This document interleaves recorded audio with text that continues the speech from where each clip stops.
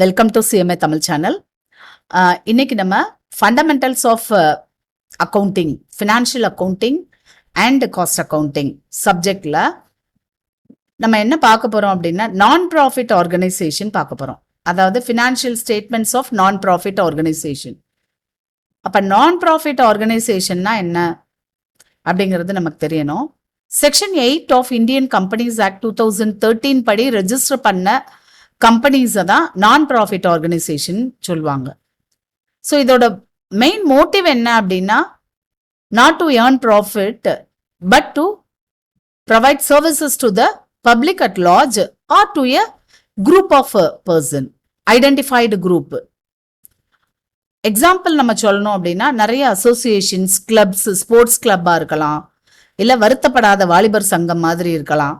ஏதோ ஒன்று சர்வீஸ் மோட்டிவோட பண்ணுற ஒரு organisation R association R clubs, அந்த மாதிரி இருக்கிறத நம்ம எக்ஸாம்பிளாக சொல்லலாம். இவங்களோட மோட்டிவ் வந்து நமக்கு ப்ராஃபிட் கிடையாது.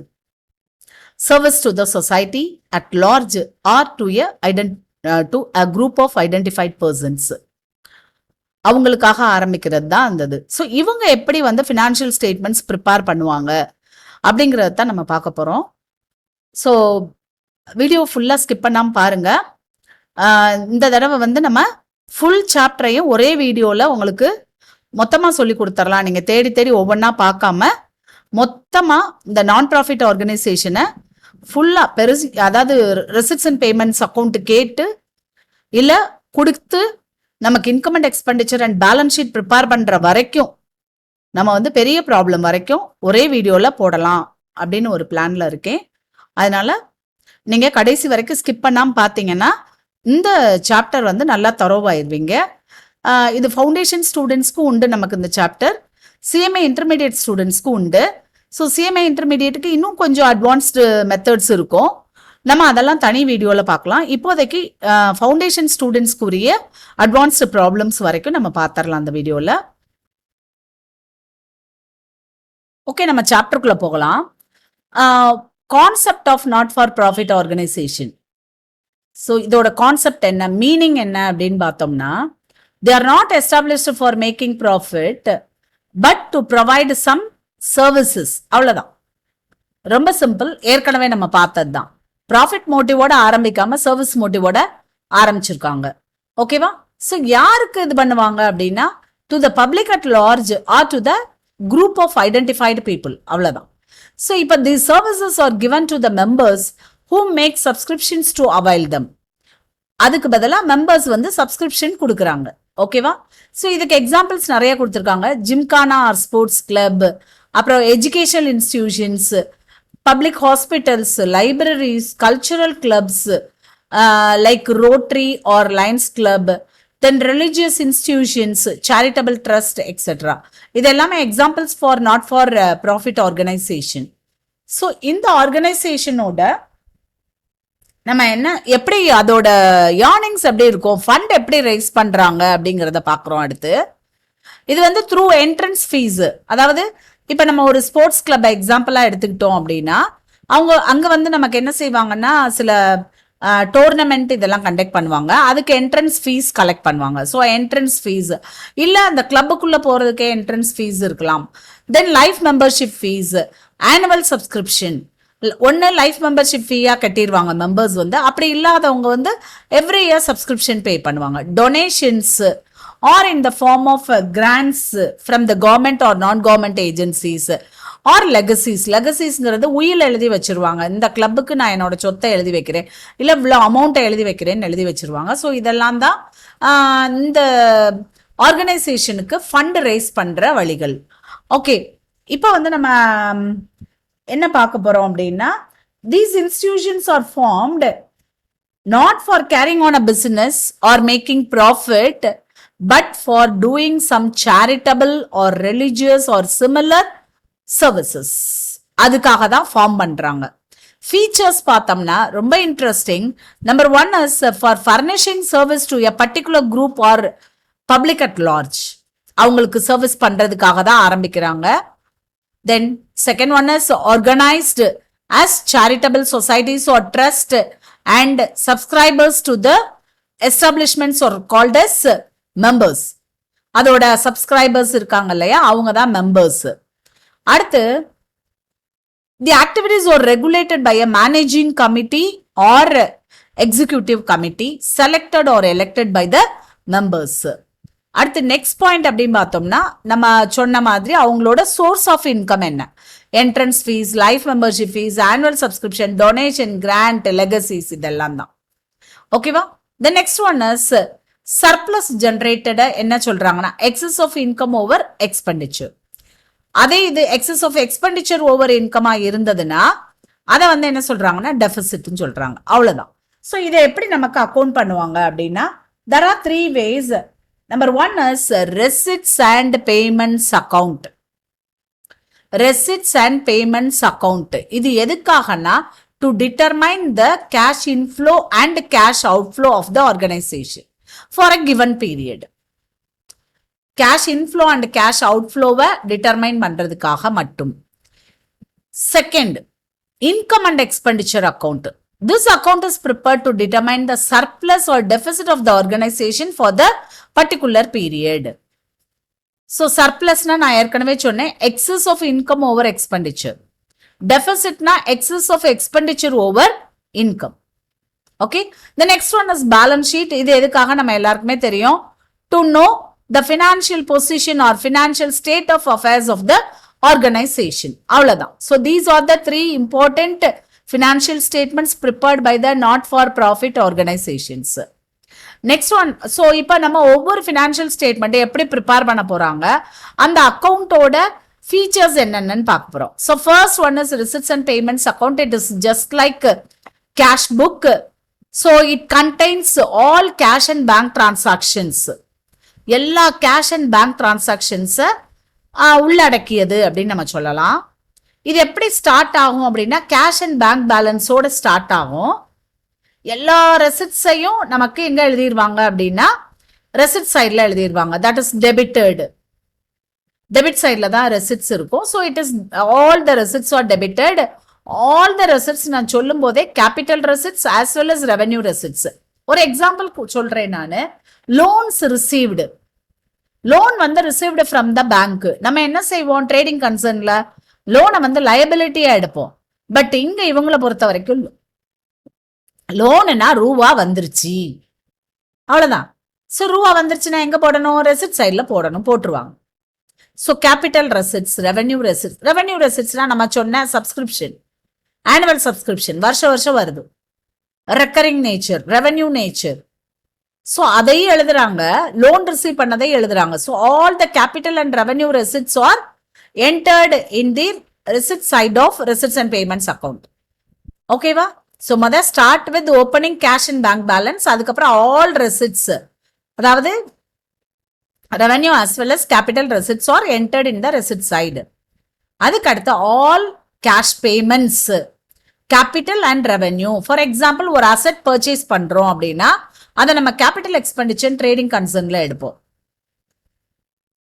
எடுத்து நம்ம அதை asset side of the balance ஷீட்ல காட்டுவோம். பட் இங்க அப்படி கிடையாது. காசு வெளியில போயிடுச்சு, நான் அசெட் பர்ச்சேஸ் பண்ணதுல payment, outflow of cash payment சைட்ல எழுதிடுவாங்க. அடுத்து ஃபைனலா கீழே closing balance of cash and bank எழுதுவாங்க. இதுல இன்னொரு பாயிண்ட் சொல்லணும், நம்ம ஆல் ரெசிப்ட்ஸ் சொல்லும் போது நான் revenue as well as capital எடுங்கன்னு சொன்னேன். அதே மாதிரி ப்ரீவியஸ் இயர் தான் இருக்கலாம், கரண்ட் இயர் தான் இருக்கலாம், நெக்ஸ்ட் இயர் தான் இருக்கலாம். ஓகேவா? ஸோ எந்த வருஷத்துக்குரியது இந்த வருஷம் கலெக்ட் பண்ணியிருந்தால் ரெசிப்ட் சைட்ல எழுதலாம். எந்த வருஷத்துக்குரிய பேமெண்ட்ஸ் இந்த வருஷம் பே பண்ணியிருந்தோம்னாலும் பேமெண்ட் சைட்ல எழுதலாம். Okay, it simply says it's a summary of cash book and it is made on cash basis. So it's basically a real account. இதோட ஃபார்மேட் கொடுத்துருக்காங்க. ஆக்சுவலி நான் போட்டு வச்சிருக்கேன் பாருங்க. லைக் இந்த இருக்கு, receipts rupees, payments rupees. To balance brought down, opening balance, opening கேஷை எழுதிக்கோங்க, opening பேங்கை எழுதிக்கலாம். எல்லா ரெசிப்ட்ஸும் ரெவென்யூ அண்ட் கேபிட்டல் நேச்சர் ரெண்டுமே வந்துடும். பிளஸ் ப்ரீவியஸ் இயர்க்குரியது, கரண்ட் இயர்க்குரியது, நெக்ஸ்ட் இயர்க்குரியது வந்துடும். அப்ப இந்த ரெவென்யூக்கு நான் ஒரு எக்ஸாம்பிள் கொடுத்தேன். Revenue ரெசிப்டுக்கு subscription. இப்ப சொல்லுங்க, இந்த ரெசிப்ட்ஸ் அண்ட் பேமெண்ட்ஸ் அக்கௌண்ட்ல சப்ஸ்கிரிப்ஷன் இருக்குன்னா அது எந்த வருஷத்துக்குரியது அப்படின்னு கேட்டா தெரியாது. லாஸ்ட் இயர்தும் உள்ள இருக்கும், கரண்ட் இயர்தும் உள்ள இருக்கும், நெக்ஸ்ட் இயர்தும் உள்ள இருக்கும்.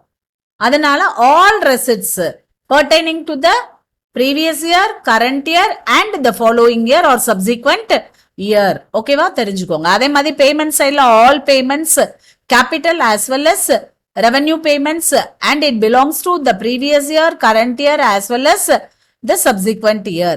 அதுக்கப்புறமா ஃபைனலா பாருங்க எப்படி முடிக்கிறோம் நம்ம, by balance carry down cash bank போட்டு முடிச்சாச்சு. இதுதான் ஃபார்மட். ஓகேவா, ரைட். இப்போ நம்ம ஒரு ப்ராப்ளம், அழகா குட்டி ப்ராப்ளம் நம்ம கொடுத்துருக்காங்க. ஸோ அதை வந்து நம்ம பார்க்கலாம். ரொம்ப சிம்பிள். ஃபர்ஸ்ட் ஐட்டம் பாருங்க, cash in hand cash at bank. So முதல்ல அதை நம்ம என்ன செஞ்சிடணும் அப்படின்னா, டு பேலன்ஸ் பிராட் டவுன் அப்படின்னு போட்டு கேஷ் எவ்வளவு பேங்க் எவ்வளவுன்னு காமிச்சிடணும். பாருங்க, see to balance brought down cash 2000 bank 6000. ஓகேவா, அதுக்கப்புறமா இருக்கிற எல்லா ஐட்டம்ஸையும் நம்ம பிரிக்க போறோம். எதெல்லாம் ரெசிட்ஸ் எதெல்லாம் பேமெண்ட்ஸ் அப்படின்னு நம்ம பிரிக்க போறோம். ஓகேவா, இப்ப ப்ராப்ளத்துக்கு நான் வந்துட்டேன். ஸோ கவனிங்க, just I am going to note it down. Subscription receipt, donation received receipt, furniture purchased payment, general expenses payment, postage payment, stationery payment, locker rent received receipt,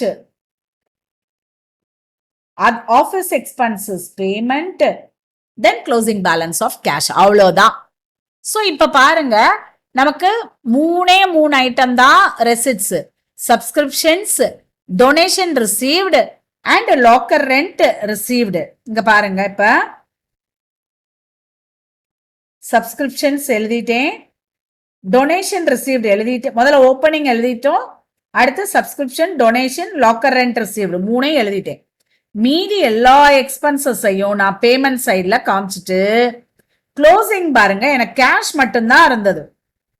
பாருங்க, க்ளோசிங் பேலன்ஸ் ஆஃப் கேஷ் 7000 கொடுத்துருக்காங்க. அப்ப எனக்கு என்ன இல்லை அப்படின்னா, closing balance of bank balance இல்லை, அதை தான் நான் கண்டுபிடிச்சிருக்கேன், 3800. ஓகேவா, தட்ஸ் ஆல். ஸோ இதோட ரெசிட்ஸ் அண்ட் பேமெண்ட்ஸ் அக்கௌண்டோட ஃபார்மட்டும் பார்த்தாச்சு.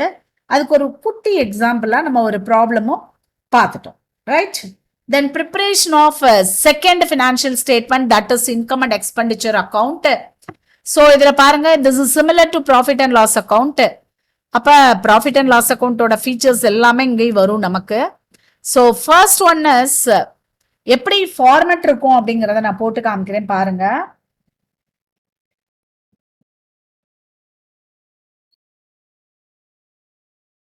income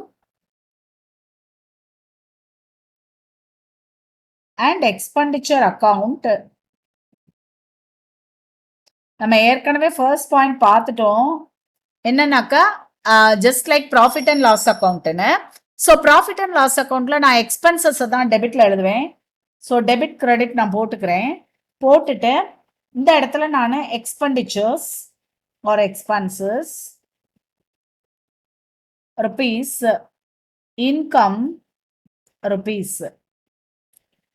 ஓகேவா, இங்க வந்து ஓப்பனிங் கேஷ் பேங்க் அதெல்லாம் நம்ம எழுதக்கூடாது. இங்க ஓப்பனிங் க்ளோசிங் எல்லாம் கிடையாது. இங்க ஃபுல்லா நம்ம என்ன எழுத போறோம், revenue expenses pertaining to current period. ரொம்ப ரொம்ப முக்கியம்.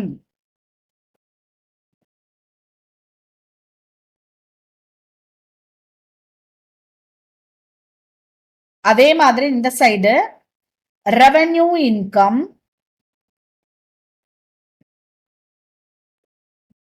pertaining to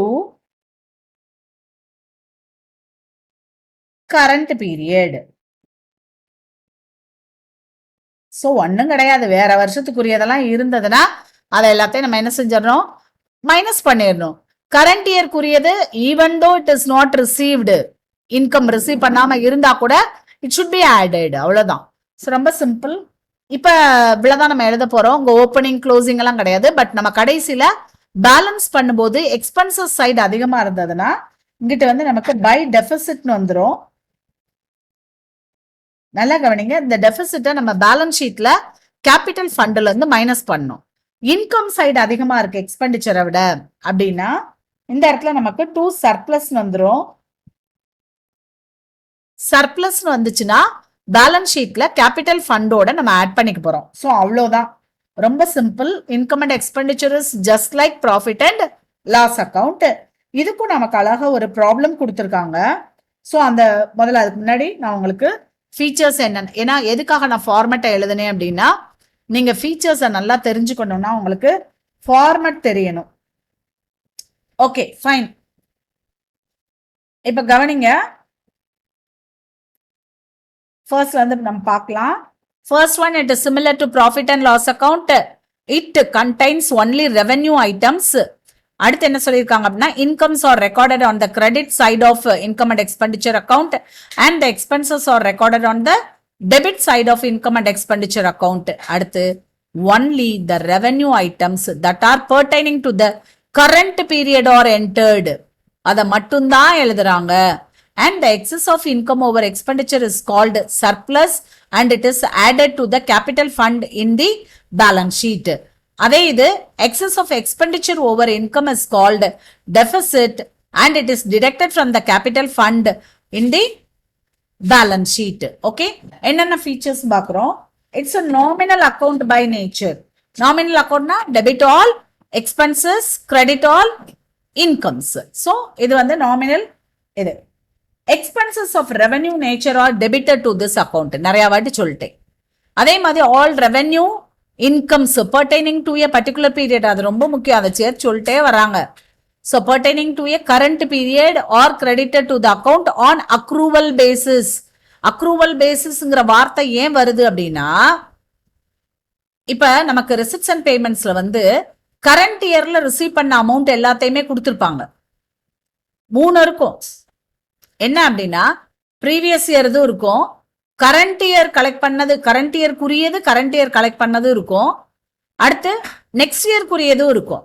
அப்ப நீங்க என்ன முடிவு பண்ணிடக்கூடாது இன்கம் அண்ட் எக்ஸ்பெண்டிச்சர்னா, அப்ப ரெசிப்ட்ஸ் அண்ட் பேமெண்ட்ஸ்ல சப்ஸ்கிரிப்ஷன் 3 வருஷத்துக்குரியதும் இருக்கும், அதுல கரண்ட் இயர்க்குரியதை மட்டும் எடுத்து நம்ம அங்க போடணும் அப்படின்னு நினைச்சிடக்கூடாது. Because income and expenditure is prepared on accrual basis, not on cash basis. So receive பண்ணதை மட்டும் எழுதக்கூடாது, ரிசீவ் பண்ணாம இருக்கிற அவுட்ஸ்டாண்டிங்கை ஆட் பண்ணணும். அது உனக்கு தெரியணுங்கிறதுக்காக தான் திரும்ப திரும்ப திரும்ப அந்த 3 பாயிண்ட ஸ்ட்ரெஸ் பண்றாங்க. நல்லா கவனிக்கணும். ரெவென்யூ இன்கம் மட்டும் என்ட்ரி போடு, பர்டிகுலர் பீரியட்க்குரியதா மட்டும் இருக்கணும், at the same time accrual பேசிஸ்ல போடு, even though it is not collected should be added. புரிஞ்சிச்சா? 3 பாயிண்ட மறந்துடக்கூடாது. Revenue item to the particular பீரியடுக்குரியதா மட்டும்தான் இருக்கணும், pertaining to a particular period on accrual basis. Okay, so அதே மாதிரி only current year income and expenses are recorded. ஓகேவா? all capital income and expenditures are excluded. அடுத்து அந்த நான் கேஷ் ஐட்டத்தை எல்லாத்தையும் கொண்டு வருவாங்க. அது ரொம்ப இம்பார்ட்டன்ட் பாயிண்ட். பாருங்களேன், profit on sale of asset is credited while loss on sale of asset is debited, because debit all expenses and losses, no, so loss is debited. Depreciation இதுவும் நமக்கு நான் கேஷ் ஐட்டம் தான், அதையும் நம்ம காமிக்கிறோம். because we are preparing on accrual basis, not on cash basis, so these items are also included in the account. Okay, அடுத்து if income is excess, then it is called surplus and it is added to the capital fund in the balance sheet. If the expenditure is more than the income, it is a deficit and it is deducted from the capital fund in the balance sheet. Okay, இப்போ income and expenditure ஓட format பார்த்தாச்சு, சொல்லி கொடுத்துட்டேன் உங்களுக்கு, ரைட்டா? இப்போ நமக்கு ஒரு ப்ராப்ளம் கொடுத்துருக்காங்க, ரொம்ப நல்ல ப்ராப்ளம் அப்படின்னு நான் சொல்லலாம். ஏன்னா நான் சொன்ன அந்த 3 பாயிண்ட்டும் உங்களுக்கு வரும். இப்போ ஃபீஸ் கலெக்டட், இப்போ நான் ஃபர்ஸ்ட் வந்து இன்கமா எக்ஸ்பெண்டிச்சரான்னு மட்டும் எழுத போறேன். அதுக்கப்புறம் லெட் அஸ் see the ரெவென்யூவா இல்ல இதுவா எல்லாத்தையும் நம்ம பார்ப்போம். ஓகேவா? இப்போ fees collected, revenue, income side. Meeting expenses, revenue, expenditure side. Traveling and conveyance, revenue, expenditure. Fees for the year outstanding. So இது அந்ததுக்குரியது. இங்க ஒரு புள்ளி வச்சுக்கலாம், நம்ம அட்ஜஸ்ட்மெண்ட் கொடுத்துருப்பாங்க. Salary paid, revenue, expenditure. Salary outstanding, adjustment. Entertainment expenses, revenue, expenditure. Tournament expenses also revenue, expenditure. Purchase of books, நல்லா கவனிங்க. இதுல books வந்து capital, books capital. books எவ்வளவு ரூபாய்க்கு வாங்கியிருக்காங்க? 2000க்கு. பீரியாடிக்கல்ஸ் மட்டும்தான் revenue.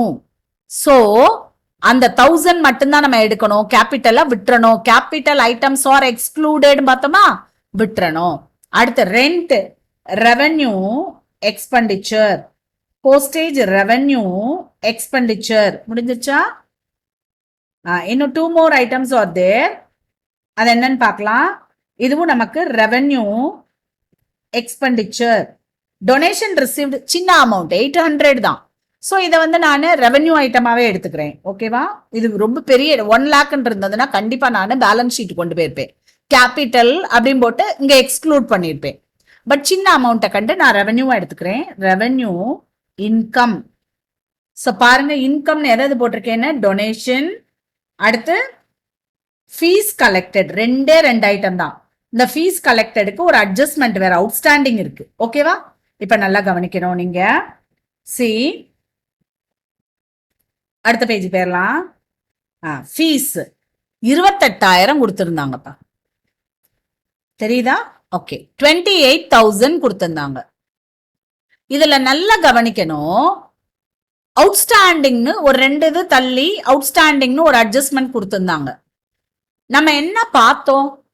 Revenue income R credited to the income and expenditure, right? Revenue income தான் fees collected, அதை நான் கிரெடிட் பண்ணிட்டேன். இன்னொன்னு என்ன சொல்லியிருந்தாங்கன்னா pertaining to the current year, current இயர்க்குரியதை மட்டும் எடுன்னு சொல்லியிருந்தாங்க.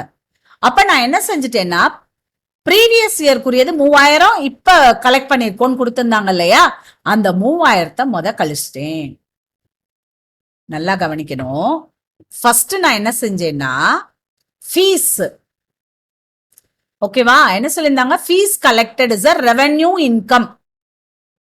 அப்ப ரெவென்யூ இன்கம்னா நான் இன்கம் சைட்ல எழுதணும், எழுதிட்டேன். இன்னர் காலம்ல எழுதிட்டேன். நான் ஏற்கனவே சொன்னேன் fees collected revenue item inner காலம்ல எழுதுவோம். பட் அந்த கலெக்ட் பண்ணதுல என்னெல்லாம் சேர்ந்திருக்கலாம்? ப்ரீவியஸ் இயர் இது இருக்கலாம், கரண்ட் இயர் இது இருக்கலாம், நெக்ஸ்ட் இயர் இதுவும் இருக்கலாம். ஓகேவா? அதனால நான் இன்னர் காலத்துல ரொம்ப விவரமா எழுதிட்டேன். அடுத்து நான் அந்த ப்ரொவிஷனை யோசித்து பாக்குறேன். Revenue incomes are credited to the income side, but the revenue income pertaining to the current year, current year தான் இருக்கணும் அப்படின்னு. அப்ப அந்த 28,000 என்ன பிராக்கெட்டுக்குள்ள கொடுத்திருந்தாங்க 3,000 லாஸ்ட் இயர் இதுன்னு. அப்ப நான் என்ன செஞ்சுட்டேன்? 28,000 எழுதிட்டு 3,000 லெஸ் பண்ணிட்டேன். ஓகே, 2 ஸ்டெப் கழிச்சு இன்னொன்னு என்ன கொடுத்திருந்தாங்க? இப்ப என் ப்ரொவிஷனுக்கு நான் வரேன். pertaining to the current year, ஓகேவா? அதோட முடியல என் provision. on accrual basis. So இந்த ஃபீஸ் கலெக்டட மட்டும் எழுதாத, கலெக்ட் பண்ணாம அவுட்ஸ்டாண்டிங்கா இருக்குல்ல, அதையும் சேர்த்துக்கோ. அப்ப ஆட் அவுட்ஸ்டாண்டிங் 5000. ஸ்டெப் புரியுதா? ஃபர்ஸ்ட் ரெவென்யூ ஐட்டம், அதனால நான் இன்கம் சைட் ரெவென்யூ இன்கம், அதனால நான் இன்கம் சைட் முதல்ல இன்னர் காலம்ல எழுதிட்டேன். அடுத்து என்ன கொடுத்திருந்தாங்கன்னா pertaining to the current year கொடுத்ததுனால லாஸ்ட் இயர் இருந்ததை கழிச்சிட்டேன். நெக்ஸ்ட் இயர் இருந்தா அதையும் கழிச்சிருப்பேன். பட் அது இல்ல, அதனால நான் லாஸ்ட் இயர் மட்டும் கழிச்சிட்டேன். கழிச்சு போட்டேனா? அதுக்கப்புறமா அதோட என் ப்ரொவிஷன் முடியல. என்ன சொல்லியிருந்தாங்கன்னா ஆன் அக்ரூவல் பேசிஸ். அப்ப என்ன சொல்லியிருக்காங்கன்னா அந்த ஃபீஸ் கரண்ட் இயர்க்குரியதை கலெக்ட் பண்ணாத மட்டும் எழுதாத, அவுட்ஸ்டாண்டிங் இருந்தா அதையும் சேர்த்து எழுது. அப்ப அவுட்ஸ்டாண்டிங் இருந்ததையும் நான் சேர்த்து எழுதிட்டேன். புரிஞ்சிச்சா? அடுத்து வந்து இன்னொரு இன்கம் என்னன்னா டொனேஷன் ரிசீவ்டு தான். அதை டைரக்டா 800 rupees போட்டாச்சு. ஓகே, மீதி எல்லாமே எனக்கு எக்ஸ்பெண்டிச்சர் தான். இதுல சேலரி 2400 திரும்ப revenue expenses are debited to the income and expenditure account debit பண்ணிட்டேன். பட் இங்கே அவுட்ஸ்டாண்டிங் எல்லாம் இருக்கலாம் இல்லையா, அதனால இன்னர் காலம்ல எழுதிட்டு வெயிட் பண்றேன். அதுல வந்து என்ன கொடுத்துருக்காங்கன்னா லாஸ்ட் இயரோடது 300 கலந்துருக்குன்னு கொடுத்துருக்காங்க. நமக்கு என்னது pertaining to the current year, அதனால லாஸ்ட் இயர் தான் கழிச்சிட்டோம். 2400ல 300 கழிச்சாச்சு. அடுத்து பாருங்க ஆன் அக்ரூவல் பேசிஸ். அப்ப இந்த சேலரி பே பண்ணாம அவுட்ஸ்டாண்டிங்கா இருந்ததுன்னா அதையும் ஆட் பண்ணிக்கோ அப்படின்னு சொல்றாங்க. நீ கண்டிப்பா பே பண்ணதை மட்டும்தான் எழுதணும்னு அவசியம் இல்ல, அவுட்ஸ்டாண்டிங்கா இருக்கதையும் ஆட் பண்ணிக்கோன்னு. ஸோ 400ஐயும் ஆட் பண்ணியாச்சு. அடுத்து மற்ற எல்லா எக்ஸ்பென்சஸையும் நான் எழுதுறேன். அடுத்து இந்த cost of periodicals and books எழுதும் போது 3000 பே பண்ணிருக்காங்க, அதுல 2000 capital item, because books are treated as assets. That is why the amount spent for purchase of books is treated as capital expenditure and capital items are excluded in income and expenditure account. That is why I have excluded rupees 2000. So 2000 நான் less பண்ணி 1000 ரூபாய் எழுதிட்டேன். Then to rent postage எல்லாமே அதாவது இருந்ததை கடகடன்னு எழுதிட்டு நான் பார்க்குறேன் எனக்கு இன்கம் சைடு தான் அதிகமா இருக்கு 30,800. பட் இங்க எக்ஸ்பெண்டிச்சர் சைட் கம்மியா இருக்கு. நம்ம என்ன பார்த்தோம், excess of income over expenditure இருந்தா சர்ப்ளஸ் 19,600 finished. ஓகே, ரொம்ப simple. Then next one, difference between receipts and payments account and income and expense. அழகா ஃபார்மேட் பார்த்தாச்சு, ஃபீச்சர்ஸ் பார்த்தாச்சு, ப்ராப்ளமும் பார்த்தாச்சு, நம்மளே சொல்லலாம். ஓகேவா? So receipts and payments account is a summarized cash book. It's just like cash book. அப்ப அதே டைம்ல நம்ம இன்கம் அண்ட் எக்ஸ்பெண்டிச்சர் என்னன்னு சொல்வீங்க, it's just like profit and loss account. Good. இங்க receipts are debited, payments are credited. இங்க incomes are credited, expenses are debited. முடிஞ்சு. அடுத்து இங்க transactions are recorded on cash basis, இங்க வந்து ஆன் அக்ரூவல் பேசிஸ். அடுத்து accounts related to previous period, future period or included receipts and payments ல இங்க என்னது previous year next year குறியதெல்லாம் or excluded. okay. அடுத்து it records எது receipts and payments account records capital and revenue expenditure, I mean revenue transactions. but இங்க income and expenditure records only revenue transactions. some other differences are also there. It serves the purpose of real account, but இது nominal account. தெரியும். It starts with opening cash and bank balance. But இங்க அந்த மாதிரிலாம் எதுவுமே கிடையாது. எந்த item முதல் இருந்துச்சோ அந்த ஐட்டத்தை முதல் எழுதிட்டு போக வேண்டியதான். ஓகேவா? ஆனா இது க்ளோஸ் பண்ணும்போது க்ளோசிங் கேஷ் அண்ட் பேங்க் பேலன்ஸோட க்ளோஸ் பண்ணுவாங்க. இங்க நமக்கு சர்ப்ளஸ் ஆர் டெபிசிட் கிடைக்கும். ஓகேவா? ஸோ க்ளோஸ் பண்ணும்போது மட்டும் சர்ப்ளஸ் ஆர் டெபிசிட் ஏதாவது வரும். இங்க closing cash and bank balance. அடுத்து வந்து இங்க நான் கேஷ் எக்ஸ்பென்சஸ் வந்து ஆர் நாட் ரெக்கார்டட். இங்க நான் கேஷ் எக்ஸ்பென்சஸை ரெக்கார்ட் பண்ணுவோம். எக்ஸாம்பிள் நம்ம பார்த்தோமா, loss on sale of fixed asset, profit on sale of fixed asset, அடுத்து டிப்ரிசியேஷன், அது எல்லாமே நம்ம ரெக்கார்ட் பண்ணுவோம் இன்கம் அண்ட் எக்ஸ்பெண்டிச்சர் அக்கௌண்ட்ல. Okay, next one is closing balance is carried forward to the next accounting period to the same account. Receipts and payments அக்கௌண்டே போடும்போது இங்க closing cash பேங்க்னு எழுதுனது அங்க ஓப்பனிங்கா மாறும். பட் இங்க வந்து அப்படி கிடையாது. இங்க closing balance is transfer to capital fund. சர்ப்ளஸா இருந்தா கேபிட்டல் ஃபண்டோட ஆட் பண்ண போறாங்க, டெபிசிட்டா இருந்தா கேபிட்டல் ஃபண்ட்ல இருந்து லெஸ் பண்ண போறாங்க பேலன்ஸ் ஷீட்ல. ஓகேவா? அடுத்து it helps to prepare income and expend, அதாவது இந்த ஹெல்ப் ஆஃப் பேஸ் என்ன income and expenditure account prepare பண்றதுக்குன்னா ரெசிப்ட்ஸ் அண்ட் பேமெண்ட்ஸ் அக்கௌண்ட் தான். But the income and expenditure account is used to prepare balance sheet. So these are the differences between receipts and payments account and income and expenditure account. ரொம்ப important. Okay. Then difference between profit and loss account and income and expenditure account. Number one, நம்ம என்ன பார்த்தோம்னா income and expenditure பார்க்கும் போதேமோ ரெண்டு ஒண்ணுதான் அப்படின்னு பார்த்தோம். It resembles profit and loss account அப்படின்னு நம்ம பார்த்தோம். பட் இட் ரிசம்பிள்ஸ் அப்படின்னு நம்ம சொல்லும் போது சில ரிசம்பிளன்ஸ் தான் இருக்க ஒழிய ரெண்டு both are not the same account. அப்ப நமக்கு ஏதோ சம் டிஃபரன்சஸ் இருக்கு இல்லையா? என்ன difference? Profit and loss account is prepared by the profit oriented business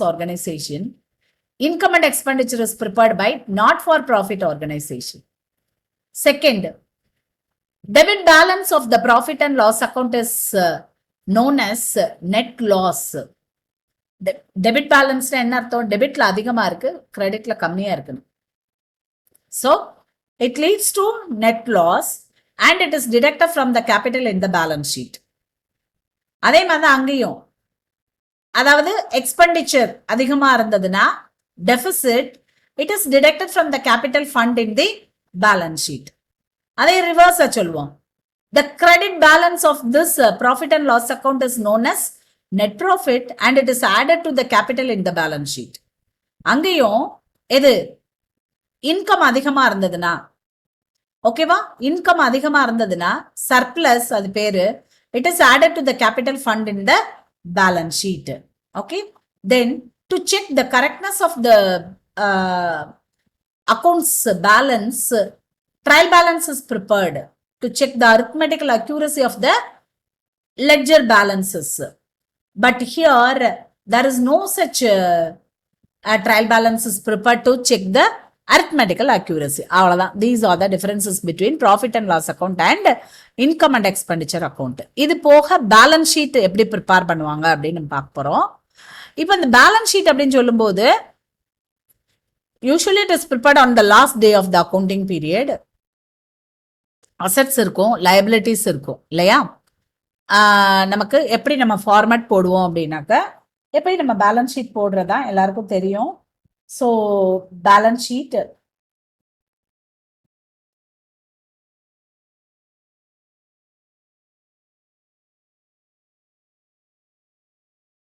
liabilities rupees, assets rupees, அவ்வளவுதான்.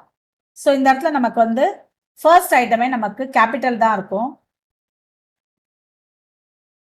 Other liabilities,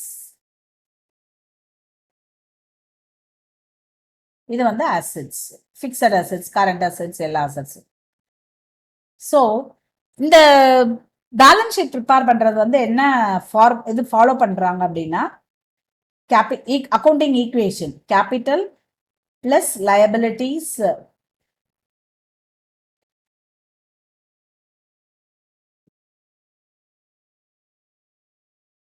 is equal to assets அப்படின்னு அக்கௌண்டிங் ஈக்குவேஷனை follow பண்ணி தான் நமக்கு என்ன செய்யறாங்க, பேலன்ஸ் ஷீட் இஸ் ப்ரிப்பேர்டு.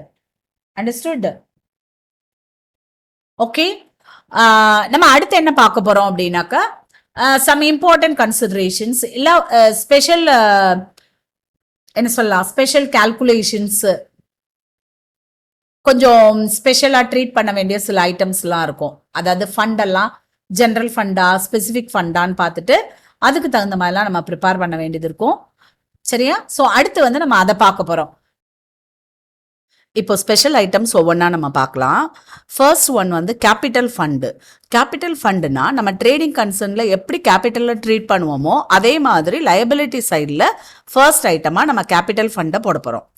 இப்போ இந்த கேபிட்டல் ஃபண்டோட நம்ம ட்ரேடிங் கன்சர்ன்ல கேபிட்டலோட ப்ராஃபிட் வந்ததுன்னா, ப்ராஃபிட் அண்ட் லாஸ் அக்கௌண்ட்ல ப்ராஃபிட் வந்ததுன்னா ஆட் பண்ணுவோம், லாஸ் வந்ததுன்னா லெஸ் பண்ணுவோம். அதே மாதிரி தான் இந்த கேபிட்டல் ஃபண்டோட சர்ப்ளஸ் வந்துச்சுன்னா இன்கம் அண்ட் எக்ஸ்பெண்டிச்சர்ல அதை கேபிட்டல் ஃபண்டோட ஆட் பண்ணிடணும், டெபிசிட் வந்ததுன்னா லெஸ் பண்ணிடணும். இதை பத்தி நம்ம ஏற்கனவே பார்த்துட்டோம். So first item capital fund. Second item special fund. அதாவது ஒரு ஸ்பெஷல் பர்பஸ்க்காக அவங்க இந்த ஃபண்டு வந்து கலெக்ட் பண்ணாங்கன்னா that is called special fund. நமக்கு ஒரு எக்ஸாம்பிள் கொடுத்துருக்காங்க, பில்டிங் ஃபண்டு.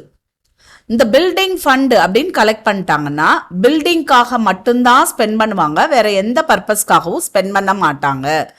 அதனால இந்த பில்டிங் ஃபண்டை நம்ம எங்க காட்டணும் அப்படின்னா லயபிலிட்டி சைடில் காட்டணும்.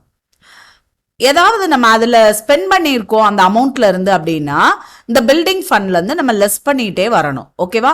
ஸோ பில்டிங் ஃபண்ட் ரிசீவ் பண்றப்ப நமக்கு என்ன என்ட்ரி வரும் அப்படின்னா bank account debtor to building fund account. அவ்வளோதான், சிம்பிள். ஸோ நமக்கு வந்து ஒரு ஃபண்டு கலெக்ட் ஆகுது அப்படின்னா கேஷ் கண்டிப்பாக உள்ள வருது, கேஷோ பேங்கோ உள்ள வருது. அப்போ cash R bank account debtor to special fund account. Okay, நம்ம ஸ்பெண்ட் பண்ணும்போது அப்படியே ரிவர்ஸ் என்ட்ரி போடணும். ஏன்னா ஸ்பெஷல் ஃபண்ட்ல நம்ம கழிக்க போறோம். கழிக்கிறது மைனஸ் பண்றது அப்படிங்கறதெல்லாம் நம்மளால அக்கௌண்ட்ல பண்ண முடியாது. அது பதிலாக நம்ம ரிவர்ஸ் என்ட்ரி போடுவோம். So special fund account data to bank account. நம்ம எவ்வளோ எக்ஸ்பென்சஸ் பண்றோமோ பண்ண அதை நம்ம லெஸ் பண்ணிட்டே வரப்போறோம். அவ்வளவுதான். அதுக்கடுத்து ஃபைனலா ஏதாவது பேலன்ஸ் இருக்கு அப்படின்னா that amount should be transfer to capital fund. அதை மட்டும் ஞாபகம் வச்சுக்கோங்க. நல்லா கவனிங்க.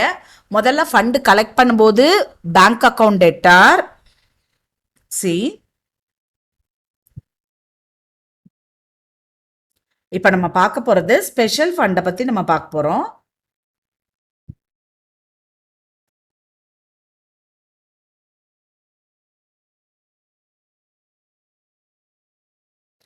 ஸ்பெஷல் ஃபண்டுங்கிற வார்த்தையும் கொடுத்துருக்கலாம்.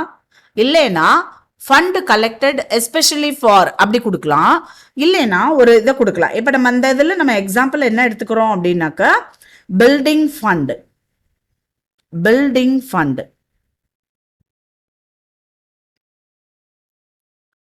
It is a special fund. இது எங்க காமிப்பாங்க அப்படின்னா நல்லா கவனிங்க. பேலன்ஸ் ஷீட்ல liabilities rupees, assets rupees. உங்களால விஷுவலைஸ் பண்ண முடியணும் அது எங்க வருது, அதோட அட்ஜஸ்ட்மெண்ட் எப்படி அப்படின்னு. ஒவ்வொன்றுக்கும் நம்மளால ஜேர்னல் என்ட்ரியை ரிமைண்ட் பண்ணி அப்படியே நம்ம கொண்டு வர முடியாது. அப்ப சில விஷயங்களை நம்ம என்ன செய்யணும் அப்படின்னா ஃபண்டுனா எங்க இருக்கும் அப்படிங்கிறத நம்ம கரெக்டாக விஷுவலைஸ் பண்ண தெரியணும். ஸோ இந்த இடத்துல நம்ம என்ன எழுத போறோம் அப்படின்னா first one capital fund. as I already told you, இந்த கேபிட்டல் ஃபண்டை எழுதிட்டு கொஞ்சம் நம்ம இடம் விட்டுறணும்.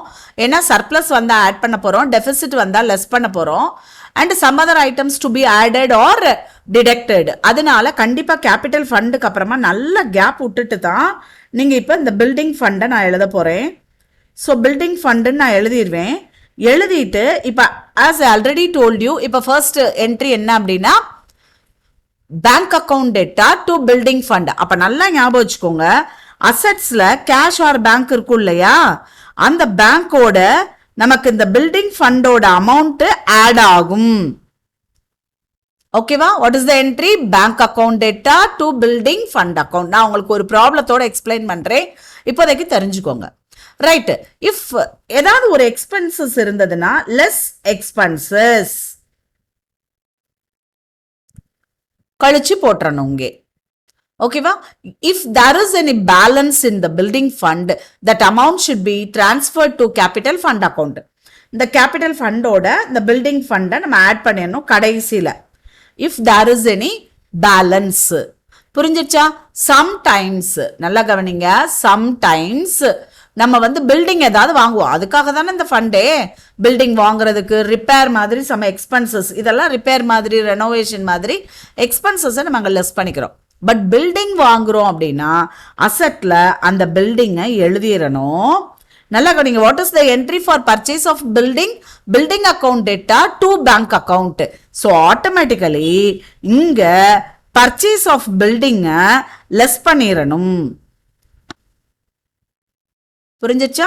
ஸோ பில்டிங் இங்க எழுதிடுறோம், அதுக்கடுத்து பர்ச்சேஸ் ஆஃப் பில்டிங்கை இங்க நம்ம லெஸ் பண்ணிடுறோம், அதுக்கடுத்து இங்கேயும் நம்ம முடிஞ்சு. அப்போ இஃப் இந்த கேபிட்டல் எக்ஸ்பெண்டிச்சர் நம்ம பண்ணியிருக்கோம் இல்லையா, அந்த கேபிட்டல் எக்ஸ்பெண்டிச்சரை இங்க ஆட் பண்ணிடணும் கேபிட்டல் ஃபண்டோட.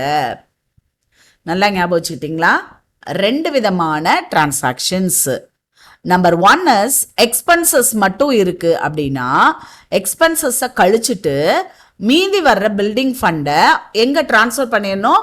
கேபிட்டல் ஃபண்டுக்கு டிரான்ஸ்ஃபர் பண்ணிடணும்.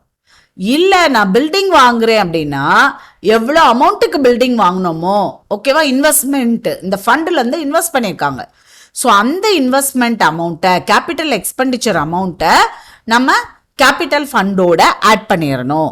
So these are the two important thing. And இதில் நான் ஏற்கனவே சொன்ன மாதிரி பேங்க்கில் பில்டிங் ஃபண்ட் வந்தவொடனே ஆட் பண்ணணும், அண்ட் பர்ச்சேஸ் பண்ணியிருந்தோம்னா லெஸ் பண்ணிடணும். ஓகேவா? இப்போ இதுக்கு நம்ம ஒரு ப்ராப்ளம் பார்க்கலாம், நல்லா புரியும் உங்களுக்கு. See, Ujjal club was holding a building valuing rupees 10 lakhs. Already 10 lakhs worth உள்ளது இருக்கு. Building fund stands rupees 8 lakhs. Building ஃபண்ட்லையும் 8 லட்சம் ரூபாய் இருக்கு. Very good. And cash at bank stands rupees 15 lakhs. கேஷும் 15 லட்சம் இருக்கு அவங்க கையில. During the year, donation received for the building fund, specific donation for specific fund, 20 lakhs receive பண்ணிருக்காங்க. First point, it purchases building of rupees 15 lakhs during 2020-21 and it purchases building of rupees 30 lakhs during 2021. ரெண்டு விதமா கேட்டிருக்காங்க. இப்போ நான் case 1 எடுத்து செய்ய போறேன். நல்லா கவனிங்க. கேஸ் 1,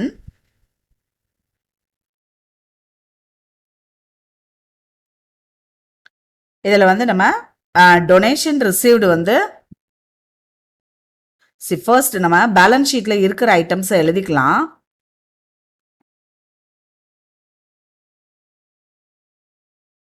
ஃபர்ஸ்ட் நமக்கு என்ன கொடுத்துருக்காங்கன்னா பில்டிங் வந்து 10 லட்சம் இருக்கு.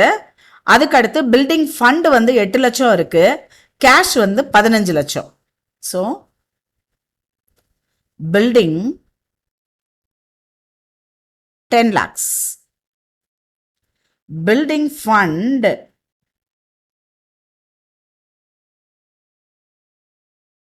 8 lakhs. And cash வந்து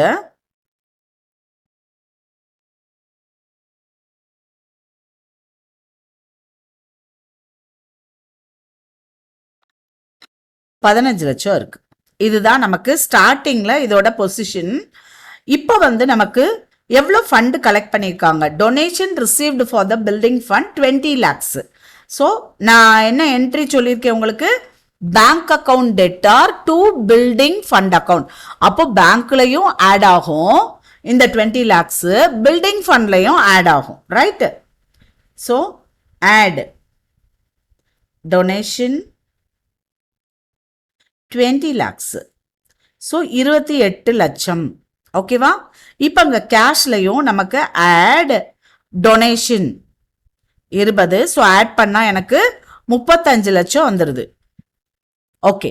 first question, building is purchased for 15 lakhs. நல்லா கவனிங்க. பில்டிங் பர்ச்சேஸ் பண்ணிக்காங்க. What is the entry? Building account data to cash account. So பில்டிங்ல ஆட் பண்ணணும் பர்ச்சேஸ்னு 15 ஆட் பண்ணி 25 காமிக்கும். அதே சமயத்தில் கேஷ்ல இருந்து நம்ம லெஸ் பண்ணிடணும் 15. So balance 20. ஓகேவா? இதை நம்ம அவுட்டர் காலத்தில் கூட காமிச்சிக்கலாம். ரைட். இப்போ இந்த கேபிட்டல் ஃபண்டுக்கு எவ்வளோ மாற்ற போறோம்னா, எவ்வளோ அமௌண்ட் வந்து நம்ம கேபிட்டல் எக்ஸ்பெண்டிச்சர் பண்ணணுமோ, திஸ் இஸ் கேபிட்டல் எக்ஸ்பெண்டிச்சர். 15 லட்சத்துக்கு நம்ம பர்ச்சேஸ் பண்ணியிருக்கோம் இல்லையா, அந்த கேபிட்டல் எக்ஸ்பெண்டிச்சர் அமௌண்ட்டை கேபிட்டல் ஃபண்டுக்கு மாற்றணும்.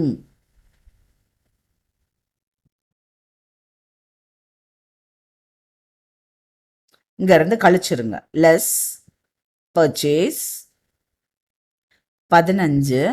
ஸோ மீதி இங்க 13 லட்சம் இருக்கும். இந்த கேபிட்டல் ஃபண்டில் கவனிங்க, இந்த 15 நம்ம ஏற்றிடணும். ஓகேவா? நல்லா புரிஞ்சிருக்கும்னு நினைக்கிறேன். ஸோ ஒரு பில்டிங் பர்ச்சேஸ் பண்ணும்போது நம்ம 2 என்ட்ரி போடுறோம். ஃபர்ஸ்ட் என்ட்ரி பில்டிங் வாங்குறதுக்கு. ஓகேவா? நல்லா கவனிங்க. First specific donation received.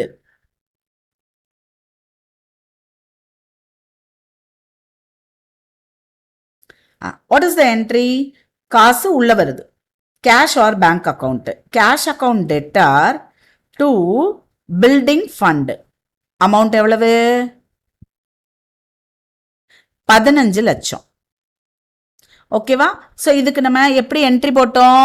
நம்ம லைபிலிட்டி சைடில் பில்டிங் ஃபண்ட் ஏற்கனவே இருந்ததோ, 20 லட்சம். 20 ஏற்கனவே பில்டிங் ஃபண்ட் 8 இருந்ததோட 20 ஆட் பண்ணிக்கிட்டோம் டொனேஷன் ஃபண்டை. இங்க கேஷோட டொனேஷன் ஒரு 20 லட்சம் ரூபாய் காசு வந்திருக்குன்னு அதையும் ஆட் பண்ணிக்கிட்டோம். முடிஞ்சிருச்சு. செகண்ட் என்ட்ரி பில்டிங் வாங்குறாங்க. ஓகேவா? அப்போ திரும்ப building account debtor to cash. To கேஷ்னா காசு வெளியில போகுது. எவ்வளவு ரூபாய்க்கு வாங்குறாங்கன்னா 15 லட்சத்துக்கு வாங்குறாங்க. ஓகே, இப்ப பில்டிங்ல நான் ஏற்கனவே எவ்வளவு இருந்ததுன்னா 10 லட்சம் ஒருத்துள்ளது இருந்தது. இப்போ ஒரு பர்ச்சேஸ் பண்ணது 15 லட்சத்தை ஆட் பண்ணி 25 lakhs நான் காமிச்சிட்டேன். ஃபைன், ஒரு சைடு முடிஞ்சது. சரியா? இன்னொரு சைடு என்ன அப்படின்னா, கேஷ் எடுத்திருக்கேன் இல்லையா, அந்த கேஷை 15 லட்சத்தை நான் கழிச்சிட்டேன். Cash withdrawn for purchase of building 15 லட்சத்தை கழிச்சிட்டேன். ஸோ இந்த என்ட்ரி முடிஞ்சு. நல்லா கவனிங்க, பில்டிங்கோட 15 லட்சத்தை ஆட் பண்ணிட்டேன். அடுத்து கேஷ்ல இருந்து 15 லட்சத்தை லெஸ் பண்ணிட்டேன். இப்போ நான் என்ன சொன்னேன், இந்த ஸ்பெஷல் ஃபண்ட்ல இருந்து கேபிட்டல் எக்ஸ்பெண்டிச்சர் பண்ணோம்னா that amount should be transferred to என்னது, capital fund. So building fund account debtor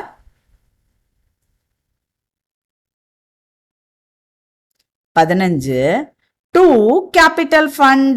That's all. அப்ப என்ட்ரியை பார்த்தாலே தெரியுது, பில்டிங் ஃபண்ட்ல இருந்து 15 லட்சத்தை கழிச்சு கேபிட்டல் ஃபண்டோட 15 லட்சத்தை ஆட் பண்ணணும். அவ்வளவுதான், ரொம்ப சிம்பிள். ஓகே, இப்ப இதே ப்ராப்ளம் நமக்கு என்ன கொடுத்துருக்காங்கன்னா 30 lakhsக்கு பில்டிங் வாங்கினாங்கன்னா, அவ்வளவுதான் 30 lakhsக்கு வாங்கினாங்கன்னா, கவனிங்க இப்ப எப்படி போட போறோம்னு. பேலன்ஸ் ஷீட் ஆல்ரெடி பில்டிங் வந்து நமக்கு 10 லட்சம் இருந்தது. அடுத்து இங்க வந்து பில்டிங் ஃபண்ட் வந்து 8 லட்சம் இருந்தது. கேஷ் வந்து ஒரு 15 லட்சம் இருந்தது. ஓகேவா? ஸோ இதுதான் நமக்கு பேலன்ஸ் ஷீட்ல ஆல்ரெடி இருந்ததுன்னு கொடுத்துருந்தாங்க. அதை நான் முதல்ல போட்டுட்டேன். அடுத்து வந்து இப்போ ஒரு பில்டிங் ஃபண்ட் வந்து எவ்வளோ ரூபாய்க்கு வருது அப்படின்னாக்கா, நமக்கு ஒரு 20 lakhs உள்ள வருது.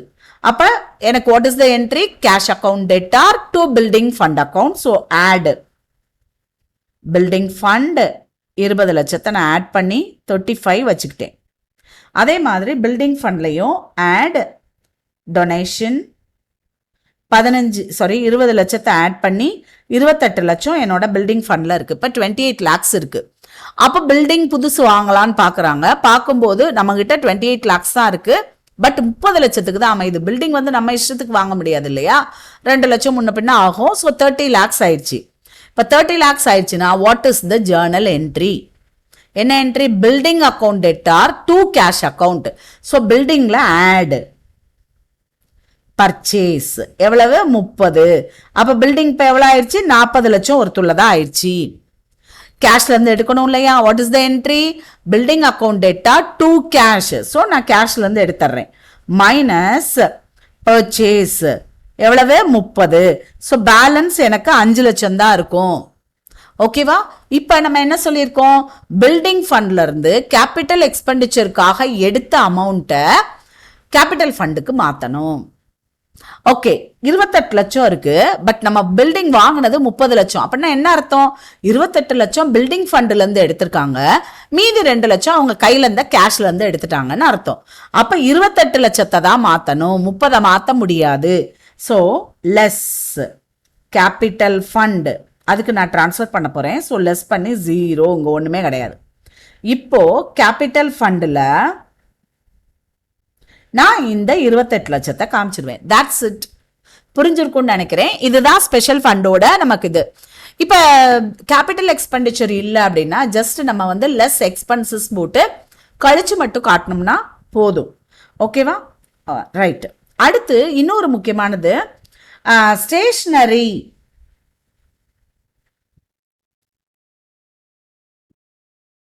இது ஒரு அட்ஜஸ்ட்மெண்ட் கொடுப்பாங்க. எப்படி கொடுத்துருப்பாங்க அப்படின்னா, ஓப்பனிங் ஸ்டாக் கொடுத்துருப்பாங்க நமக்கு. ஓப்பனிங் ஸ்டாக் ஆன் 1/1/2020 வச்சுக்கலாம், 500 rupees ஒர்த் உள்ளது. அடுத்து ஸ்டேஷனரி பர்ச்சேஸ்டு டியூரிங் 2020 10,000 ஒர்த் உள்ள ஸ்டேஷனரி பர்ச்சேஸ் பண்ணியிருக்காங்க. Closing stock on 31/11/2020, sorry 31/12/2020 ஒரு 1000. அவ்வளவுதான் இன்ஃபர்மேஷன் கிவன். இப்போ நமக்கு வந்து income and expenditure and balance sheet prepare பண்ண போகிறோம். இந்த இப்போ ரெசிப்ட்ஸ் அண்ட் பேமெண்ட்ஸா இருந்தா பிரச்சனையே கிடையாது. எவ்வளோ ஸ்டேஷனரி வாங்கினோமோ பேமெண்ட்ஸ்ல போட்டுடலாம். நல்லா கவனிங்க, ரெசிப்ட்ஸ் அண்ட் பேமெண்ட்ஸா இருந்தால் பேமெண்ட்ஸ் அக்கௌண்ட்ல நான் போட போறேன்னா பிரச்சனையே கிடையாது. எனக்கு பேமெண்ட் கிரெடிட் சைடில் ரெசிப்ட்ஸ் ருபீஸ் பேமெண்ட்ஸ் ருபீஸ், கரெக்டா? அப்போ நான் பேமெண்ட் சைடில் ஒன்றும் கிடையாது, ஸ்டேஷ்னரி பர்ச்சேஸ்ன்னு அழகாக எழுதிட்டு 10,000 ரூபாய் என் கையிலேருந்து காசு போயிடுச்சின்னு எழுதிடுவேன். ஓகேவா? பட் இன்கம் அண்ட் எக்ஸ்பெண்டிச்சரில் நான் எதை எழுதக்கூடாதுன்னா எவ்வளோ பர்ச்சேஸ் பண்ணணும் அதை எழுதக்கூடாது. அதுக்கு பதிலாக ஸ்டேஷ்னரி கன்சியூம்டு எவ்வளவு அப்படிங்கிறத நான் கண்டுபிடிக்கணும். நல்லா கவனிங்க, ஸ்டேஷ்னரி கன்சியூம்டு எவ்வளவுன்னு. ஸோ இந்த ஸ்டேஷ்னரி கன்சியூம்டு எப்படி நம்ம கண்டுபிடிக்க போகிறோம் அப்படின்னு நான் சொல்கிறேன், கவனிங்க. ஸ்டேஷ்னரி யூஸ்ட் ஆர் கன்சியூம்டு, இது ஒரு சின்ன பிள்ளை கதை தான். இப்போ நம்ம வந்து 10 பேனாவா வீட்டில் வாங்கி வைக்கிறாங்க அப்படின்னு வச்சுக்கலாம். ஸோ 10 பேனா வாங்கி கொடுக்குறாங்க நமக்கு ஒரு செமஸ்டருக்கு. ஸோ 10 பென்ஸ் வாங்கி கொடுத்துருக்காங்க. பட் நம்ம போன செமஸ்டர் வாங்கினது ஆல்ரெடி 2 பென் இருக்குது. அதைத்தான் நம்ம ஓப்பனிங் ஸ்டாக்காக எடுக்கிறோம்.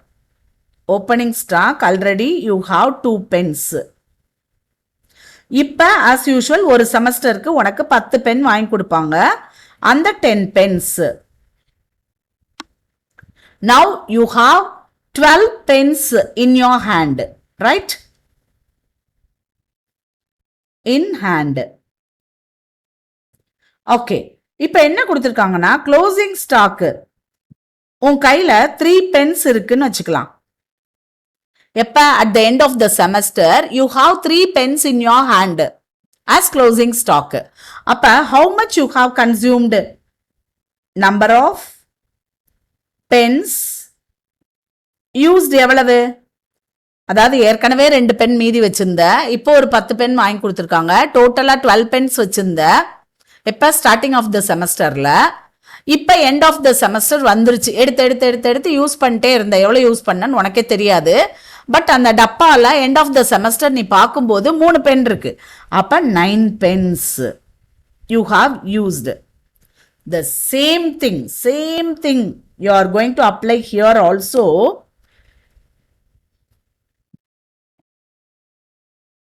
ஸ்டார்டிங்கில் 500 rupees ஒர்த்துள்ள ஸ்டேஷனரி இருந்தது. நல்லா கவனிக்கணும், stationery is an asset. But நம்ம எப்போவுமே மெட்டீரியாலிட்டி கான்செப்ட் படி நம்ம ஸ்டேஷனரியை அசெட்டாக ட்ரீட் பண்ணவே மாட்டோம். எங்கே தான் காட்டுவோம் அப்படின்னா ப்ராஃபிட் அண்ட் லாஸ் அக்கௌண்ட்டில். அதே மாதிரி தான் நான் ட்ரேடிங் கன்சர்னும் ஸ்டேஷனரியை அசெட்டாக காட்டுறதில்ல.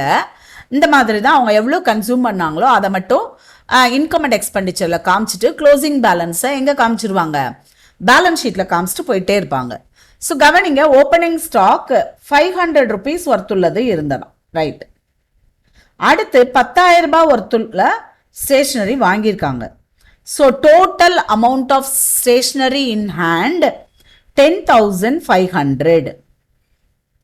இப்போ எவ்வளோ கன்சியூம் பண்ணோம் தெரியாது, வந்து கேட்க எடுத்து கொடுத்துட்டே இருப்பாங்க. ஓகேவா?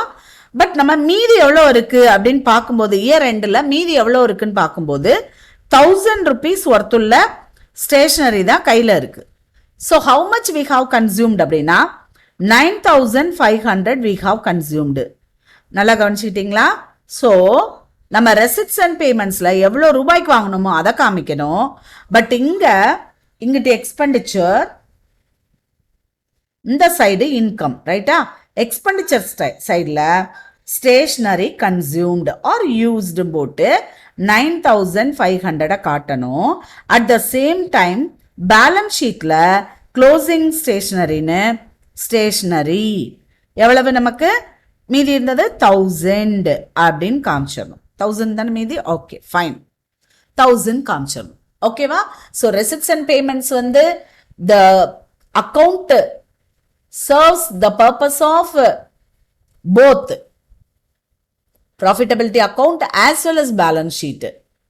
பட் இன்கம் அண்ட் எக்ஸ்பெண்டிச்சர் போட்டோம்னா ரெவென்யூ மட்டும்தான் அங்கே இருக்கும். அதனால income and expenditure does not serve the whole purpose.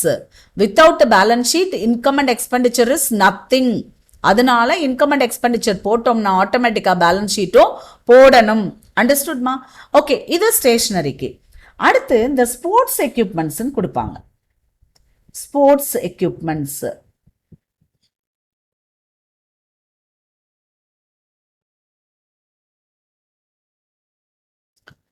Sports எக்யூப்மெண்ட்ஸ்னு கொடுப்பாங்க. இந்த ஸ்போர்ட்ஸ் எக்யூப்மெண்ட்ஸை பொறுத்த வரைக்கும் 2 விதமான treatment. Smaller value, higher value. இந்த ஸ்மாலர் வேல்யூ எப்படின்னா ஸ்டேஷனரி மாதிரி ட்ரீட்மெண்ட். ஸ்டேஷனரிக்கு என்ன ட்ரீட்மெண்ட்டோ அதே மாதிரி, அதாவது பேட்டு பால் இந்த மாதிரி டக்கு டக்குன்னு உடஞ்சி கிழிஞ்சு அப்படி போகிற ஐட்டம்ஸாக இருக்கும். ஸோ எப்படி ஸ்டேஷ்னரியோ அதே மாதிரி நமக்கு ட்ரீட்மெண்ட்டு. முதல்ல ஓப்பனிங் ஸ்டாக், போன வருஷம் க்ளோசிங் கொஞ்சம் இருக்கும், அதை காமிச்சிருப்பாங்க. இந்த வருஷம் எவ்வளோ வாங்கியிருக்காங்கன்னு காமிச்சிருப்பாங்க, க்ளோசிங் எவ்வளோ இருக்குன்னு காமிச்சிருப்பாங்க. ஸோ நீங்கள் என்ன செய்யணும், எவ்வளோ வாங்கியிருக்காங்களோ அதை ரெசிப்ட்ஸ் அண்ட் பேமெண்ட்ஸில் காட்டுவோம். நம்ம எவ்வளோ கன்சியூம் பண்ணியிருக்காங்கன்னு கண்டுபிடிப்போம். கன்சியூம் பண்ணதை எப்படி கண்டுபிடிப்போம்? Opening stock plus purchases minus closing stock போட்டோம்னா எவ்வளோ கன்சியூம் பண்ணியிருக்காங்க அப்படிங்கிறது நமக்கு தெரிஞ்சிடும் இல்லையா? ஸோ அந்த ட்ரீட்மெண்ட் படி நம்ம ஸ்மாலர் வேல்யூ நமக்கு நான் எப்படி கண்டுபிடிக்கிறது இது ஸ்மாலர் வேல்யூவா இல்லை ஹையர் வேல்யூவானா? ஒன்றும் பிரச்சனை இல்லை. டிப்ரிஷியேட் பண்ண சொல்லியிருந்தாங்கன்னா ஹையர் வேல்யூ ரொம்ப காஸ்ட்லியாக வாங்கி வச்சுருக்காங்கன்னு அர்த்தம். டிப்ரிஷியேட் பண்ண சொல்லலைன்னா சின்ன சின்ன ஐட்டம் தான் வச்சுருக்காங்க. ஸோ ஸ்டேஷனரி மாதிரி நம்ம ட்ரீட் பண்ணிடலாம். Opening stock, closing stock, purchases கொடுத்துருந்தாங்கன்னா ஸ்டேஷனரி மாதிரி ட்ரீட் பண்ணிடணும். இல்லை டிப்ரிசியேஷன் 10% போடுன்னு சொல்லியிருந்தாங்கன்னா அசட் மாதிரி ட்ரீட் பண்ணும்.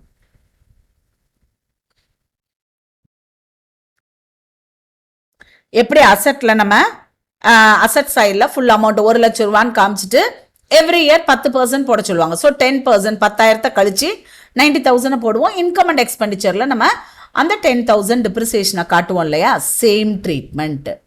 புரிஞ்சிருக்கும்னு நினைக்கிறேன். இதில் கொடுக்கல, பட் இது கண்டிப்பாக ப்ராப்ளத்தில் நமக்கு ஸ்போர்ட்ஸ் எக்யூப்மெண்ட்ஸ் அடிக்கடி கேட்பாங்க. ஸோ ரேட் ஆஃப் டிப்ரிசியேஷன் கொடுத்துட்டாங்கன்னா அசட்டாக ட்ரீட் பண்ணுங்க.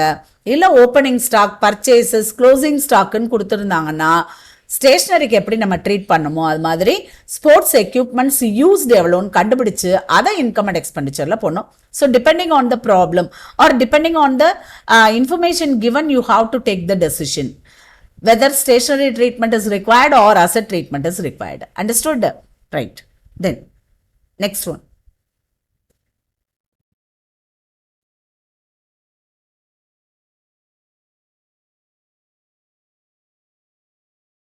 சப்ஸ்கிரிப்ஷன்ஸ் ரொம்ப இம்பார்ட்டன்ட் அட்ஜஸ்ட்மெண்ட். நல்லா கவனிங்க, சப்ஸ்கிரிப்ஷன்ஸ் ரொம்ப ரொம்ப இம்பார்ட்டண்ட். கண்டிப்பாக பெரிய ப்ராப்ளம் கொடுத்துருந்தாலும் வரும், இல்லைன்னா சின்ன ப்ராப்ளம்னாலும் இது பண்ணுவாங்க. நான் உங்களுக்கு before going in to the problem உங்களுக்கு சில ஃபார்மட் மாதிரி நான் சொல்லி கொடுக்குறேன். But don't depend on the format in any chapter. It's my humble request or advice. ஃபார்மட்டை மனப்பாடம் பண்ணிட்டு போய் எழுதுறது ப்ரொஃபஷனல் கோர்ஸ் எக்ஸாம் கிடையாது. அதனால அண்டர்ஸ்டாண்ட் பண்ணிக்கோங்க, அதுக்கப்புறமா நீங்கள் ஃபார்மட்டையும் படிச்சுக்கோங்க. இந்த ஃபார்மட்டை படிக்கிறது எதுக்காக அப்படின்னா அங்கே போய் நம்ம யோசிச்சுட்டு இருக்கக்கூடாது. ஓகேவா?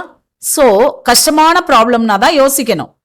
சிம்பிளாக கேட்டாங்கன்னா டக்குன்னு ஃபார்மட்டை போட்டுரும். ஸோ நல்லா புரிஞ்சுக்கணும், ஃபார்மட்டையும் தெரிஞ்சு வச்சுக்கணும்.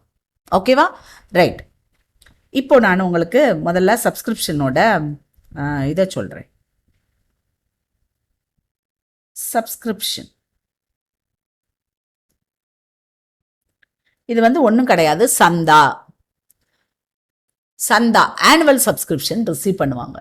ஸோ சந்தா அவ்வளோதான். மெம்பர்ஸ் இப்போ 1000 பேர் இருக்காங்க, ஒரு ஆளுக்கு 500 ரூபா. ஸோ 1000 into ₹500, 5 lakhs கலெக்ட் ஆகணும் நமக்கு. ஆனால் ஆகாது, எல்லா மெம்பர்ஸும் கரெக்டாக பே பண்ண மாட்டாங்க. சில பேர் அவுட்ஸ்டாண்டிங்கில் இருக்கும், சில சப்ஸ்கிரிப்ஷன்ஸ். சில பேர் நான் ஃபாரின் போகிறேன் 3 வருஷத்துக்கு நான் ஒன்றா கட்டுறேன்னு கட்டுவாங்க. ஸோ என்னன்னாலும் நடக்கலாம் நமக்கு. ஸோ அட்வான்ஸும் இருக்கும், அவுட்ஸ்டாண்டிங்கும் இருக்கும். புரிஞ்சிச்சா? அட்வான்ஸாக அடுத்த வருஷத்துக்குரியதை இப்போவே பே பண்ணியிருப்பாங்க, இந்த வருஷத்துக்குரிய சில மெம்பர்ஸ் வந்து பே பண்ணாமல் இருப்பாங்க. ரெண்டும் நடக்கும் நமக்கு. ஓகேவா? சரி, இப்போ ரெசிப்ட்ஸ் அண்ட் பேமெண்ட்ஸ் அக்கௌண்ட்ல நல்லா கவனிக்கணும். இந்த சைடு தான் நமக்கு ரெசிப்ட்ஸ் ருபீஸ், பேமெண்ட்ஸ் ருபீஸ். ஓகேவா? இப்போ ரெசிப்ட் சைடில் சப்ஸ்கிரிப்ஷன் கொடுப்பாங்க.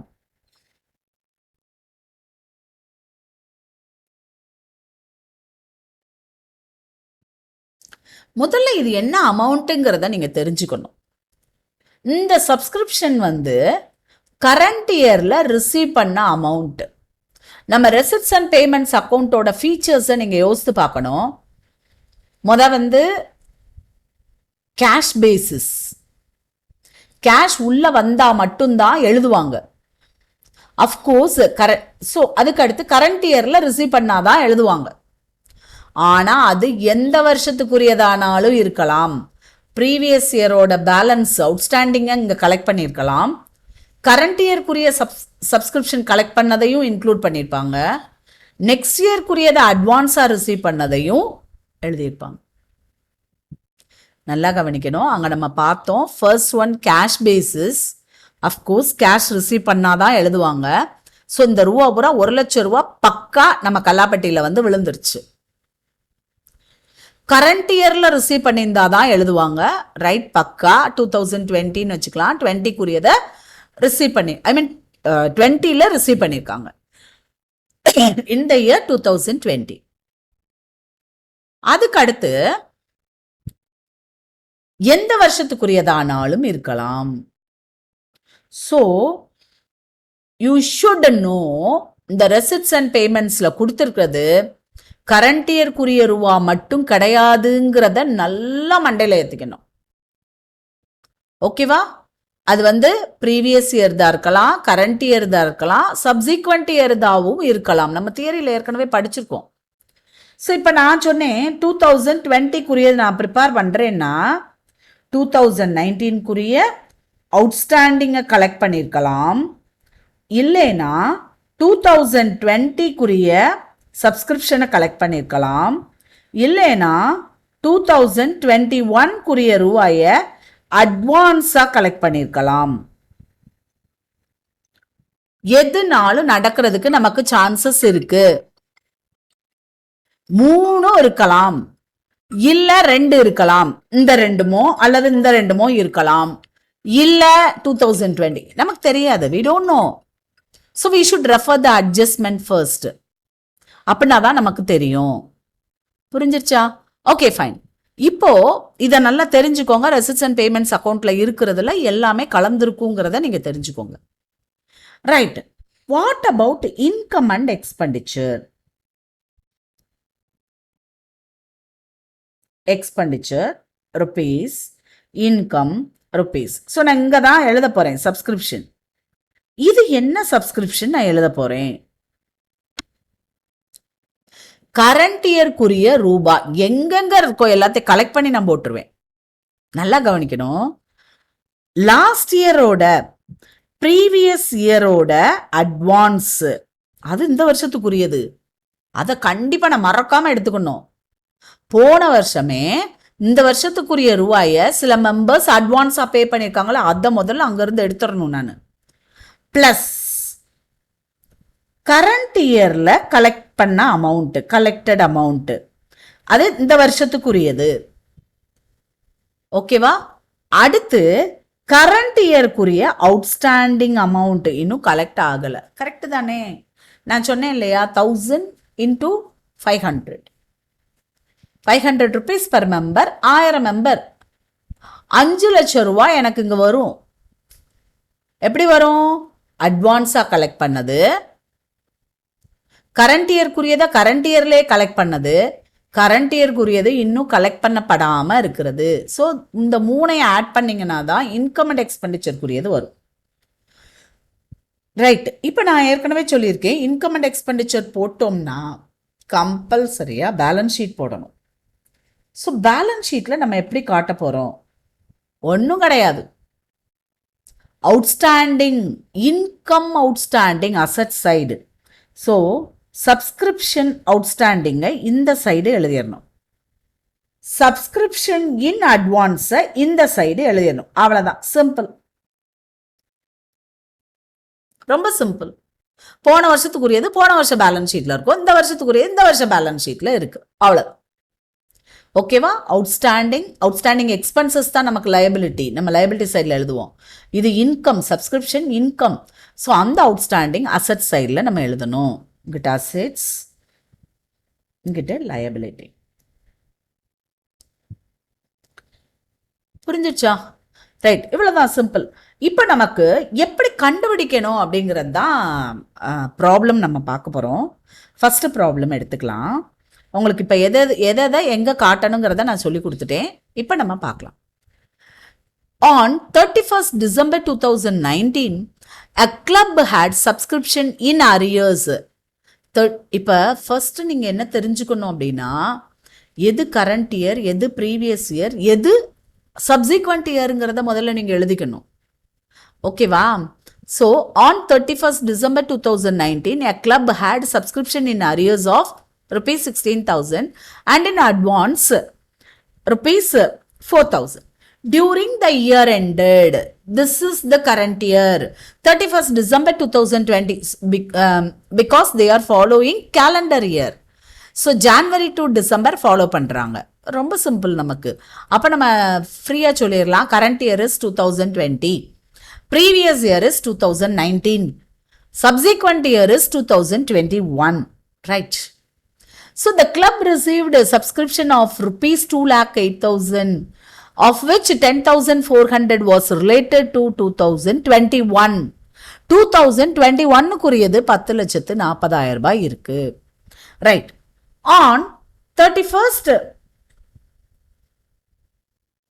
December 2020, that means current year, there were 4 members who had not paid a subscription for 2020. Pay பண்ணாம இருக்காங்க. தட் மீன்ஸ் கரண்ட் இயருக்குரிய அவுட்ஸ்டாண்டிங், கரண்ட் இயருக்குரிய அவுட்ஸ்டாண்டிங். சரி, இப்போ உங்களுக்கு சப்ஸ்கிரிப்ஷன் அக்கௌண்ட்டுக்குரிய ஃபார்மேட்டை சொல்லி கொடுக்க போறேன். நல்லா கவனிக்கணும், சப்ஸ்கிரிப்ஷன் அக்கௌண்ட்டுக்குரிய ஃபார்மேட். ஓகேவா? சரி, இப்போ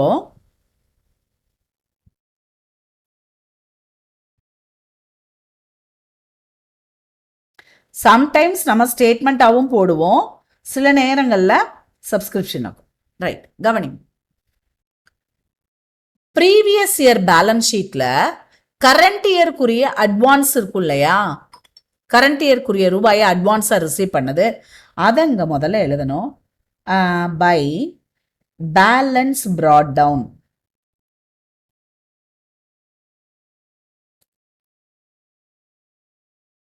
அட்வான்ஸ் ரூபா ப்ரீவியஸ் இயரில் இருக்கிறது இப்போ நம்ம உள்ளே கொண்டு வர்றோம். ஓகேவா? கரண்ட் இயரில் ஓப்பனிங் பேலன்ஸாக கொண்டு வர்றோம். ஸோ சப்ஸ்கிரிப்ஷன் நம்ம கையில் இருக்குது, போன வருஷம் அட்வான்ஸாக ரிசீவ் பண்ணது இப்போ கையில் இருக்குது. ஓகேவா? அதை அந்த சைடு எழுதியாச்சு. அதே மாதிரி அரியர் இருக்கும் இல்லையா, போன வருஷம் அரியர், அதை to balance brought down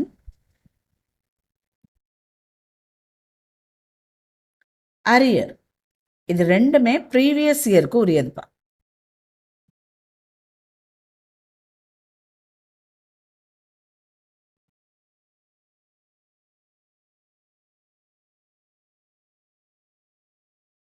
okay, fine, ரெண்டும் ப்ரீவியஸ் இயர் எழுதியாச்சு. ஓகேவா? அதுக்கு அடுத்து நம்ம இப்போ என்ன செய்ய போகிறோம் அப்படின்னா, இன்கம் அண்ட் எக்ஸ்பெண்டிச்சர், அதாவது ரெசிட்ஸ் அண்ட் பேமெண்ட்ஸ் அக்கௌண்ட்டில் எவ்வளோ ரூபாய் வந்து விழுந்திருக்குன்னு நமக்கு இருக்கும். பாருங்க, அதை நம்ம பார்த்துருவோம் எவ்வளோ ரூபான்னு.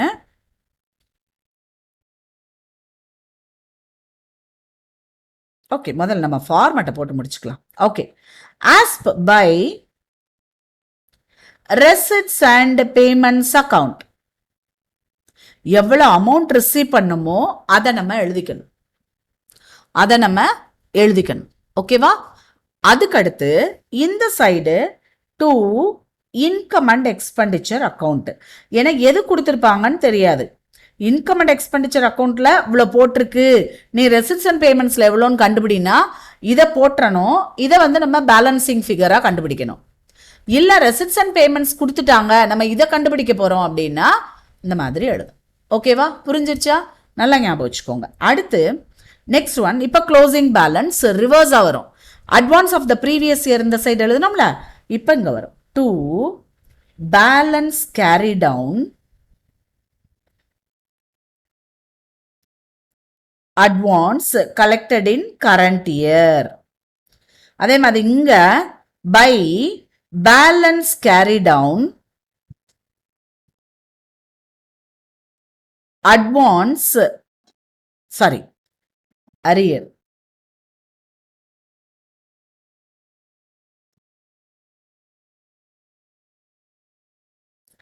அரியர் கரண்ட் இயர்க்குரியது. எவ்வளோதான். This is the format for subscription account. இதில் உங்களுக்கு ஒரு சின்ன டிப்ஸ் நான் கொடுக்குறேன். இப்போ for example previous year arrear வந்து 1000 இருந்தது. ப்ரீவியஸ் இயர்க்குரிய அரியர் 1000 இருந்தது. இந்த 1000ல கரண்ட் இயர்ல கலெக்ட் பண்ணியிருப்போம் இல்லையா, அரியர் தான் நம்ம போய் கேட்போம் கொடுங்க கொடுங்கன்னு. ஸோ அரியர் கலெக்ட் பண்ணது 600 மட்டும்தான் இன்க்ளூட் ஆயிருக்கு. 600 மட்டும்தான் நம்ம ரெசிப்ட்ஸ் அண்ட் பேமெண்ட்ஸ், அதாவது கரண்ட் இயர்ல கலெக்ட் பண்ண அமௌண்ட்ல இன்க்ளூட் ஆயிருக்கு. அப்படின்னா என்ன அர்த்தம்? இன்னும் 400 ரூபாய் வரலை. அப்ப கரண்ட் இயர் அரியரை எழுதும்போது 1000 ரூபாய் கரண்ட் இயர் அரியர் இருக்குன்னா இந்த 400 வராதையும் ஆட் பண்ணணும், தெரிஞ்சுக்கோங்க. புரிஞ்சிச்சா? போன வருஷம் 1000 ரூபாய் அரியர் இருந்தது, அதுல 600 ரூபாய் தான் கலெக்ட் ஆயிருக்கு, மீதி 400 இன்னும் வரல. ஸோ கரண்ட் இயர்க்குரியது 1000 ரூபாய் வரல. ஸோ கரண்ட் இயர்க்குரிய 1000த்தையும் போன வருஷம் அரியர் இன்னும் வராமல் இருக்கிற 400ஐயும் ஆட் பண்ணி இங்கே காட்டணும். ஞாபகம் வச்சுக்கோங்க. ஓகேவா? ப்ராப்ளம் போடும்போது கண்டிப்பாக நமக்கு யூஸ் ஆகும். ரைட், இப்போ நம்ம இதில் ஒரு 3-4 ப்ராப்ளம் போட்டுருவோம்.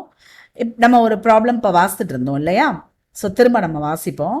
என்ன கொடுத்துருக்காங்கன்னா, சப்ஸ்கிரிப்ஷன் இன் அரியர் எந்த சைடு எழுதணும்?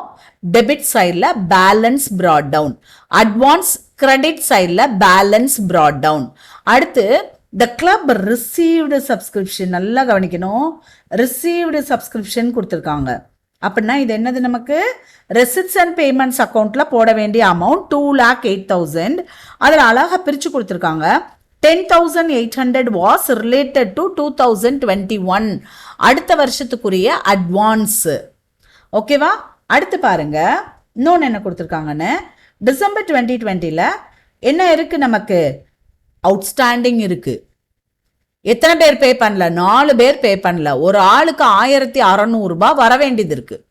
இப்போ சப்ஸ்கிரிப்ஷன் அக்கௌண்ட் கேட்டிருக்காங்க. நல்லா புரிஞ்சிருச்சா? ஓகே, இப்போ நான் என்ன செய்ய போறேன்னா சப்ஸ்கிரிப்ஷன் அக்கௌண்ட் போட போறேன். ஒரு சம் நம்ம போட்டு காமிச்சிடறேன் உங்களுக்கு, அதுக்கப்புறம் நீங்க மற்றது நம்ம அப்படியே பார்ப்போம். சப்ஸ்கிரிப்ஷன் அக்கௌண்ட்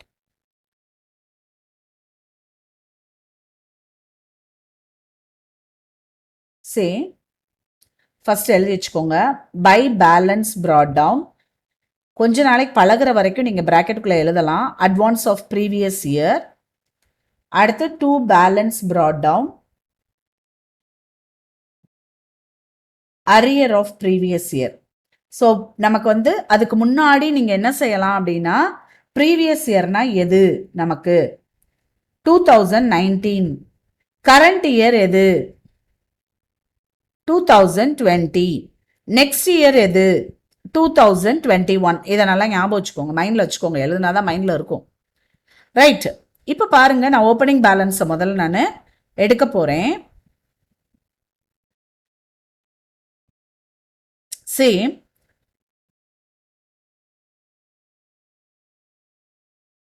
பாருங்க, opening balance arrear 16,000, advance 4,000. Arrear 14,000, advance 6,000. அடுத்து நமக்கு 2 ரெசிப்ட்ஸ் அண்ட் பேமெண்ட்ஸ் அக்கௌண்ட்ல 2,08,000 கொடுத்துட்டாங்க. ஓகேவா? ரைட், நம்ம இப்போ அடுத்தது போகிறோம். See,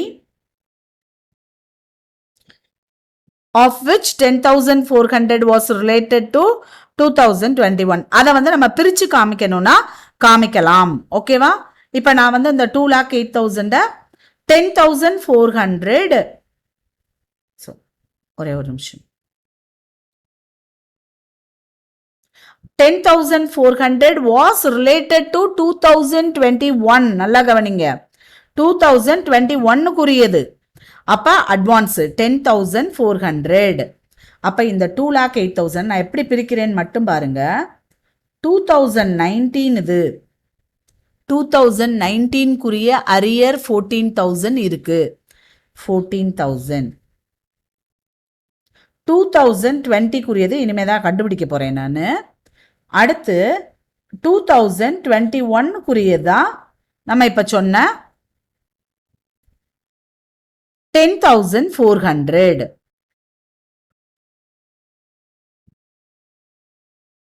ஓகேவா? ஸோ இப்படி பிரித்து வச்சுக்கிட்டிங்கன்னா ரொம்ப நல்லது. ஏன்னா நம்ம இது போடும்போது யூஸ் ஆகும். பேலன்ஸ் ஷீட் போடும்போது பெரிய ப்ராப்ளம் போடும்போது கண்டிப்பாக யூஸ் ஆகும். ஸோ 2,08,000 இருந்து நம்ம இந்த ரெண்டையும் லெஸ் பண்ணிடணும். 14,000ஐயும் மைனஸ் 10,400ஐயும் லெஸ் பண்ணிட்டு போட்டுறணும். ஸோ 1,83,600. ஸோ இந்த மூணையும் ஆட் பண்ணோம்னா தான் 2,08,000. சம்டைம்ஸ் உங்களுக்கு ப்ராப்ளத்தில் அழகாக பிரித்து கொடுத்துருவாங்க. அப்படி கொடுக்காத பட்சத்தில் நீங்களே கண்டுபிடிச்சு எழுதி வச்சுக்கோங்க. ஓகேவா? இப்போ it is assumed that last இயரோட அரியர் ஃபுல்லி கலெக்டட். ஏன்னா அது பற்றின எந்த இன்ஃபர்மேஷனும் இல்லை.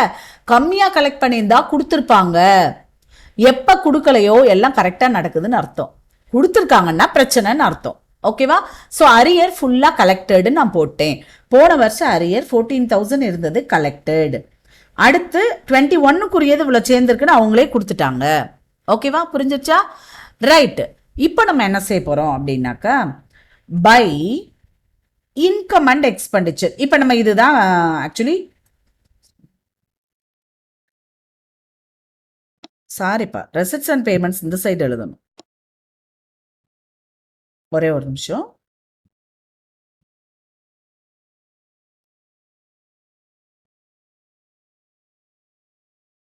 கவனிங்க. ரெசிப்ட்ஸ் அண்ட் பேமெண்ட்ஸ் 2,08,000 போடுறோம். இதோட ஆக்சுவலி ப்ராப்ளம் முடிஞ்சது. வெறும் சப்ஸ்கிரிப்ஷன் அக்கௌண்ட் கேட்டாங்கன்னா இதெல்லாம் உட்காந்து பிரிச்சுட்டுலாம் இருக்க தேவையில்லை. பட் பெரிய ப்ராப்ளம் கேட்குறாங்கன்னா கண்டிப்பாக இதை நீங்கள் பிரித்து வச்சுக்கிட்டீங்கன்னா தான் நல்லது. ஸோ 2019 இது 14,000, 2020யோடது 1,83,600 அண்ட் 2021க்குரியது 10,400. இந்த மூணையும் ஆட் பண்ணால் இந்த அமௌண்ட் வருது. ஓகேவா? இப்போ இதை அழிச்சு விட்டுருவோம். Fine.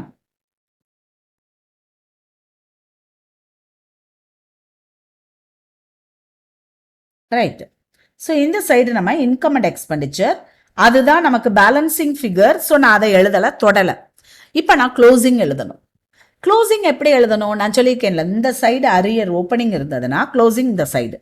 So by balance carry down எதை எழுதணும்? Arrear of current year. Current year arrear, previous year arrear இன்னும் மிச்சம் இருந்ததுன்னா அதை எழுதணும். But 14,000 collected. ஸோ ப்ரீவியஸ் இயர்து கிடையாது. அதே மாதிரி இந்த side to balance carry down எதை எழுதணும்? அட்வான்ஸ். கரண்ட் இயரில் கலெக்ட் பண்ண அட்வான்ஸ். ஸோ இந்த இருக்கு, அது நம்ம கையில் இருக்கு. 10,400. அரியரும் நமக்கு தெரியும். என்ன சொல்லியிருந்தாங்க? 4 மெம்பர் கொடுக்கலாம் 1,600. ஸோ 6,400. புரிஞ்சிருச்சா? இவ்வளோதான், ரொம்ப simple. Opening arrear debit side, advance credit side. Closing arrear credit side, advance debit side. என்ன? Receipts and payments credit side, income and expenditure debit side. Okay, no problem. இப்போ வந்து நம்ம இதை ஆட் பண்ண போகிறோம்.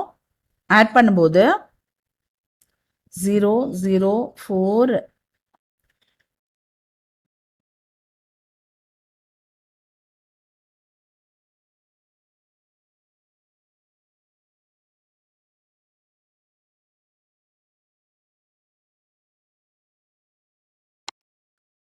ஸோ இந்த 2,20,400ல்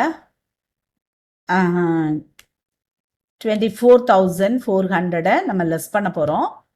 so 1,96,000 is the amount shown in income and expenditure account. This is balancing figure. இதுதான் கண்டுபிடிக்க போகிறோம். ஓகேவா? இதை ஃபார்மேட்டாக நீங்கள் மனப்பாடம் பண்ணிக்கலாம். But at the same time you should be very careful. போன வருஷத்து அரியர் ஃபுல்லாக கலெக்ட் ஆகலைன்னா அதை நம்ம இந்த இடத்துல ஆட் பண்ண வேண்டியது இருக்கும். ஆடு அந்த அமௌண்ட்டையும் நம்ம போடணும். But in this problem arrear amount 14,000 fully collected. இங்கே 14,000 ஃபுல்லி கலெக்டட், அதனால நான் போடல. ஓகேவா? Okay, let's go to the next problem.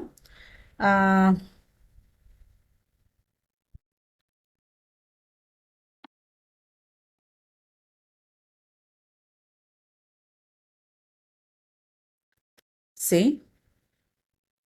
ரொம்ப சிம்பிள். இது வந்து ஸ்டேட்மெண்ட், அதுவும் நான் உங்களுக்கு சொல்லி கொடுத்துறேன்.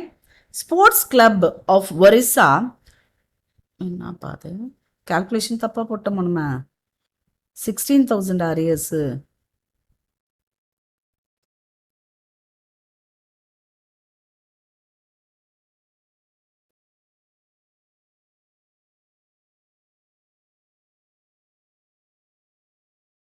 யா 16,000 அரியர். அட்வான்ஸ் தான் 4,000. ஓகே, நீங்கள் நோட் பண்ணியிருப்பீங்கன்னு நினைக்கிறேன். 16,000 வச்சு செஞ்சுக்கோங்க. ஓகேவா?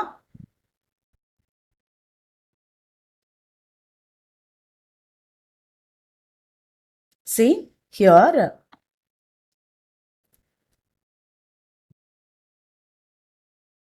$16,000. அப்போ இங்கேயும் நம்ம 16,000 மாற்றணும். ஸோ இங்கே ஒரு 2,000 ரூபாய் குறையும்.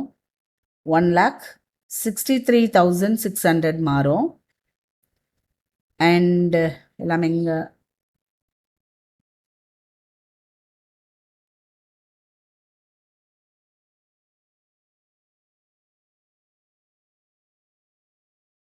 இது 4,000. அதான் ரெண்டையும் மாற்றிட்டோம். Okay, no problem. நம்ம எடுத்துக்கிட்டது வந்து இங்கிட்டு 14,000, அங்கிட்டு 6,000 எடுத்திருக்கோம். ஓகேவா? ஸோ பேலன்ஸ் வந்து நமக்கு 1,92,000 வரும்.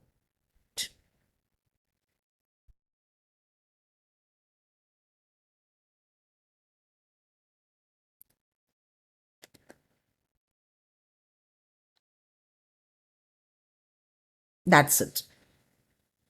அவ்வளோதான்ப்பா.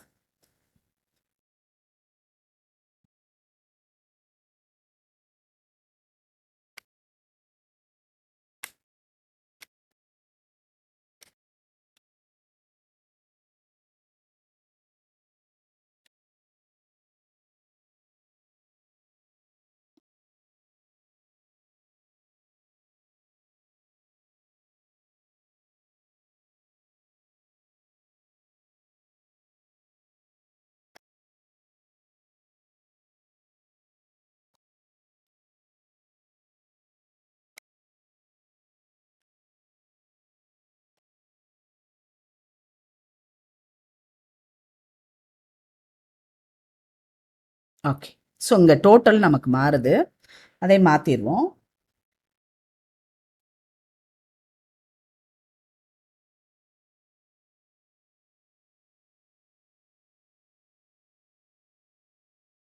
$18,400.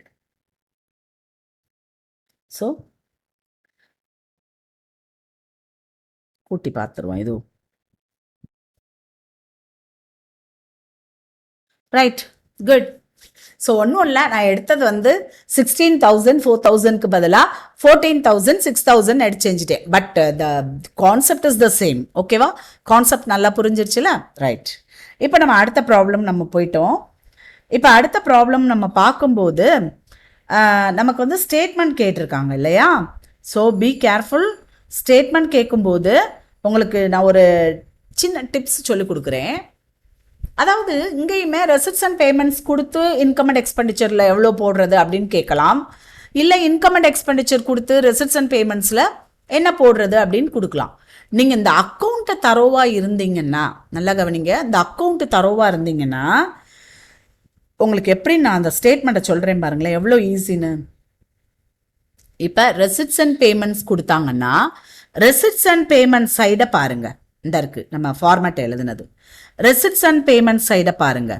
முதல்ல இந்த இருக்குல்ல subscription received as per receipts and payments account, அதை எடுத்துட்டு ப்ரீவியஸ் இயர்க்குரிய அரியரை ஆடு, நல்லா கவனிக்கணும், ப்ரீவியஸ் இயர்க்குரிய இந்த இருக்கு பாருங்க,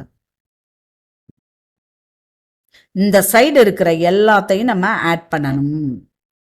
இந்த சைடு இருக்கிறத லெஸ் பண்ணணும். அதாவது 2 ஐட்டம், 1 2, இந்த 2 ஐட்டத்தை லெஸ் பண்ணிட்டோம்னா you will get income and எக்ஸ்பெண்டிச்சர்ல எவ்வளோ காட்டணும்னு வந்துடும். இப்போ for example receipts and payments account கண்டுபிடிக்கணும், இன்கம் அண்ட் எக்ஸ்பெண்டிச்சர் கொடுத்துருக்காங்கன்னா முதல்ல இந்த 3ஐயும் ஆட் பண்ணுங்க.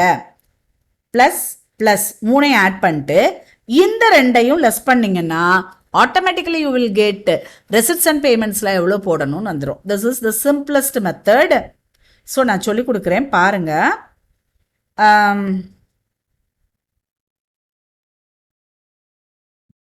சேம் ஃபர்ஸ்ட் இது ஸ்டேட்மெண்ட் தான் நமக்கு. So subscription to be shown இன்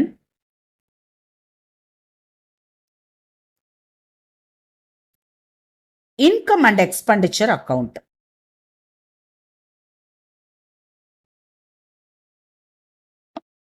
இதான் நான் கண்டுபிடிக்க போறேன். ஸோ நான் பேஸ் எடுக்கிறது எதை எடுக்கணும் அப்படின்னா subscription as per receipts and payments account. So outer காலத்தில் நான் அமௌண்ட் போட்டு, இப்போ நான் என்ன சொன்னேன், எதை எதை ஆட் பண்ணணும்னு சொல்லியிருக்கேன், இந்த ரெசிட்ஸ் அண்ட் பேமெண்ட் சைட்லேயே இருக்கிறத நான் ஆட் பண்ணணும். அப்போ அட்வான்ஸ் ஆஃப் ப்ரீவியஸ் இயரை நான் ஆட் பண்ணணும். Subscription in advance previous year, அதை ஆடு. அடுத்து இன்னொரு add subscription in arrear or outstanding current year. ஓகேவா? இந்த பாருங்க, கரண்ட் இயர்க்குரிய அரியர் இந்த சைடு இருக்குல்ல, அந்த அரியரை நம்ம ஆடு. இப்போ 2 ஐட்டம் தான் ஆடு. ஸோ இந்த சைடு நான் போட்டுட்டு அதோட சேர்த்து நான் ஆட் பண்ணிடுவேன் இல்லையா. அடுத்து லெஸ், இந்த சைடு இருக்கிற 2 ஐட்டம், இன்கம் அண்ட் எக்ஸ்பெண்டிச்சர் தெரியாது, இங்கிட்டு 3 ஐட்டம் இங்கிட்டு 3 ஐட்டம் வச்சுருந்தோம், பட் 2 தான் எனக்கு தெரியும். ஸோ ப்ரீவியஸ் இயரோட arrear, subscription in arrear previous year, அதை எழுதிக்கிட்டேன். அடுத்து சப்ஸ்கிரிப்ஷன் இன் அட்வான்ஸ் கரண்ட் இயரில் கலெக்ட் பண்ணுது, அடுத்த வருஷத்துக்குரியதை இப்போ கலெக்ட் பண்ணியிருப்போம் இல்லையா அது. ஸோ ஆட் பண்ணி இதை இங்கே போட்டுட்டு இதுலேருந்து இதை லெஸ் பண்ணணும். லெஸ், ஓகேவா? லெஸ் பண்ணோம்னா you will get subscription to be shown in income and expenditure account. Understood? முடிஞ்சது. இவ்வளோதான், ரொம்ப சிம்பிள். நான் என்ன செஞ்சேங்கிறத திரும்ப சொல்கிறேன். Profit and loss receipts and payments அக்கௌண்ட்டில் எவ்வளோ சப்ஸ்கிரிப்ஷன் கொடுத்துருப்பாங்க ப்ராப்ளத்தில், அதை முதல்ல எழுதிடுறேன். அடுத்து அந்த சைடு நம்ம அக்கௌண்ட்டில் எழுதியிருந்தோம் இல்லையா, ப்ரீவியஸ் இயரோட அட்வான்ஸ் கரண்ட் இயரோட அரியர் ஆட் பண்ணிட்டோம். அதே மாதிரி லெஸ் பண்ணுறது ப்ரீவியஸ் இயரோட அரியர் கரண்ட் இயரில் ரிசீவ் பண்ண அட்வான்ஸு வந்துடும். இப்போ இதை நம்ம ரிவர்ஸாக பார்க்கலாமா? அதாவது நான் இப்போ என்ன கண்டுபிடிக்க போகிறேன்னா subscription to be shown in receipts and payments account. அப்படின்னா எதை பேசிக்காக எடுக்கணும்? Subscription in income and expenditure account, இதைத்தான் நான் முதல் எடுப்பேன், அவுட்டர் காலத்தில் நான் போட்டுக்குவேன். இப்போ நல்லா கவனிங்க, நம்ம டெபிட் சைடை யோசிக்கணும். சப்ஸ்கிரிப்ஷன் அக்கௌண்ட்டில் டெபிட் சைடில் தான் இன்கம் அண்ட் எக்ஸ்பெண்டிச்சர் இருக்கும். ஸோ மீதி 2 ஐட்டம் இருக்கும் இல்லையா, அதை ஆட் பண்ணுங்க. Add subscription in arrear previous year, அதுதான் ஃபர்ஸ்ட் ஐட்டம். அடுத்து add subscription in advance current இயரில் ரிசீவ் பண்ணது. இது 2ஐயும் நம்ம ஆட் பண்ணிட்டு அவுட்டர் காலத்தில் போட்டு அந்த இன்கம் அண்ட் எக்ஸ்பெண்டிச்சர் அமௌண்ட்டோட ஆட் பண்ணி போட்டுறணும். இப்போ லெஸ் கவனிங்க, ஆப்போசிட் சைடில் என்னென்ன இருக்கும், அதாவது ரெசிப்ட்ஸ் அண்ட் பேமெண்ட்ஸ் எழுதிருப்போம் இல்லையா, அந்த சைடில் என்னென்ன இருக்கும் அப்படின்னு எழுதணும். So subscription in advance previous year, அடுத்து subscription in arrear current year. நல்லா கவனிக்கணும்ப்பா, இந்த இடத்துல அரியர் போடுறீங்க இல்லையா, அந்த அரியர் போடும்போது போன வருஷத்துக்குரிய ரூபா மிச்சம் இருந்தா அதையும் நம்ம ஆட் பண்ணி எழுதணும். Previous year plus current year, போன வருஷத்துக்குரிய கலெக்டட், நாட் எட் கலெக்டட், அதை மட்டும். ஓகேவா? ஸோ போட்டோம்னாக்கா you will get subscription to be shown in receipts and payments. ஓகேவா? புரிஞ்சிச்சா? ஓகே, let's go to the problem.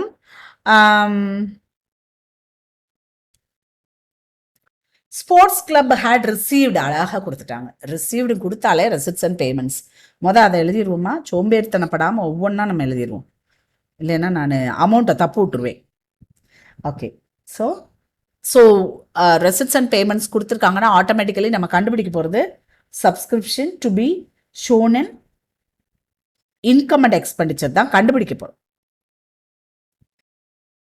Right, கவனிங்க. Subscription in receipts and payments account 2000 outer காலத்தில் நான் எழுதிட்டேன். ருபீஸ் 2 காலம் போட்டுக்கிறேன். ஓகே, இப்போ ஆடு 2 ஐட்டம், லெஸ்ஸுக்கு 2 ஐட்டம். ஓகேவா? ஸோ அப்புறம் கூட போட்டுக்கலாம். பாருங்க, இப்போ எதை ஆட் பண்ணணும் நல்லா தெரியும். ரெசிப்ட்ஸ் அண்ட் பேமெண்ட் சப்ஸ்கிரிப்ஷன் அக்கௌண்ட்ல கிரெடிட் சைடில் இருக்கிறது. கிரெடிட் சைடில் இருக்கிற மீதி 2 ஐட்டத்தை ஆட் பண்ணோம். போன வருஷம் அட்வான்ஸ், இந்த வருஷம் அரியர். ஓகேவா? கவனிங்க, சப்ஸ்கிரிப்ஷன் ஃபார் 2019-20 அன்பெய்டு. இப்போ இது நமக்கு கரண்ட் இயர் என்ன, ப்ரீவியஸ் இயர் என்ன, அதெல்லாம் நம்ம பார்த்துக்கணும். Current year 2021, previous year 19-20, next year நமக்கு 21-22. ஓகேவா? ரைட். இப்போ இது பாருங்க, subscription for 2019-20 unpaid were 200. That means what? இப்போ பெட்டர் நான் என்னோட ஸ்டூடெண்ட்ஸ்க்கு இதை சொல்லிக் கொடுப்பேன், உங்களுக்கு ஒத்து வருதான்னு நீங்கள் பார்த்துக்கோங்க. ஃபார்மெட்டை எழுத சொல்லிடுவேன். அதாவது subscription in advance previous year, அதாவது 2019-20. அடுத்து அரியரை இங்கே எழுதிடணும்.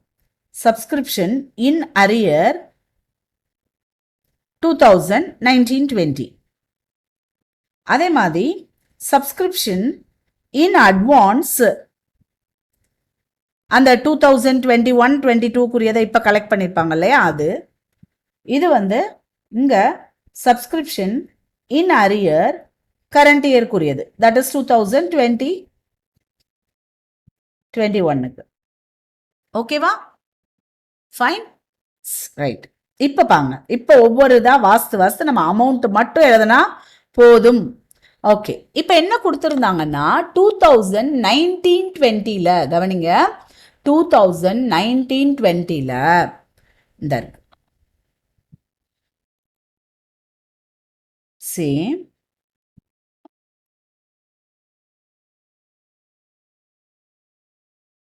19-20 unpaid 1/4/2020. நல்லா ஞாபகம் வச்சுக்கணும். 19-20 31st March 2020நாலும் 1/4/2020நாலும் ஒன்று தான்.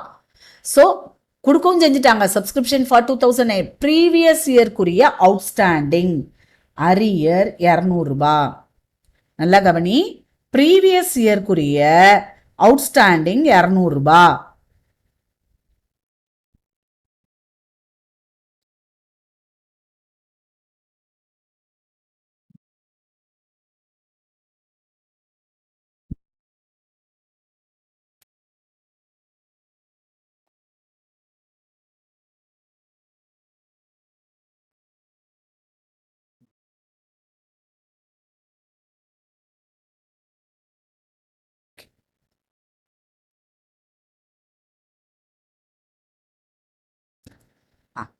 கவனிங்க, இங்க நம்ம 2000 எழுதியாச்சு. நான் ஏற்கனவே சொன்னேன் பாருங்க, போன வருஷத்துக்குரிய அவுட்ஸ்டாண்டிங், தட் மீன்ஸ் அரியர். ஓகேவா? எப்படி போட்டிருக்காங்கன்னு முதல்ல பார்த்துக்கிடுவோம். நம்ம இந்த மாதிரியும் போடலாம், இல்லைன்னா நான் ஃபார்மேட் எழுதி வச்சேன் இல்லையா, அதுபடியும் நம்ம போடலாம், பிரச்சனை கிடையாது. ஸோ நீங்கள் ஆடை பூரா ஆட் பண்ணிட்டு லெஸ்ஸை பூரா லெஸ் பண்ணலாம், தப்பில்லை. ரைட்டா? அதனால தான் நான் என்ன செஞ்சேன், முதல்ல உங்களுக்கு எப்படி தேவையோ ஃபார்மேட்டை எழுதிக்கிட்டேன். அரியர்னாலும் அவுட்ஸ்டாண்டிங்னாலும் ஒன்றுங்கிறத தெரிஞ்சுக்கோங்க. ஓகேவா? ஃபைன். இப்போ நான் என்ன செய்ய போறேன்னு மட்டும் பாருங்க.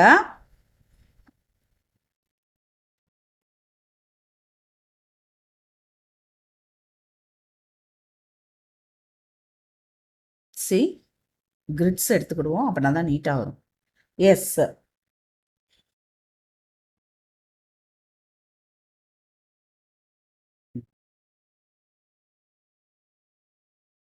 Subscription to be shown and income and expenditure கண்டுபிடிக்க போகிறோம் இல்லையா? ரைட். இப்போ இதுக்கு நான் ஃபார்மேட் உங்களுக்கு சொல்லி கொடுத்தேன். Subscription as per receipts and payments அவங்க கொடுத்துருந்தாங்க 2000. ஸோ அதை நம்ம எழுதிக்கிட்டோம். ஆட் சப்ஸ்கிரிப்ஷன், நல்லா கவனிக்கணும், ரெசிப்ட்ஸ் அண்ட் பேமெண்ட்ஸ் கிரெடிட் சைடில் இருக்கும். கிரெடிட் சைடில் இருக்கிற ரெண்டே எழுத போகிறேன். In advance previous year, that is 2019-20ல் கலெக்ட் பண்ண அட்வான்ஸ். அடுத்து சப்ஸ்கிரிப்ஷன் இன் அரியர், இது வந்து கரண்ட் இயர்க்குரியது. ஸோ நான் 2020-21 போட்டுக்கிட்டேன். அடுத்து லெஸ் வந்து எனக்கு சப்ஸ்கிரிப்ஷன் இன் அரியர் எந்த வருஷத்துக்குரியது, 2019-20க்குரியது. அண்ட் சப்ஸ்கிரிப்ஷன் இன் அட்வான்ஸ் எந்த வருஷத்துக்குரியது, 2021-22க்குரியதை இப்போ கரண்ட் இயரில் கலெக்ட் பண்ணது எழுதி வச்சுக்கிட்டேன். ஓகேவா? Now let's go to the problem. C subscription arrear or outstanding 200 போன வருஷத்துக்கு உரியது. ஸோ ப்ரீவியஸ் இயர்க்குரிய அரியர் இந்த இருக்கு 200 எழுதிக்கிட்டேன். குட். நெக்ஸ்ட் ஒன்,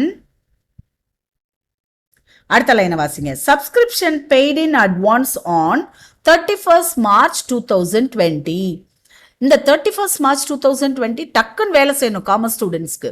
1920 ப்ரீவியஸ் இயரோட அட்வான்ஸ் 50 ரூபாய். அடுத்து சேம்னா என்னது, அட்வான்ஸ் ஆன் 31st March 2021. நல்லா கவனிக்கணும், இது வந்து 2021ல அட்வான்ஸ் கலெக்ட் பண்ணது அடுத்த வருஷத்துக்கு. அது எவ்வளவு, 40. போன வருஷத்து அட்வான்ஸ் 50, இந்த வருஷத்து அட்வான்ஸ் 40. ஓகேவா? ஸோ இப்போ நான் போன வருஷத்து அட்வான்ஸ் 50 இங்கே எழுத போறேன். கரண்ட் இயர்க்குரிய அட்வான்ஸை 40 நான் இங்கே எழுத போறேன். ஓகேவா? ரைட். இப்போ அடுத்து இது முடிஞ்சிருச்சு. 50 எழுதிட்டோம், 40 எழுதியாச்சு. Subscription for 2020-21 2020-21 current year. Current இயரோட arrear outstanding 90 rupees, unpaid arrear, not yet collected, எல்லாம் ஒன்று தான். ஓகேவா? ஸோ அரியர் எவ்வளவு, 90. அப்போ நம்ம இப்போ என்ன செய்ய போறோம்னா 90 எழுத போறோம்.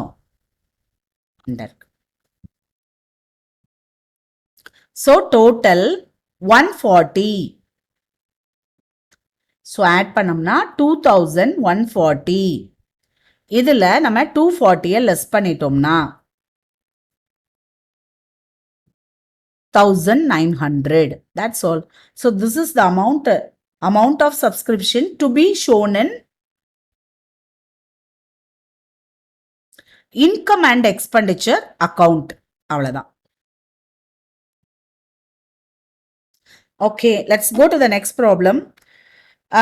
இந்த ப்ராப்ளத்தில் வந்து நமக்கு இன்கம் அண்ட் எக்ஸ்பெண்டிச்சரில் எவ்வளோன்னு கொடுத்துட்டாங்க, மீதியை கண்டுபிடிக்க சொல்லியிருக்காங்க. ஸோ ஏற்கனவே உங்களுக்கு நான் ஃபார்மேட் சொல்லி கொடுத்துருக்கேன், அதுபடியே போடுங்க. சப்ஸ்கிரிப்ஷன் அக்கௌண்ட்னா பிரச்சனையே கிடையாது. ஓப்பனிங் பேலன்ஸு அட்வான்ஸை இந்த சைடு எழுதணும். நம்ம போன வருஷத்துக்குரிய அட்வான்ஸை, அரியரை இந்த சைடு எழுதணும். க்ளோசிங் பேலன்ஸ்னால் அரியர் இந்த சைடு எழுதிருங்க, அட்வான்ஸ் இந்த சைட். இந்த இடத்துல இந்த 200 + 140 போட்டிருக்காங்க பாருங்க, அதாவது போன வருஷத்து அமௌண்ட் கலெக்ட் பண்ணப்படாமல் இருக்கு. ஓகேவா? ஸோ ப்ராப்ளத்தை நம்ம ஒரு தடவை வாசித்துருவோம். இந்த இருக்கு ஓப்பனிங் அவுட்ஸ்டாண்டிங் சப்ஸ்கிரிப்ஷன் 400 200 தான் ரிசீவ் பண்ணியிருக்காங்க, இன்னும் 200 ரிசீவ் பண்ணலை. அதனால அந்த 200ஐயும் ஆட் பண்ணி கரண்ட் இயர்க்குரிய அவுட்ஸ்டாண்டிங் 140ஐயும் ஆட் பண்ணியிருக்காங்க. இது ஏற்கனவே நான் உங்களுக்கு சொல்லி கொடுத்தது தான், அதுபடி போடுங்க. அதுக்கடுத்து இன்னொரு சப்ஸ்கிரிப்ஷன் அக்கௌண்ட்டு கேட்டிருக்காங்க, அது இந்த அழகாக காமிச்சிருக்காங்க.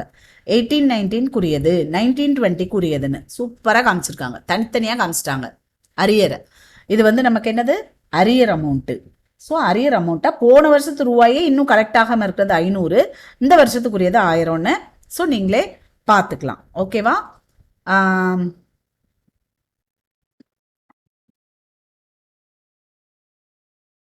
ஓகே, அடுத்து நம்ம டைரக்டாக இன்னும் கொஞ்சம் அட்ஜஸ்ட்மெண்ட்ஸ் இருக்கு, அதை பற்றி நான் சொல்கிறேன். டொனேஷன். இந்த டொனேஷன் அப்படின்னு சொல்லும்போது கவனிங்க, டொனேஷன் சின்ன அமௌண்ட்டாக இருந்ததுன்னா அல்லது ஸ்பெசிஃபிக் டொனேஷனாக இருந்ததுன்னா ஸ்பெஷல் ஃபண்டோட நம்ம ஸ்பெஷல் ஃபண்டை எப்படி ட்ரீட் பண்ணமோ அது மாதிரி காமிச்சிக்கலாம். ஜென்ரல் டொனேஷனாக இருந்ததுன்னா, நல்லா கவனிங்க, ஜென்ரல் டொனேஷனாக இருந்ததுன்னா சின்ன அமௌண்ட்டாக இருந்தால் இன்கம் அண்ட் எக்ஸ்பெண்டிச்சரில் காட்டலாம், பெரிய அமௌண்ட்டாக இருந்தால் கேபிட்டல் ஃபண்டோட ஆட் பண்ணி காமிச்சிடலாம், அவ்வளோதான். இப்போ இவங்க எப்படி சொல்லியிருக்காங்க அப்படின்னா, நான் ரெக்கரிங் நேச்சராக இருந்தால் கேபிட்டல் ஃபண்டில் ஆட் பண்ணிடுங்க. எவ்ரி இயர் கொடுப்பாங்க அப்படின்னா, அதான் சின்ன அமௌண்ட்டாக எவ்ரி இயர் கொடுப்பாங்க அப்படின்னா இன்கம் அண்ட் எக்ஸ்பெண்டிச்சரில் காமிச்சிடுறோம், ரெவென்யூ ஐட்டமாக காமிச்சிடுறோம். பல்காக கொடுத்துருக்காங்க, இது நான் ரெக்கரிங் அப்படின்னா நம்ம கேபிட்டல் ஃபண்டோட ஆட் பண்ணி காமிச்சிடணும், அவ்வளோதான், ரொம்ப சிம்பிள். ஸ்பெஷல் டொனேஷனாக இருந்தால் எங்கே காட்ட முடியாது, இன்கம் அண்ட் எக்ஸ்பெண்டிச்சரில் காட்ட முடியாது. ஸ்பெஷல் ஃபண்டை எப்படி ட்ரீட் பண்ணோமோ அது மாதிரி ட்ரீட் பண்ணணும். ஜென்ரல் டொனேஷனாக இருந்தால் சின்ன அமௌண்ட் ரெப்படிட்டிவ் நேச்சராக இருந்தால் இன்கம் அண்ட் எக்ஸ்பெண்டிச்சரில் காட்டலாம். பெரிய அமௌண்ட்டு நான் ரெப்படிட்டிவ் நான் ரெக்கரிங் அப்படின்னா நம்ம கேபிட்டல் ஃபண்டோட ஆட் பண்ணி காமிச்சிடலாம், அவ்வளோதான், சிம்பிள். அடுத்து entrance fees or admission fees. இது ஒரு ரூலும் கொடுக்கல, எதுவுமே நமக்கு ப்ராப்ளத்தில் கொடுக்கலைன்னா கேபிட்டல் ஃபண்டோட ஆட் பண்ணிடுங்க. இல்லை ரொம்ப ஸ்மாலர் அமௌண்ட்டாக இருக்குது அப்படின்னா இன்கம் அண்ட் எக்ஸ்பெண்டிச்சரில் காமிச்சிருங்க. ஓகேவா? நல்லா கவனிக்கணும். இதில் நமக்கு எந்த ரூலும் இல்லை அப்படின்னா நம்ம எப்படி காமிச்சிடலாம், பெரிய அமௌண்ட்டாக இருந்தால் கேபிட்டல் ஃபண்டோட ஆட் பண்ணிடுங்க, சின்ன அமௌண்ட்டாக இருந்தால் இன்கம் அண்ட் எக்ஸ்பெண்டிச்சரில் காமிச்சிருங்க, அவ்வளோதான், சிம்பிள். ஸ்பெசிஃபிக்காக கொடுத்துட்டாங்கன்னா 100 ரூபா தான் இருக்கும், எனக்கு அது சின்ன அமௌண்ட்டாக தெரியுது, அப்போ அந்த 100 ரூபாயை நான் இன்கம் அண்ட் எக்ஸ்பெண்டிச்சரில் காமிச்சிட்டு போவோன்னு நினைக்கிறேன். ஆனால் அட்ஜஸ்ட்மெண்ட்டில் எனக்கு கொடுத்துருப்பாங்க admission fees is to be கேபிட்டலைஸ்டுன்னு. புரிஞ்சிச்சா? Admission fees is to be கேபிட்டலைஸ்டுன்னு சொல்லிடுவாங்க. அப்போ கண்டிப்பாக நான் கேபிட்டலைஸ் பண்ணாங்க. I cannot argue that 100 rupees is a smaller amount. நான் ஆர்கியூ பண்ண முடியாது. கேபிட்டலைஸ் பண்ண சொன்னாங்கன்னா பண்ணிட வேண்டியதான், அதான் அவங்க ரூலு. அப்போ if there is no rule followed நான் எடுத்துக்குவேன். ஏன் கை என்ன சின்ன அமௌண்ட்டாக இருந்தால் நான் எப்படி எடுத்துக்கிறேன், பெரிய அமௌண்ட்டாக இருந்தால் இதை எடுத்துக்கிறேன், அப்படி. புரிஞ்சிச்சா? The next one is life membership fees. இதையும் நம்ம ரெண்டாக ட்ரீட் பண்ணலாம். கேபிட்டல் ரெசிட்ஸாக ட்ரீட் பண்ணி லைஃப் மெம்பர்ஷிப் ஃபீயை நம்ம லயபிலிட்டி சைடில் கேபிட்டல் ஃபண்டோட ஆட் பண்ணிடலாம். நல்லா கவனிங்க, கேபிட்டல் ரெசிட்ஸாக ட்ரீட் பண்ணி இந்த இருக்கு, if it is treated as capital receipts added to capital fund, அவ்வளவுதான். deferred revenue receipts எடுத்தோம்னா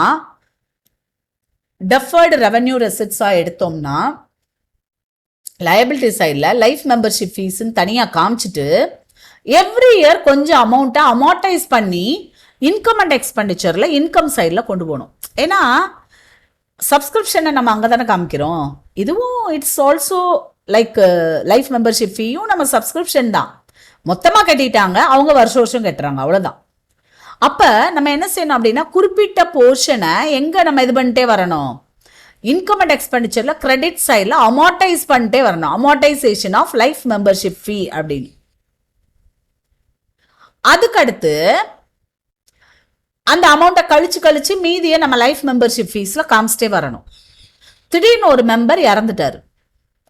அப்ப எவ்வளவு அமௌண்ட் அமார்டைஸ் பண்ணமோ அது போக மீதி அவரோட கண்டுபிடிச்சு அதை மட்டும் என்ன செஞ்சிடணும்னா கேபிட்டல் ஃபண்டோட ஆட் பண்ணிடணும். பட் பொதுவா நீங்க ரொம்ப பயந்துராதீங்க, இதை யூஸ் பண்ண மாட்டோம், இதுதான் யூஸ் பண்ணுவோம். ஸோ பிரச்சனை இல்லை, லைஃப் மெம்பர்ஷிப் ஃபீ வந்து கேபிட்டல் ஃபண்டோட ஆட் பண்ணிடுங்க.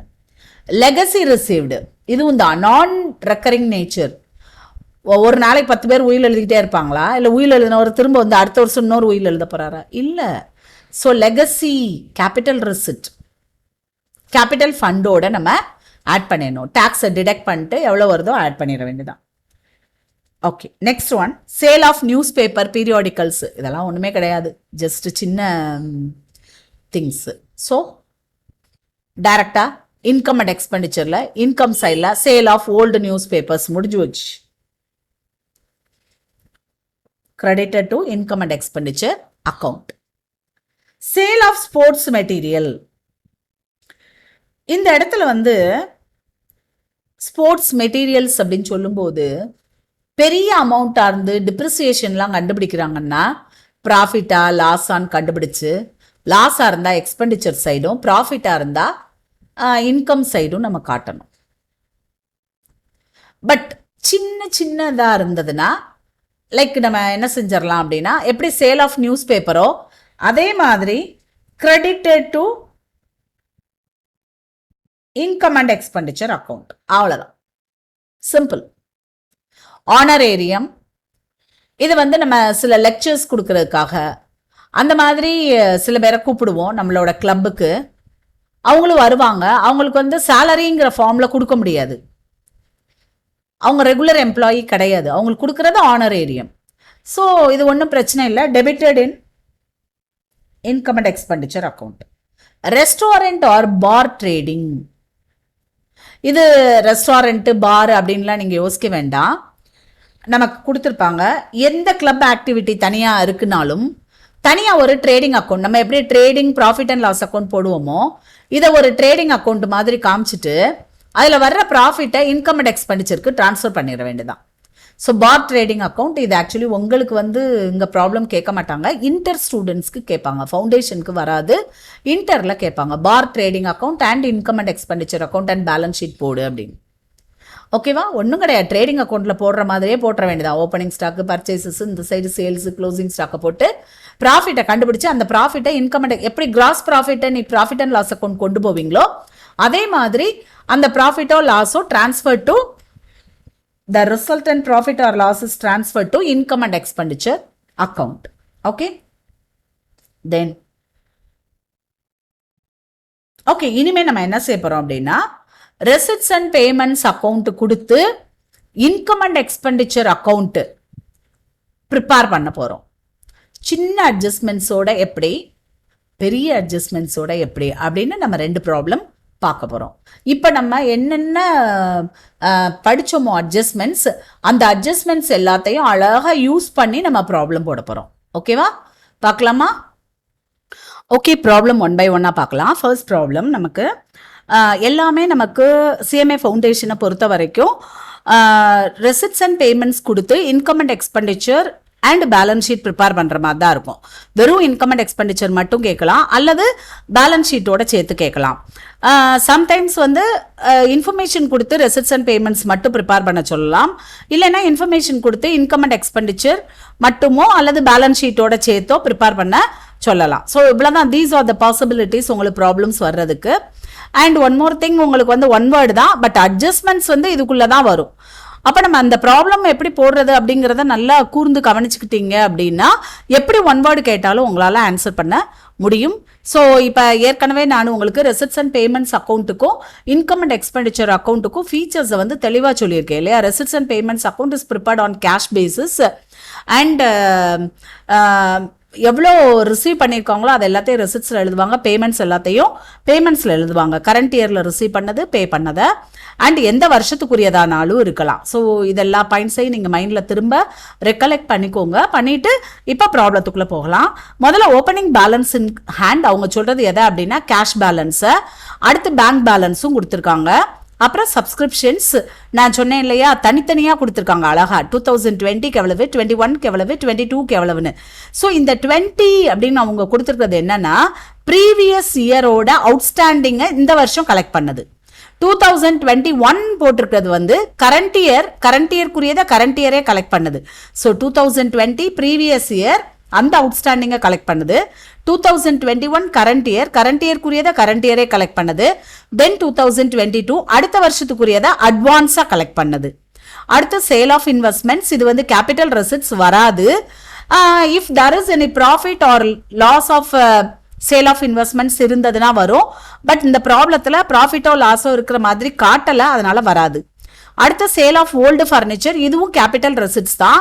சேல் அமௌண்ட் 300 நம்ம எழுதக்கூடாது. But if there is any profit or loss அதை நம்ம கொண்டு வரணும் இன்கம் அண்ட் எக்ஸ்பெண்டிச்சர்ல.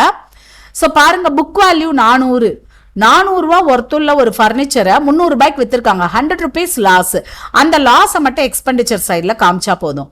அப்புறம் salaries, rent, stationery and postage, இது மூணுமே நமக்கு ரெவென்யூ எக்ஸ்பெண்டிச்சர். இங்கேயும் நம்ம எக்ஸ்பெண்டிச்சர் சைடில் காமிச்சிடலாம். If there is any adjustment required, அந்த அட்ஜஸ்ட்மெண்ட் பண்ணிட்டு நம்ம போட்டலாம். அடுத்து பைசைக்கிள் பர்ச்சேஸ்டு, இது வந்து நமக்கு கேபிட்டல் எக்ஸ்பெண்டிச்சர், இங்க வராது. அசெட்ல பைசைக்கிள்னு போயிடும். அடுத்து நேஷனல் சேவிங் சர்டிபிகேட், இதுவுமே நம்ம கரண்ட் அசெட், அதாவது ஸ்மால் ஷார்ட் டேர்ம் இன்வெஸ்ட்மெண்ட்னு வச்சுக்கலாம். ஸோ அந்த ஷார்ட் டேர்ம் இன்வெஸ்ட்மெண்ட் கீழே போயிடும். அதனால நம்ம அதை எதுவும் எடுக்கக்கூடாது. இதில் எதுவும் இன்ட்ரெஸ்ட் இருந்ததுன்னா அதை மட்டும் நம்ம கன்சிடர் பண்ணணும். அப்புறம் ஹெல்ப் டு நீடி ஸ்டூடெண்ட்ஸ், இதை வந்து நம்ம நார்மல் ரெவென்யூ எக்ஸ்பெண்டிச்சராகவே எடுக்கலாம். அடுத்து க்ளோசிங் கேஷ், இந்த ஓப்பனிங் கேஷ் பேங்க்கு, க்ளோசிங் கேஷ் பேங்க்கு நமக்கு பேலன்ஸ் ஷீட்ல தான் வரும், எங்க வராது, இன்கம் அண்ட் எக்ஸ்பெண்டிச்சர்ல வராது. பட் நமக்கு ஃபர்ஸ்ட் ப்ராப்ளம் என்னமோ இன்கம் அண்ட் எக்ஸ்பெண்டிச்சர் அக்கௌண்ட் மட்டும்தான் கேட்டிருக்காங்க. ஸோ நம்ம இப்போ எப்படி பண்ணலாம் அப்படிங்கிறத பார்க்கறதுக்கு முன்னாடி அட்ஜஸ்ட்மெண்ட்ஸ்ல இருந்து ப்ராப்ளம் ஆரம்பிக்கணும் எப்பவுமே. Subscriptions for 2021, that means current year, still receivable were 700, that means due, arrear, ஓகேவா, not received, எல்லாமே நமக்கு என்னதான் அவுட்ஸ்டாண்டிங். ஸோ சப்ஸ்கிரிப்ஷன் அவுட்ஸ்டாண்டிங் 700 இருக்கு, தெரிஞ்சுக்கோங்க. ஓகேவா. அடுத்த interest due on saving certificate, நம்ம அந்த நேஷனல் சேவிங் சர்டிபிகேட் பார்த்தோம் இல்லையா, அதை எடுக்கக்கூடாது. ஷார்ட் டேர்ம் இன்வெஸ்ட்மெண்ட்னு பார்த்தோம்ல, அதுக்குரிய வட்டியை மட்டும் நம்ம எடுத்துக்கணும். அது டியூவா இருக்கான், டியூவா இருந்தாலும் பரவாயில்ல, அது நமக்கு இன்கம். நல்லா ஞாபகம் வச்சுக்கோங்க, இது நம்ம கேபிட்டல் எக்ஸ்பெண்டிச்சர் பண்ணி அந்த இன்வெஸ்ட்மெண்ட் வாங்கி வச்சிருக்கோம். ஸோ அதுல இருந்து வர்ற வட்டி நமக்கு இன்கம். ஸோ இன்கம் சைட்ல அந்த 100 நம்ம காமிச்சிடணும். ரெண்ட் அன்பெய்டு பட் டியூ, இதுவும் ரெண்ட் அவுட்ஸ்டாண்டிங் ஒரு 60. 3 அட்ஜஸ்ட்மெண்ட் தான். நம்ம ஃபர்ஸ்ட் அட்ஜஸ்ட்மெண்ட்ல இருந்தே கூட ஆரம்பிப்போம். ஓகேவா, ரைட்.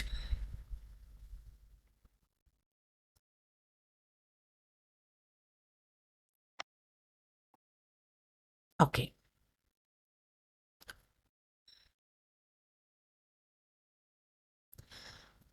நல்லா கவனிங்க.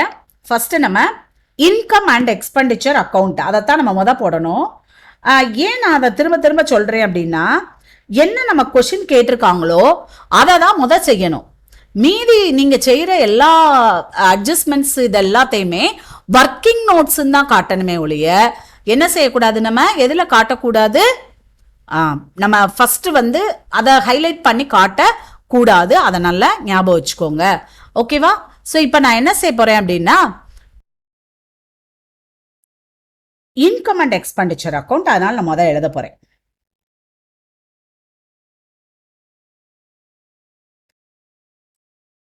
See,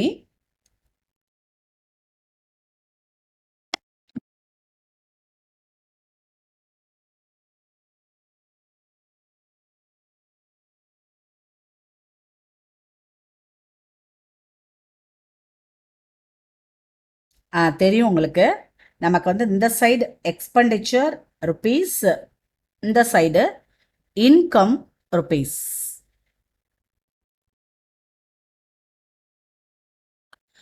ஃபைன், நல்லா நிறையாவே இழுத்து விட்டுக்கிடுவோம். அதுக்கப்புறமா நம்ம ஒர்க்கிங் நோட்ஸ் பண்ணிக்கலாம். ஓகேவா, ரைட். ஸோ இதோட நான் முடிச்சுக்கிறேன். இதுக்கு டோட்டல் போடுறதுக்கும் இடம் விட்டுட்டு இப்போ தான் நான் ஒர்க்கிங் நோட்ஸ் 1 எழுத போகிறேன்.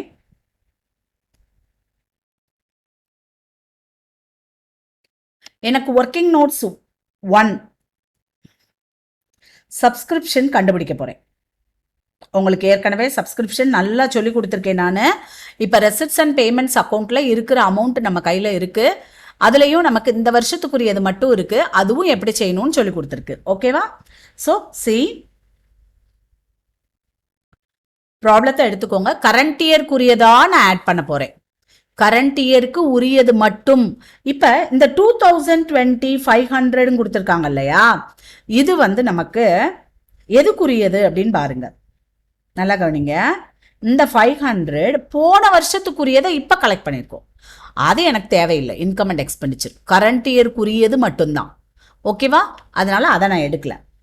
அடுத்து 2021 இதை நான் எடுக்கணும். 8300 கரண்ட் இயர்க்குரியது, கரண்ட் இயரே கலெக்ட் பண்ணது. ஓகேவா? சரி. அடுத்து 2022 போட்டிருக்கிறது அடுத்த வருஷத்துக்குரியது, நான் இப்போ கலெக்ட் பண்ணது, அதுவும் எனக்கு தேவையில்லை. ஸோ எனக்கு தேவை 8300. அட்ஜஸ்ட்மெண்ட்ஸில் எதுவும் இருக்கான்னு பார்க்குறேன். எஸ், அவுட்ஸ்டாண்டிங் கரண்ட் இயர்க்குரியது 700 இருக்கு. அது மாதிரி லாஸ்ட் இயரில் இந்த வருஷத்துக்குரியதை ஏதாவது அட்வான்ஸாக ரிசீவ் பண்ணியிருந்தா கொடுத்துருப்பாங்க, பட் எதுவும் கொடுக்கல. ஓகேவா? ஏன்னா கரண்ட் இயர்க்குரிய ரூபா நமக்கு 3 ரூபத்தில் வரும். போன வருஷம் பேலன்ஸ் ஷீட்டில் அட்வான்ஸாக ரிசீவ் பண்ணியிருப்பாங்க 1.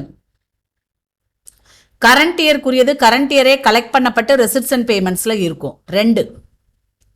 கரண்ட் இயர்க்குரியது கலெக்ட் பண்ணப்படாமல் அட்ஜஸ்ட்மெண்ட்டில் இருக்கும் 3 இடத்துல நமக்கு சான்ஸ் இருக்குது. போன வருஷத்து பேலன்ஸ் ஷீட்டில் இருக்கும், அட்வான்ஸாக ரிசீவ் பண்ணி வச்சுருப்பாங்க. அதாவது கரண்ட் இயர்க்குரியதை ப்ரீவியஸ் இயரே ரிசீவ் பண்ணியிருப்பாங்க. கரண்ட் இயர்க்குரியதை கரண்ட் இயரே ரிசீவ் பண்ணது. கரண்ட் இயர்க்குரியது இன்னும் கலெக்ட் பண்ணப்படாமல் அடுத்த வருஷம் கலெக்ட் பண்ணுவாங்களா இருக்கும். ஸோ 3 ஆங்கிளில் நம்ம பார்க்குறோம். கவனிங்க. இப்போ நமக்கு போன வருஷம் அட்வான்ஸாக ரிசீவ் பண்ணது இல்லை. ஸோ பிரச்சனையே இல்லை. நம்ம என்ன செய்ய போகிறோம்னா, சப்ஸ்கிரிப்ஷன் ரிசீவ்டு ஃபார் 2021 8300 ஆட் என்ன பண்ண போகிறோம், outstanding subscription outstanding for 2021 700, that's it, 9000. இப்போ பேலன்ஸ் ஷீட் கேட்டிருந்தாங்கன்னா தான் எதை எங்கே போடுறேன்னு யோசிக்கணும். இங்கே எனக்கு தேவை இன்கம் சைடில் ஐ am going to by subscription 9000 முடிஞ்சு. ஓகேவா? ஓகே. செகண்ட் ஐட்டம் நம்ம முதல்ல அட்ஜஸ்ட்மெண்ட்லேருந்து வந்துட்டு இருக்கோம். ஸோ அட்ஜஸ்ட்மெண்ட்டை தெளிவாக பாருங்க. Interest due on saving certificate, இதுவும் நமக்கு இன்கம் தான். So interest on saving certificate, ஒரு நிமிஷம் எவ்வளோன்னு பார்த்துருவோம் நம்ம. லைக் 100 rupees, அவ்வளோதான். So by interest on NSC 100, national saving certificate 100, அதையும் போட்டுட்டு ரெண்டாவது அட்ஜஸ்ட்மெண்ட் ஓவர். இப்போ நான் ஒவ்வொரு அட்ஜஸ்ட்மெண்ட்டாக முடிக்க நான் என்ன செய்ய போகிறேன்னா, இந்த சைடில் டிக் அடிச்சுட்டே வரப்போகிறேன். இது முடிச்சிட்டேன் நான்.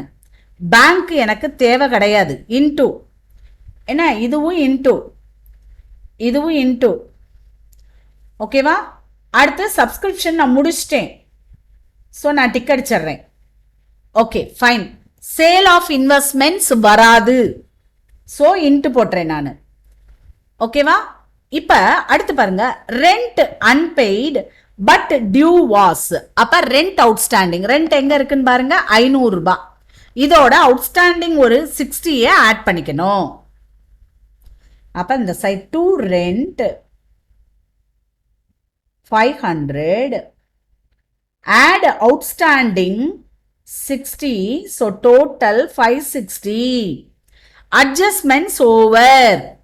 very good, right போட்டுக்கலாம். முடிச்சிட்டேன். adjustments 3 முடிச்சிட்டேன். ஓகே. இப்போ நான் ரெசிப்ட் சைடில் எதெல்லாம் விட்டுருக்கேன்னு பார்க்க போகிறேன். ஓப்பனிங் கேஷ் பேலன்ஸ் வராது, பேங்க் பேலன்ஸ் வராது, சப்ஸ்கிரிப்ஷன் போட்டேன், சேல் ஆஃப் இன்வெஸ்ட்மெண்ட்ஸ் வராது, சேல் ஆஃப் ஓல்டு ஃபர்னிச்சர் வராது, பட் அங்கே லாஸோ ப்ராஃபிட்டோ இருந்ததுன்னா வரும். ஸோ புக் வேல்யூ கொடுத்துருக்காங்க 400 ரூபான்னு. ஸோ 300 ரூபாய்க்கு விற்றுருக்காங்க, 100 rupees லாஸ். ஸோ எக்ஸ்பெண்டிச்சர் சைடில் loss on sale of furniture 100 to loss on sale of furniture 100. Good. அடுத்தது போலாமா? So over. எந்த சைடு? Receipt side over. முடிஞ்சிருச்சு. இப்ப நான் பேமெண்ட் சைட் பார்க்கிறேன். salaries 4800, stationery 200. salary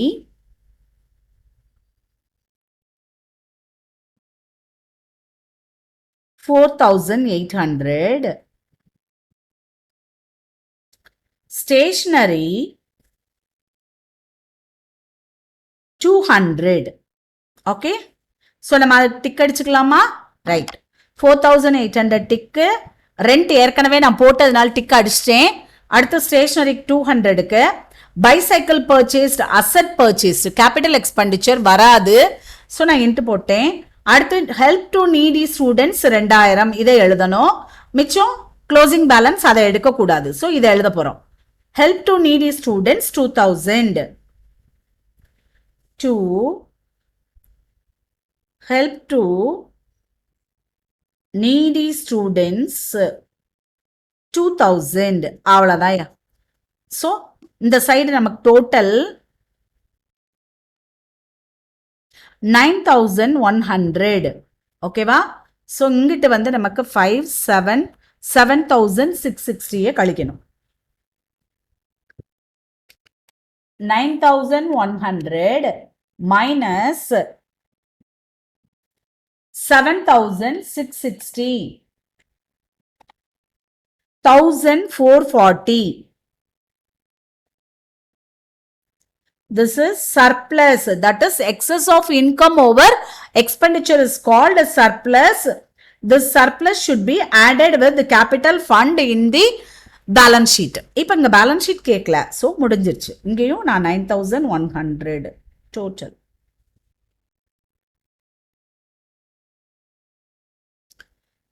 understood? So ரொம்ப சிம்பிள். அட்ஜஸ்ட்மெண்ட்லேருந்து போடுங்க. ஒர்க்கிங் நோட் நமக்கு இதில் ஒன்று தான், அது ரொம்ப சிம்பிள் ஒர்க்கிங் நோட்டு. ஓகேவா? நம்ம நெக்ஸ்ட் ப்ராப்ளம் போகலாமா? அடுத்ததும் நமக்கு ஒரு சின்ன ப்ராப்ளம் தான். ஃப்ரம் த ஃபாலோயிங், அதாவது 19 இல்லஸ்ட்ரேஷன் 19. நான் ஏற்கனவே சொல்லியிருக்கேன், புக்கு இல்லாதவங்க ப்ராப்ளமை முதல்ல நான் காட்டும் போதே எழுதி வச்சுக்கோங்க. அப்படின்னா தான் உங்களுக்கு சிம்பிளாக இருக்கும். கையில் ப்ராப்ளம் இல்லாமல் வீடியோ பார்த்தீங்கன்னா ஒன்றுமே புரியாது. அதனால ப்ராப்ளத்தை கையில் வச்சுக்கோங்க. வச்சுட்டே நீங்களும் இதே மாதிரி கூட போடுங்க. From the following receipts and payments account and other details of Pattabi memorial trust which commences its working from, நல்லா கவனிக்கணும், which commences its working. இப்போதான் ஆரம்பிக்கிறாங்க. 1st January 2020 தான் ஆரம்பிக்கிறாங்க. with a capital of rupees 40,000 in cash, furniture rupees 20,000, 40,000 ரூபாய் cash கொண்டு வந்திருக்காங்க. capital in the form of cash and in the form of furniture rupees 20,000. prepare income and expenditure account, that's it. அது மட்டும்தான் உனக்கு கேட்டிருக்காங்க. ஓகேவா? ஸோ இப்போ நம்ம என்ன செய்ய போகிறோம் அப்படின்னா, let's go to the next page. Problem பார்க்குறோம். Balance brought down, donations, legacies. legacy நமக்கு நல்லா தெரியும், கேபிட்டலைஸ் பண்ணணும். ஓகேவா? ஸோ கேபிட்டலைஸ்னா என்ன செய்யணும்? நம்ம எங்கே கொண்டு போயிடணும்?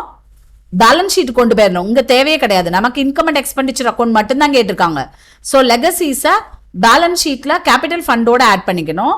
பட் டொனேஷன் இருக்கு இல்லையா, டொனேஷன் வந்து நமக்கு ஸ்பெசிஃபிக் டொனேஷன்ஸ்னா கம்பல்சரியாக பேலன்ஸ் ஷீட்டில் நம்ம லயபிலிட்டி சைடுக்கு கொண்டு போயிடணும். ஸ்பெசிஃபிக் டொனேஷன், ஸ்பெசிஃபிக் ஃபண்டாக இருந்தால். பட் இந்த மாதிரி ஜென்ரல் டொனேஷன்ஸ் கொடுத்துருந்தாங்கன்னா நம்ம டெசிஷன். பொதுவாக வந்து சின்ன அமௌண்ட்டாக இருந்தது அப்படின்னாக்கா இன்கம் அண்ட் எக்ஸ்பெண்டிச்சர்லேயே போட்டுருவாங்க. பெரிய அமௌண்ட்டாக இருக்குது அப்படின்னு நினச்சாங்கன்னா அதை எங்கே கொண்டு போவாங்க? அதாவது நான் ரெப்படேட்டிவ் நேச்சர், நான் ரெக்கரிங் நேச்சர் அப்படிலாம் நினச்சாங்கன்னா பேலன்ஸ் ஷீட்டுக்கு கொண்டு போவாங்க.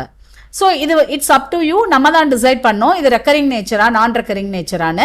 எதுவுமே கொடுக்காத பட்சத்தில் நம்ம அசம்ஷன் போட்டுட்டு நான் வந்து இந்த மாதிரி அசியூம் பண்ணிக்கிட்டேன்னு சொல்லி நம்ம நோட் எழுதிக்கலாம். ஓகேவா?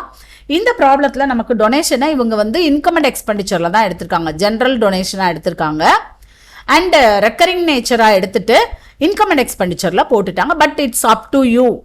You can enter it in balance sheet also. But அந்த நோட்டில் கரெக்டாக உங்களோட அசம்ஷனை எழுதிடணும். ஓகேவா? சரி, அடுத்த சப்ஸ்கிரிப்ஷன் 14,000 சேர்த்து கொடுத்துட்டாங்க. நான் ஏற்கனவே சொல்லியிருக்கேன், ரெசிட்ஸ் அண்ட் பேமெண்ட்ஸ் அக்கௌண்ட்டில் சப்ஸ்கிரிப்ஷன் ரெசிட் சைடில் கொடுத்துருக்கிறது வந்து 3 வருஷத்துக்குரியதும் இருக்கலாம். இருக்கலாம் தான், கண்டிப்பாக இருக்கும் அப்படிலாம் சொல்ல மாட்டேன், இருக்கலாம். ப்ரீவியஸ் இயரோட அவுட்ஸ்டாண்டிங் இருக்கலாம்.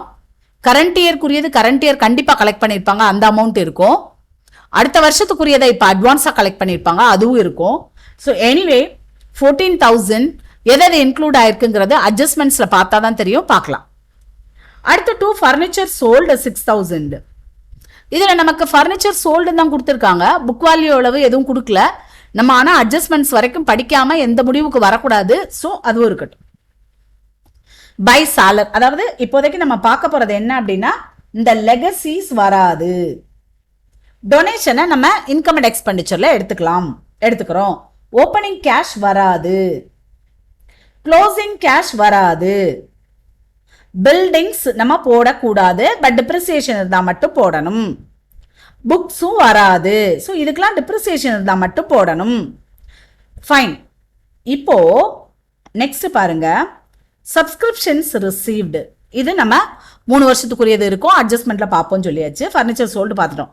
இப்போ இந்த சேலரி நமக்கு revenue expenditure, conveyance revenue expenditure, rent revenue expenditure, subscription to journals revenue expenditure, stationery revenue expenditure, எல்லாமே ரெவன்யூ தான் சொங்க வரும். ஓகேவா?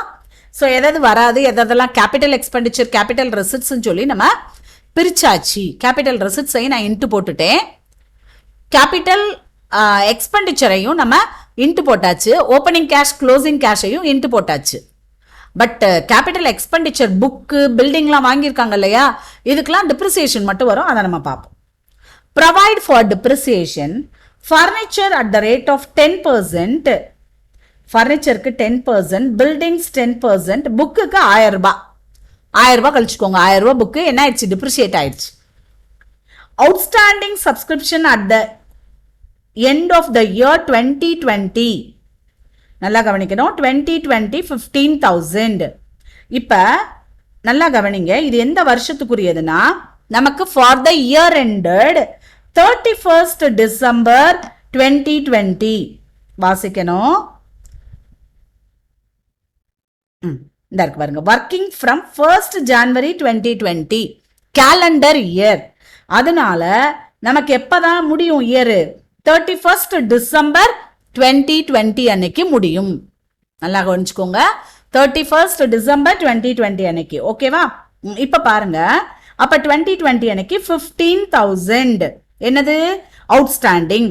At the same time received in advance. இந்த இடத்துல 2015 கிடையாது, பழைய புக்ல இருக்கிறது அப்படியே போட்டிருக்காங்க, 2021 மாத்திக்கோங்க. அடுத்த வருஷத்துக்குரியதை அட்வான்ஸா ரிசீவ் பண்ணது 5000. போன வருஷம் கிடையவே கிடையாது, ஏன்னா இந்த வருஷம் தான் ஆரம்பிச்சிருக்காங்க. இந்த நான் ட்ரேடிங் கன்சர்னே ஆரம்பிச்சது வந்து 1/1/2020 தான். அதனால தான் நான் திரும்ப திரும்ப அந்த ஃபர்ஸ்ட் பேராவா வாசிக்கணும்னு நான் ஸ்டூடெண்ட்ஸ்ட திரும்ப சொல்றது அதனால தான்.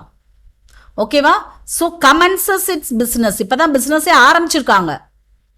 என்னைக்கு 1/1/2020. அப்போ போன வருஷமும் இருக்காது, போன வருஷத்து பேலன்ஸ் ஷீட்டும் இருக்காது, போன வருஷத்து அவுட்ஸ்டாண்டிங்கும் இருக்காது. நல்லா ஞாபகம் வச்சுக்கோங்க. சப்ஸ்கிரிப்ஷன்ல நான் சொன்னேன் இல்லையா, போன வருஷத்து அவுட்ஸ்டாண்டிங் இருக்கலாம், கரண்ட் இயர்க்குரியதும் இருக்கலாம், அடுத்த வருஷத்துக்குரிய அட்வான்ஸ் இருக்கலாம்னு. போன வருஷத்துக்குரிய அவுட்ஸ்டாண்டிங் இருக்காது, 2 வருஷத்துக்குரியது தான் சான்ஸ். கரண்ட் இயர்க்குரியது இருக்கலாம், அடுத்த வருஷத்துக்குரியது அட்வான்ஸ், அதை தான் கொடுத்துருக்காங்க. அட்வான்ஸ் எவ்வளவா, 5000 ரூபாய். ஸோ நல்லா கவனிங்க, இந்த 14,000ல 5000 அடுத்த வருஷத்துக்குரியது கழிச்சிடணும். அதே மாதிரி இங்க அவுட்ஸ்டாண்டிங் கரண்ட் இயர்க்குரிய இன்னும் வராம இருக்கிறது எவ்வளவு பாருங்க, அவுட்ஸ்டாண்டிங் சப்ஸ்கிரிப்ஷன் 15,000, அதை ஆட் பண்ணிக்கணும். ஓகேவா? சரி, ரைட். கடைசியில் அவுட்ஸ்டாண்டிங் ரெண்ட் அவுட்ஸ்டாண்டிங் இருக்கு, சேலரி அவுட்ஸ்டாண்டிங் இருக்கு, அது போடும்போது கரெக்டாக பார்த்து போட்டுறணும். ஸோ ஃபர்ஸ்ட் நான் சொன்ன மாதிரி எதுலேருந்து நம்ம வரப்போறோம், அட்ஜஸ்ட்மெண்ட்ல இருந்து வரப்போறோம். ஓகேவா? ஃபர்ஸ்ட் ஒன் டிப்ரிசியேஷன் கொடுத்துருக்காங்க. அதுக்கு முன்னாடி நான் income and expenditure account open பண்ணி வச்சுக்கிறேன்.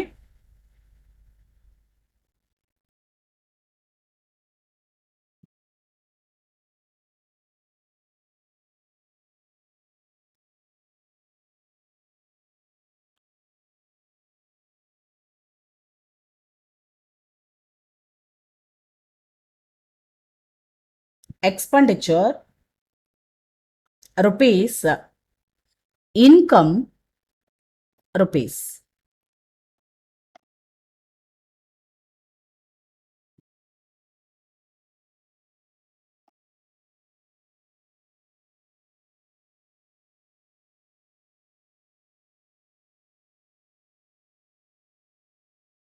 Fine.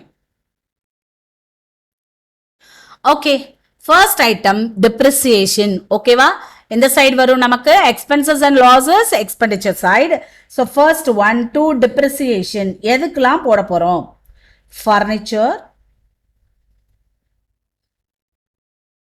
20,000 கொண்டு வந்தாங்க இல்லையா? So 20,000ல எவ்வளோ percentage? முத பாத்திரலாம் அத. 20,000ல 10%. அதே மாதிரி பில்டிங் வந்து 68,000 ரூபாய்க்கு வாங்கியிருக்காங்க, அதுவும் 10% 1 year. ஸோ இதில் 10% 2,000. அடுத்து கவனிங்க, ஃபர்னிச்சர் போட்டேன், buildings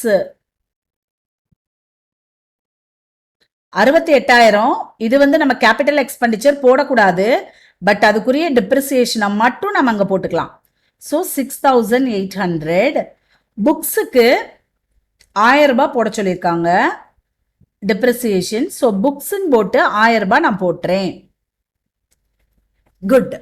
first adjustment over, right?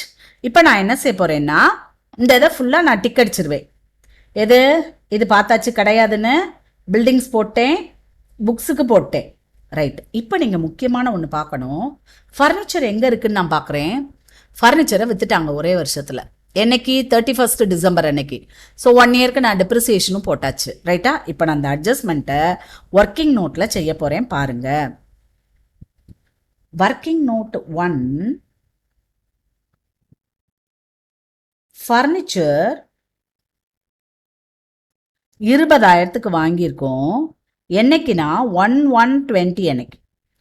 Less depreciation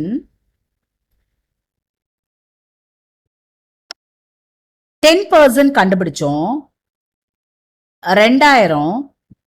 so கழிச்சோம்னா நமக்கு 18,000 ஒர்த் உள்ளது புக் வேல்யூ. இந்த புக் வேல்யூ இருந்தால் நமக்கு நல்லது இல்லையா?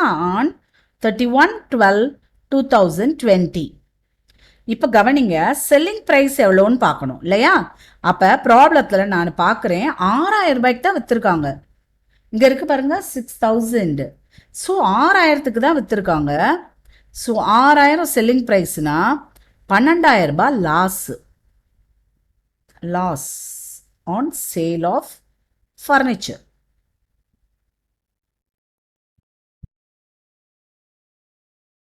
ஸோ 12,000. அப்போ இந்த 12,000த்தை நம்ம இந்த சைடு காட்ட போகிறோம். To loss on sale of furniture 12,000. அப்போ இப்போ நான் என்ன செஞ்சுக்கலாம் அப்படின்னாக்க, ஃபர்னிச்சரை நான் டிக் அடிச்சு விட்டுருவேன். முடிஞ்சு, ரைட்டு. சப்ஸ்கிரிப்ஷன் இன்னும் முடிக்கல நம்ம, ஓகேவா? இது வராது, ஸோ அதையும் டிக் அடிச்சிருவோம். டொனேஷன்ஸு அதுக்கு முன்னே நம்ம அட்ஜஸ்ட்மெண்ட்ல இருந்தே வரலாம். ஓகே, சப்ஸ்கிரிப்ஷனை பார்ப்போம். இப்போ சப்ஸ்கிரிப்ஷன் நல்லா ஞாபகம் வச்சுக்கணும், கரண்ட் இயரில் தான் ஆரம்பிச்சிருக்காங்க. ஸோ போன வருஷத்து அட்வான்ஸும் இருக்காது, போன வருஷத்து அவுட்ஸ்டாண்டிங்கும் நமக்கு இருக்காது. அப்போ இப்போ எவ்வளோ கொடுத்துருக்காங்கன்னா 14,000 கொடுத்துருக்காங்க மொத்தமாக கலெக்ட் பண்ணது. இதில் இந்த வருஷத்துக்குரியது இருக்கும், அடுத்த வருஷத்துக்குரியது அட்வான்ஸாக வாங்கினா 5,000 கலந்துருக்கு, அதை நம்ம கழிச்சிடணும். ஓகேவா? ரைட். இப்போ நீங்கள் ஒர்க்கிங் நோட் 2க்கு போகலாம்.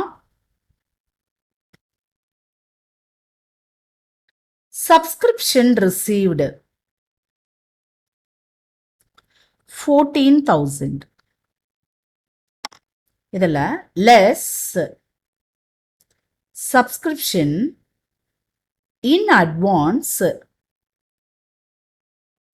ஃபார் 2021. 21க்குரியது 5,000 அட்வான்ஸ் இருக்கு, அதை கழிச்சிருங்க. 9,000 மட்டும்தான் கரண்ட் இயர்க்குரியது. இதோட add subscription outstanding or arrear எப்படினாலும் எழுதலாம். அவுட்ஸ்டாண்டிங் for 2020 அது ஒரு 15,000. ஸோ 24,000 எதில் எழுத வேண்டியது? இன்கம் அண்ட் எக்ஸ்பெண்டிச்சரில் எழுத வேண்டியது 24,000. ஸோ நான் இன்கம் சைடில் பை சப்ஸ்கிரிப்ஷன் 24,000 போட்டுட்டேன். ஓகேவா? இப்போ நான் என்ன செய்ய போறேன்னா, ப்ராப்ளத்தில் இங்கேயும் ஒரு டிக் அடிச்சிட போறேன். ஏ முடிஞ்சு, பி முடிஞ்சு. அட் த சேம் டைம் இங்கேயும் சப்ஸ்கிரிப்ஷனில் நான் டிக் அடிச்சிருவேன். லெகசி வராது, அதை அடிச்சு விட்டுருங்க. Okay, next one, outstanding expenses. Rent இருக்கு, சேலரி இருக்கு. ஸோ ரெண்ட் எவ்வளவு, சேலரி எவ்வளோன்னு பார்ப்போம். ரெண்ட் 12,000 இருக்கு, அவுட்ஸ்டாண்டிங் ஒரு 1000. அதை எழுதிடுவோமா? எக்ஸ்பெண்டிச்சர் சைடில் to rent 12,000 add outstanding 1000, total 13,000, 13,000 போட்டாச்சு. அதே மாதிரி நம்ம டு சேலரி எவ்வளோன்னு பார்க்கணும். ஆட் அவுட்ஸ்டாண்டிங் பார்க்கலாமா? எஸ். C, salary 15,000. இப்போ ரெண்ட் முடிச்சிட்டோம் நம்ம. Salary 15,000, outstanding 2,000. 15,000 அவுட்ஸ்டாண்டிங் 2,000 ஆட் பண்ணோம்னா 17,000. குட். இப்போ நம்ம எதை முடிச்சாச்சு? Adjustments over. Very good. இப்போ நம்ம ரெசிப்ட் சைடில் எது விடுபட்டிருக்கான்னு பார்ப்போம். S, donation விடுபட்டிருக்கு. இன்கம் சைடில் எழுதிடலாம் 60,000. ஸோ பை டொனேஷன்ஸ், திரும்பவும் சொல்றேன், டொனேஷனை பேலன்ஸ் ஷீட்ல எழுதலாம். ஏன்னா இது ஜெனரல் டொனேஷன். ஸோ அமௌண்ட் அதிகமாக இருக்கு, இது நான் ரெக்கரிங் நேச்சர் நினைச்சா அங்கே எழுதலாம், பட் நோட் எழுதிடணும். ஓகேவா? சரி, இப்போ டொனேஷன் முடிஞ்சு. அப்போ எனக்கு தெரிஞ்சு ரெசிப்ட் சைடில் எல்லாமே முடிச்சிட்டோம். இப்போ இந்த சைடில் சேலரி முடிச்சாச்சு. கன்வீனியன்ஸ் 6,000 எழுதிடுவோம். சப்ஸ்கிரிப்ஷன் டு ஜேர்னல் வந்து 5,400. Convenience 6,000,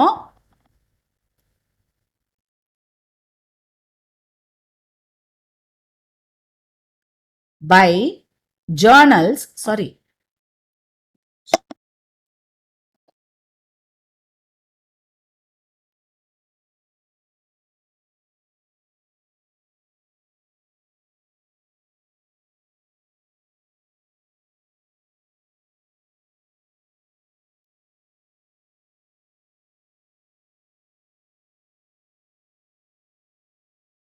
conveyance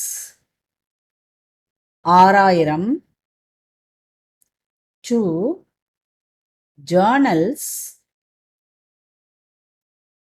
5,400. Okay, fine.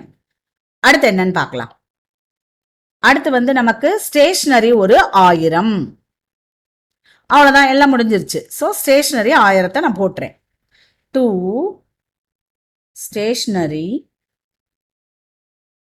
1000. அவ்வளோதான், ஃபினிஷ்ட் ப்ராப்ளம். எவ்வளோ சிம்பிளாக இருக்குன்னு பாருங்க.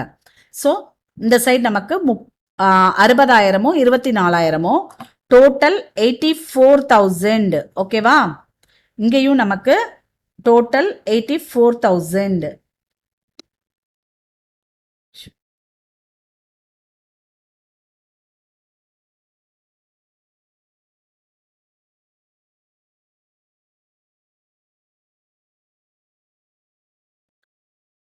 See,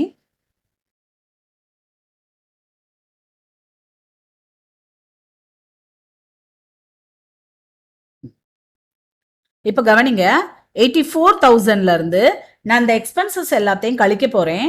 கழிச்சுட்டு நமக்கு டெபிசிட் வருதா இல்லை சர்ப்ளஸ் வருதான்னு கண்டுபிடிக்க போறோம். ஓகேவா? ஸோ 8,800, 9,800. நான் எப்படி ஆட் பண்ணுறேன்னு பார்த்தீங்களா? உட்காந்து டைம் வேஸ்ட் பண்ணக்கூடாது. -2,000, -6,800, -1,000 மேக்ஸிமம் மைண்டில் போடணும். அப்படின்னா தான் டைம் கன்சியூம் ஆகாது. இல்லைன்னா டைமை பூரா அதுவே ஒக்கிட்டுரும். இப்படி உட்காந்து -2,000 அடிச்சிட்டு இருக்கக்கூடாது. ஓகேவா? இப்போ பாருங்க நான் எப்படி கூட்டுறேன்னு 2000 3000 9800. ஓகே, நீங்க இதோட நிப்பாட்டிக்கோங்க. நான் 9800 பிளஸ் 12000 21800 அப்படி கூட்டிகிட்டே போவேன். அதனால நீங்க ஒன்றும் இல்லை, இதோட நம்ம நிப்பாட்டிக்கலாம். ஓகேவா? ஸோ மைனஸ் 9800 மைனஸ், கவனிங்க, இந்த 12000 13,000 கூட்டினா 25,000. ஸோ மைனஸ் 25,000 மைனஸ், அடுத்து பாருங்க 17,000 6,000 ரெண்டே ஆட் பண்ணா 23, அடுத்து 24,000 minus 5,400. So the final answer is 19,800.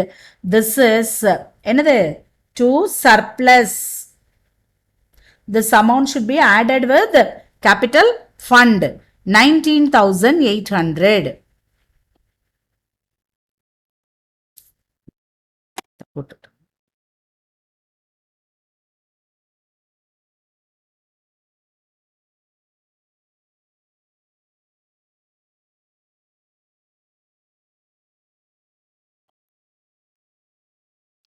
So let's go to the next problem.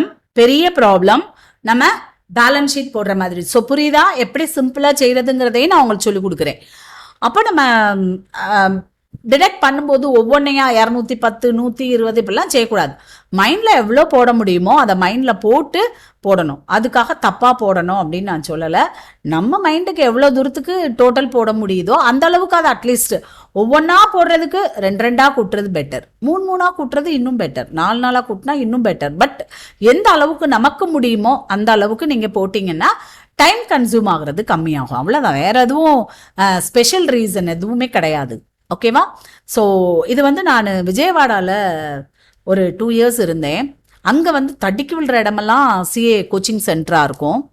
அப்போ என்னோட பையன் ஐஐடி கோச்சிங்கில் இருந்தாங்க.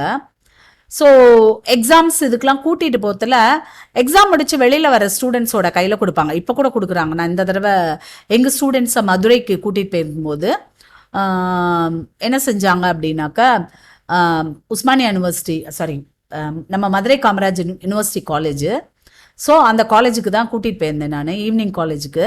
அப்போ வெளியில் வரும்போது ஏதோ ஒரு கோச்சிங் சென்டரோட பேம்ப்ளெட் மாதிரி கொடுத்தாங்க. அப்போ என்ன செய்வாங்க அப்படின்னா, அதில் எப்போ கோச்சிங் ஆரம்பிக்க போகிறாங்க, என்ன பேட்ச், எவ்வளோ ஃபீஸ் மேக்ஸிமம் அங்கே இருக்காது.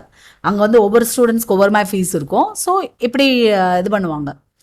அதில் பார்த்தா ஒரு எக்ஸாம் எழுத போயிட்டு இருக்கும்போது பயங்கர சென்டிமெண்டல் பீப்புள் ஆந்திரைட்ஸ் அப்போ ஒரு சரஸ்வதியோட ஃபோட்டோ கொடுத்தாங்க. அப்போ என் பையன் வாங்கி என்கிட்ட கொடுத்துட்டு அவன் எக்ஸாம் எழுத போயிட்டான். நான் பின்னாடி திருப்பி பார்க்குறேன், டிப்ஸ் ஃபார் சிஏ எக்ஸாம்னு இருந்தது. அப்போ என்னடா டிப்ஸ் கொடுத்துருக்காங்க அப்படின்னா, ஃபர்ஸ்ட் பாயிண்ட் இருந்தது, எடுத்ததுக்கெல்லாம் கால்குலேட்டரை தூக்காதீங்க, மேக்ஸிமம் மைண்டில் போட்டுட்டு கால்குலேட்டரில் போடுங்க, it will take more time to calculate. அந்த இதை உட்காந்து இப்படி நமக்கு அக்கௌண்டன்சியை பொறுத்த வரைக்கும் இப்போ அதுக்காக ஸ்டாட்டிஸ்டிக்ஸில் உட்காந்து நான் டிவைட் பண்ணுறேன் அதெல்லாம் கிடையாது. நமக்கு அக்கௌண்டன்சியை பொறுத்த வரைக்கும் it will take more time if we use calculator. Use பண்ணுங்க வேண்டான்னு சொல்ல, பட் மைண்டில் எவ்வளோ போட முடியுமோ போட்டு லெஸ் பண்ணிட்டு செய்ய வேண்டியதான். ஓகேவா? புரிஞ்சிருச்சா? ஸோ அது நான் அப்போ யோசிச்சிருக்கேன், ஏன் கால்குலேஷன் போட தானே ஃபாஸ்ட்டாக போடும்ல அப்படின்னு.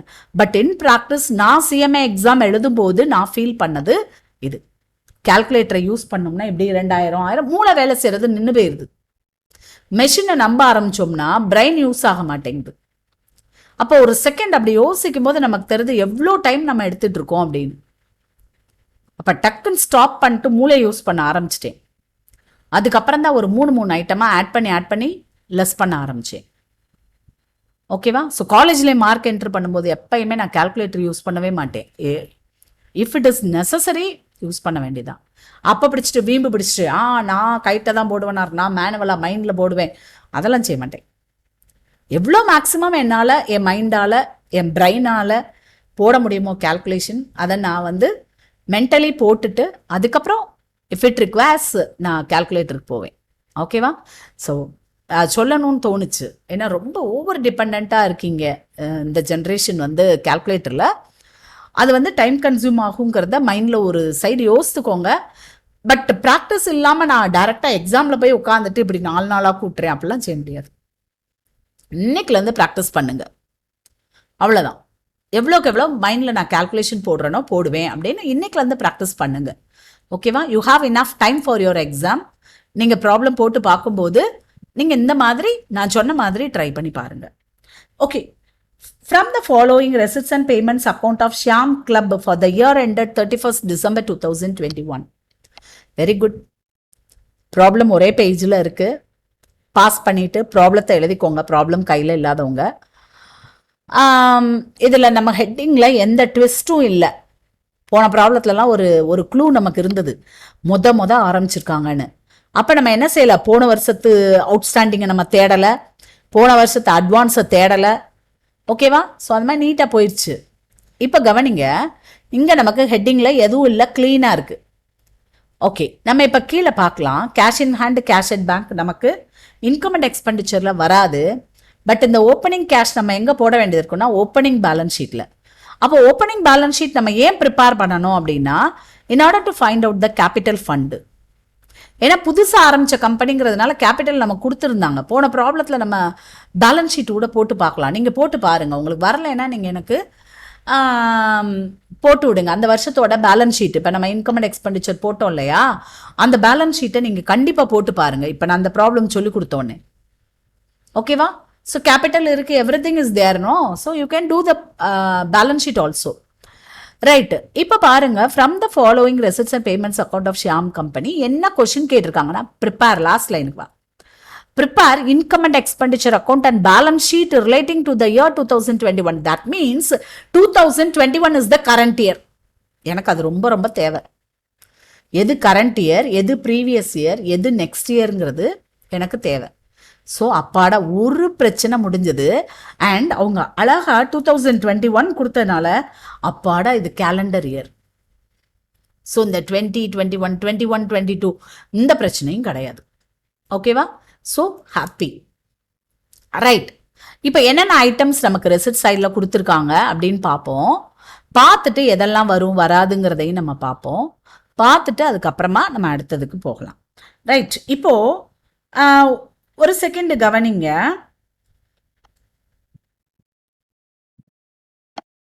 Right. see, cash in hand, cash at bank. இது எங்க போனோம்? Previous year balance sheet. எங்க போனோம்? Previous year balance sheet. இதுவும் previous year balance sheet. Subscription income and expenditure income side. Rent of the hall அதுவும் income and expenditure income side. Life membership fee பார்த்தோம் இல்லையா, என்ன செய்யணும்? கேபிட்டலைஸ் பண்ணும். So current year balance ஷீட்டில் போட போகிறோம். என்ட்ரன்ஸ் ஃபீ இன்கம்ல போடுன்னு அவங்களே கொடுத்ததுனால இன்கம் அண்ட் எக்ஸ்பெண்டிச்சர்ல இன்கம்ல போடுறோம். நான் ஏற்கனவே சொல்லியிருக்கேன், என்னது என்ட்ரன்ஸ் ஃபீ மட்டும் if it is specifically given அதை ஃபாலோ பண்ணிட்டு போயிட வேண்டியதான். மூளையெல்லாம் யூஸ் பண்ண வேண்டாம், அவங்களே கொடுத்துட்டாங்க. And the donation is general donation. So of course நான் இதை இன்கமாகவே எடுத்துக்கிறேன். ஸோ இன்கம் அண்ட் எக்ஸ்பெண்டிச்சர்ல இன்கம் சைடு. இந்த சேல் ஆஃப் கிராஸ், பழைய புல்லு இதை விற்கிறது தான், 100 ரூபா தான். ஸோ அதை பெரிய அசட்டெல்லாம் கிடையாது. அதனால இன்கம் அண்ட் எக்ஸ்பெண்டிச்சர்ல இன்கம் சைடு போட போகிறோம். ஓகேவா? அடுத்து moving machine, it's a machine. So asset balance ஷீட்டில் போட போகிறோம், கரண்ட் இயர் பேலன்ஸ் ஷீட்டில். ஏன்னா இந்த வருஷம் தான் வாங்கியிருக்காங்க. Groundsmen's fee income and expenditure அக்கௌண்ட்டில் எக்ஸ்பெண்டிச்சர் சைடு. இதுவும் இன்கம் அண்ட் எக்ஸ்பெண்டிச்சர்ல expenditure side. Salaries to coaches, ஆனரேரியம்ங்கிற வார்த்தை நான் சொல்லி கொடுத்தேன் இல்லையா, அதுதான் இன்கம் அண்ட் எக்ஸ்பெண்டிச்சர்ல expenditure side. Office expenses income and எக்ஸ்பெண்டிச்சர்ல expenditure side. And sports equipment purchased. இது நல்லா கவனிங்க. இது உங்களுக்கு 2 விதமா நான் சொல்லி கொடுத்தேன்.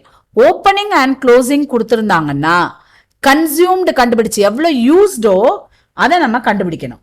யூஸ்ட் எவ்வளோன்னு பார்க்கணும், பர்ச்சேசஸை போடக்கூடாது. யூஸ்ட் எவ்வளோன்னு கண்டுபிடிச்சு அதை போடணும். இல்ல அசட்டா ட்ரீட் பண்றாங்கன்னா டிப்ரிசியேஷனை போடணும். ஓகே, இது வந்து current year balance sheet. Current year balance sheet அவ்வளவுதான். ஓகே, ஆஸ் யூஷுவல் நம்ம வந்து எதுலேருந்து வருவோம் அப்படின்னா அட்ஜஸ்ட்மெண்ட்ஸ்லேருந்து வருவோம். நிறைய அட்ஜஸ்ட்மெண்ட்ஸ் இருக்குது, அப்படிலாம் பார்த்தலாம் பயப்படவே கூடாது. எல்லாமே சிம்பிள் அட்ஜஸ்ட்மெண்ட்ஸ் தான், எல்லாம் நமக்கு தெரிஞ்சது தான். ஓகேவா, தெரியாது எதுவுமே இருக்காதுங்கிறத முதல்ல மைண்டில் செட் பண்ணுங்க. Right, subscriptions due on 31st December 2020 and 21 were 900, 800 respectively. போன வருஷம் அவுட்ஸ்டாண்டிங் நம்ம ஃபர்ஸ்டே நான் சொல்லிட்டேன், 21 is the current year. So போன வருஷம் அவுட்ஸ்டாண்டிங்கும் இருக்கு, இந்த வருஷம் அவுட்ஸ்டாண்டிங்கும் இருக்கு. அதே மாதிரி நமக்கு subscription received also included subscription for the year 2021.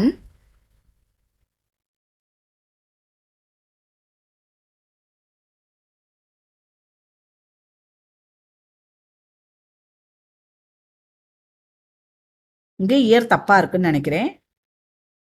அடுத்த வருஷத்துக்குரியது இல்ல, இது லாஸ்ட் இயர்.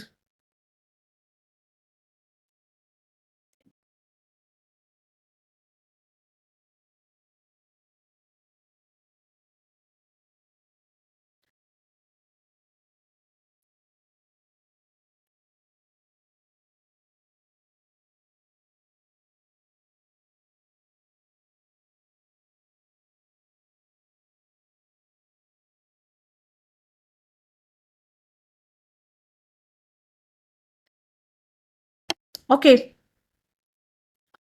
ஸோ கவனிங்க, subscription received also included subscription for the year 2022 இருக்கும். ஏன்னா கரண்ட் இயர் தான் 21. ஸோ 22க்குரியது ஒரு 200 சேர்ந்திருக்கு அப்படின்னு கொடுத்துருக்காங்க. அடுத்து sports equipment in hand on 31st December 2000, அதான் போன வருஷம் வந்து 1100 க்ளோசிங் பேலன்ஸா இருந்ததான். தட் மீன்ஸ் நமக்கு இப்போ opening balance. The value placed on his equipment in hand current yearல 1300. This is closing balance. So opening balance 1100 and closing balance 1300. Mowing machine was purchased on 1st January 2021 and depreciated at the rate of 20%. So நான் ஏற்கனவே சொன்னேன், balance ஷீட்டில் current இயரில் moving மிஷினை அசட்டாக காமிச்சிடுறோம், 20% depreciation போட போகிறோம். அடுத்து office expenses include rupees 300 for 2020. 2020ல அவுட்ஸ்டாண்டிங்காக இருந்ததை இப்போ பே பண்ணியிருக்கோம், ரைட்டா? ஸோ போன வருஷத்துக்குரியதை நம்ம லெஸ் பண்ணிடுறோம், கரண்ட் இயர்க்குரியதை ஆட் பண்ணிடணும். 300 லெஸ் 400 ஆடு, இவ்வளோதான் நம்ம செய்ய போகிறது. ஓகேவா? எனக்கு இந்த சப்ஸ்கிரிப்ஷன் ஒன்று தான் வந்து அந்த இது தப்பாக கொடுத்துருக்காங்கன்னு நினைக்கிறேன், இயர்.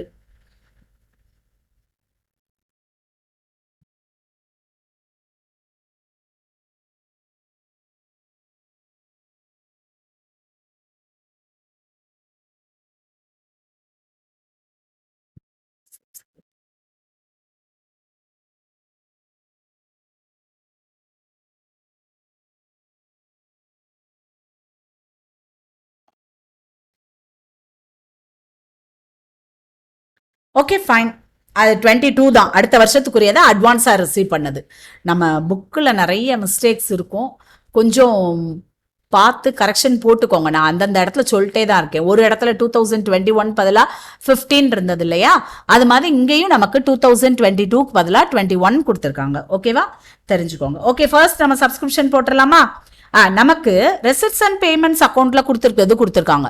நீங்க அக்கௌண்ட்டும் ஓபன் பண்ணிக்கலாம், இல்ல ஸ்டேட்மெண்ட்டும் போட்டுக்கலாம். ஒர்க்கிங் நோட்டு தான், அதனால யாரும் கேட்க போறது இல்லை. பட் உங்களுக்கு சின்ன ப்ராப்ளத்துல கேட்கும்போது ஸ்டேட்மெண்ட்டை கேட்டாங்கன்னா ஸ்டேட்மெண்ட் போடணும், அக்கௌண்ட்ல கேட்டாங்கன்னா அக்கௌண்ட் போடணும். புரியுதா? எது நீங்க ஈஸியா ஃபீல் பண்றீங்களோ அதை நம்ம செஞ்சுக்கலாம். ஓகே, இப்போ நான் ஃபர்ஸ்ட் ஒர்க்கிங் நோட்ஸுக்கு போட முன்னாடி நம்ம என்ன செய்ய போறோம்னா இன்கம் அண்ட் எக்ஸ்பெண்டிச்சர்.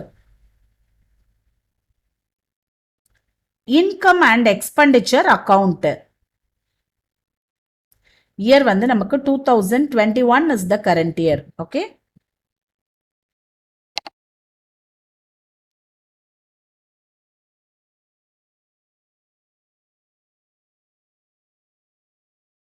நம்ம நிறையவே இடம் விட்டுக்கலாம், ஏன்னாக்கா நிறைய ஐட்டம்ஸ் இருக்கு. போன ப்ராப்ளத்தில் நமக்கு பத்தாம போயிடுச்சு இடம், அதனால நல்லா இடம் விட்டுக்கிடுவோம். ஃபைன், பெருசாக இழுத்து விட்டேன். டோட்டல் போடுறதுக்கு இடம் விட்டாச்சு. Yes, now closing balance sheet, that is balance sheet. நான் ஏன் இதெல்லாம் எழுதி கோடு கோடா ஏன் போட்டு வைக்கணும்னு நினைக்காதீங்க, இதுதான் நமக்கு answer. 31st December 2021 liabilities rupees, assets rupees. So இதையும் நம்ம நல்லா பெருசாக போட்டுக்கலாம்.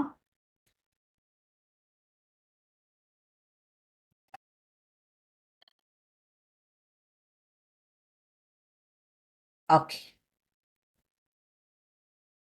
ரெண்டு பக்கத்துக்கு இழுத்து விட்டுருவோம். இழுத்து விட்டுட்டு டோட்டலுக்கும் கோடை போட்டு வச்சிருவோம். ஓகேவா? டோட்டல் டோட்டல் இப்பதான் first one working note 1 subscription.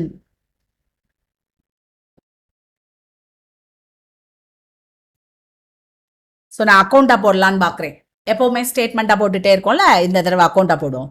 Okay, கவனிங்க. முதல்ல 2 பேலன்ஸ் ப்ராட் டவுன். இந்த சைடு போன வருஷத்துக்குரிய அரியர் எழுதணும். பை பேலன்ஸ் ப்ராட் டவுன், போன வருஷத்துக்குரிய அட்வான்ஸ் எழுதணும். ஓகேவா? அடுத்து by receipts and payments, receipts and பேமெண்ட்ஸில் கொடுத்த அமௌண்ட்டை எழுதணும். 2 இன்கம் அண்ட் எக்ஸ்பெண்டிச்சர், இதுதான் கண்டுபிடிக்க போகிறோம்.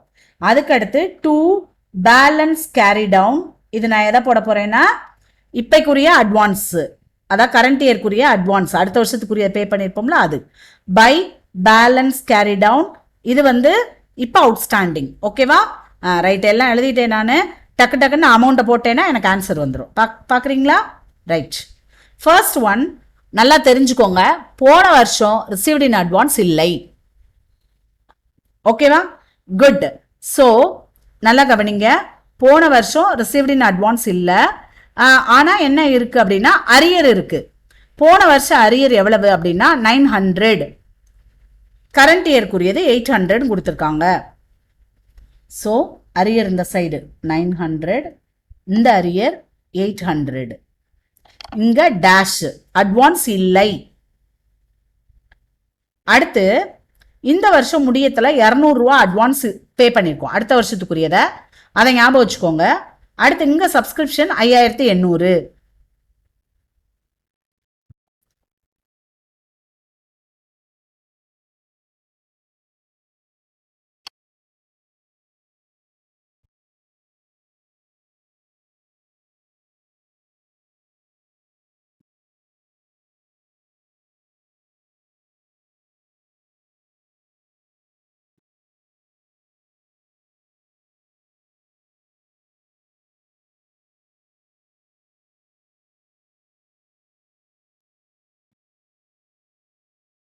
ஓகே, எல்லாத்தையும் நல்லா ஞாபகம் வச்சுக்கோங்க. இது வந்து அட்வான்ஸு, சாரி இது வந்து அரியர்.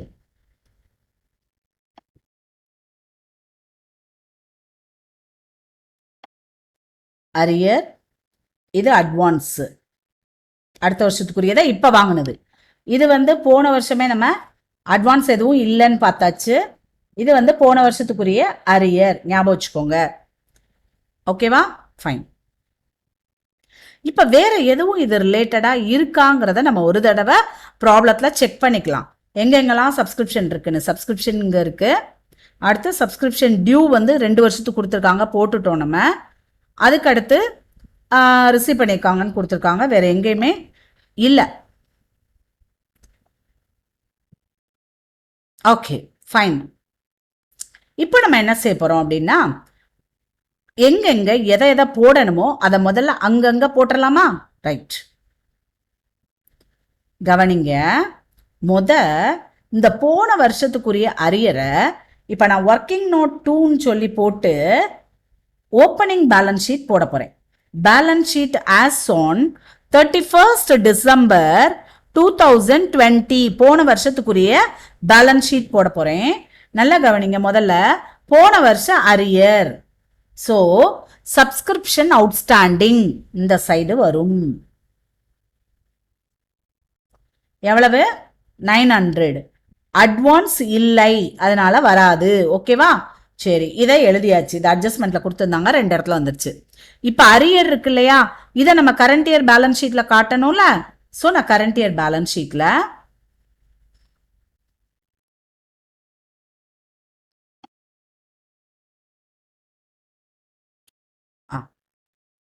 கரண்ட் இயர் பேலன்ஸ் ஷீட்ல அவுட்ஸ்டாண்டிங் சப்ஸ்கிரிப்ஷன் அவுட்ஸ்டாண்டிங் 800 காமிச்சாச்சு. அதே மாதிரி அட்வான்ஸ் இருக்கிறத இந்த சைடில் ஆக்சுவலி இங்கே போடக்கூடாது, இந்த இடத்த விட்டுறலாம், நம்ம கொஞ்சம் தள்ளி போட்டுக்கிடும், ஏன்னா அங்கே கேபிட்டல் ஃபண்ட் வரும். ஸோ சப்ஸ்கிரிப்ஷன் இன் அட்வான்ஸ் எவ்வளவு? 200 ரூபாய். ஓகேவா? ஸோ இதையும் நான் போட்டுட்டேன், அட்வான்ஸை போட்டுட்டேன், இதையும் போட்டாச்சு. இங்கே நமக்கு கிடையாது. அடுத்து இன்கம் அண்ட் எக்ஸ்பெண்டிச்சரில் 5500. ஸோ இன்கம் அண்ட் எக்ஸ்பெண்டிச்சருக்கு நான் போயிட்டேன். போய் இன்கம் சைடில் expenditure rupees, income rupees by subscription 5500 எழுதியாச்சு. Okay, fine, good. எல்லாத்தையும் நான் 2 இடத்துல எழுதிட்டேன். சப்ஸ்கிரிப்ஷன்ங்கிற அட்ஜஸ்ட்மெண்ட் நமக்கு முடிஞ்சிருச்சு. ரைட்? இப்ப பாருங்க, அடுத்ததுக்கு போகலாம். நம்ம அடுத்தது ஸ்போர்ட்ஸ் எக்யூப்மெண்ட். அதாவது ஓப்பனிங் கொடுத்துருக்காங்க, க்ளோசிங் கொடுத்துருக்காங்க, இதுவும் கொடுத்துருக்காங்க. ஸோ முதல்ல ஓப்பனிங் பேலன்ஸ் ஷீட்ல போட்டுருவோம், க்ளோசிங் பேலன்ஸ் ஷீட்ல போட்டுருவோம். ஓப்பனிங் எவ்வளோனா 1100, க்ளோசிங் 1300. இந்த வருஷம் நமக்கு பர்ச்சேஸ் பண்ணது 1200. ஸோ ஒர்க்கிங் நோட்ஸ் நம்ம 3க்கு போயிடலாம். பேலன்ஸ் ஷீட்டுக்கு நல்லா இடம் விட்டுக்கலாம். இடம் விட்டுட்டு நான் இப்போ வந்து ஒர்க்கிங் நோட் 3 போகிறேன். எது? Sports equipments. என்ன கண்டுபிடிக்க போகிறோம்? நம்ம ஸ்போர்ட்ஸ் எக்யூப்மெண்ட்ஸ் கண்டுபிடிக்க போகிறோம். பொறுமையாக கவனிங்க, சரியா? ஒரு ப்ராப்ளம்னாலும் தெளிவாக கவனிச்சிருங்க. Opening balance 1100 add purchases 1200. So add பண்ணோம்னா டோட்டலாக நம்ம கையில் இருக்கிற எவ்வளோ ஸ்டாக்குன்னு வந்துடுது. Less closing balance 1300. ஸோ நம்ம யூஸ் பண்ணது 1000 ரூபாய்க்கு ஸ்போர்ட்ஸ் எக்யூப்மெண்ட்ஸ் யூஸ் பண்ணிக்கோ, ருபீஸ் மேலே. So sports equipments used 1000. புரிஞ்சிச்சா? இப்போ ஓப்பனிங் பேலன்ஸை பர்ச்சேசஸ் ஏற்கனவே நமக்கு ரெசிப்ட்ஸ் அண்ட் பேமெண்ட்ஸில் இருக்குது, அதை விட்டுருங்க. அது ரெசிப்ட்ஸ் அண்ட் பேமெண்ட்ஸில் இருக்கிறது ஒரு இடத்துல தான் வரும், போட்டாச்சு, இங்கே போட்டாச்சு. ஸோ ஓப்பனிங்கை எழுத போகிறோம். ஓப்பனிங் பேலன்ஸ் இந்த இருக்கு, ஸ்போர்ட்ஸ் எக்யூப்மெண்ட்ஸ் 1100. அடுத்து க்ளோசிங் பேலன்ஸ் ஷீட்டில் அதே மாதிரி அசட்டில் ஸ்போர்ட்ஸ் எக்யூப்மெண்ட்ஸ் க்ளோசிங் பேலன்ஸ் 1300. இப்போ ஸ்போர்ட்ஸ் எக்யூப்மெண்ட்ஸ் யூஸ்டுன்னு சொல்லி எந்த சைடு நம்ம போட போகிறோம்? எக்ஸ்பெண்டிச்சரில் டு ஸ்போர்ட்ஸ் எக்யூப்மெண்ட்ஸ் யூஸ்டு எவ்வளோ வந்தது? 1000. புரிஞ்சிச்சா? ஸோ 2வது அட்ஜஸ்ட்மெண்ட் ஆல்சோ ஓவர். இப்போ நான் என்ன செய்ய போறேன்னா, ஓப்பனிங் கேஷ் க்ளோசிங் கேஷை எழுதிடுவோம் நம்ம. அப்படின்னா தான் டிக் அடிச்சுட்டு நம்ம வர முடியும். இல்லை இதை முடிச்சிருவோம். Okay, fine. The mowing machine was purchased எப்பயா? 1st ஜனவரி அன்னைக்கு. ஒரு வருஷத்துக்கு டிப்ரிஷியேட் பண்ணியிருக்காங்க, 1100 ரூபாய்க்கு வாங்கியிருக்காங்க. ஓகேவா? எவ்வளோ percentage? 20% discount. C working note 4.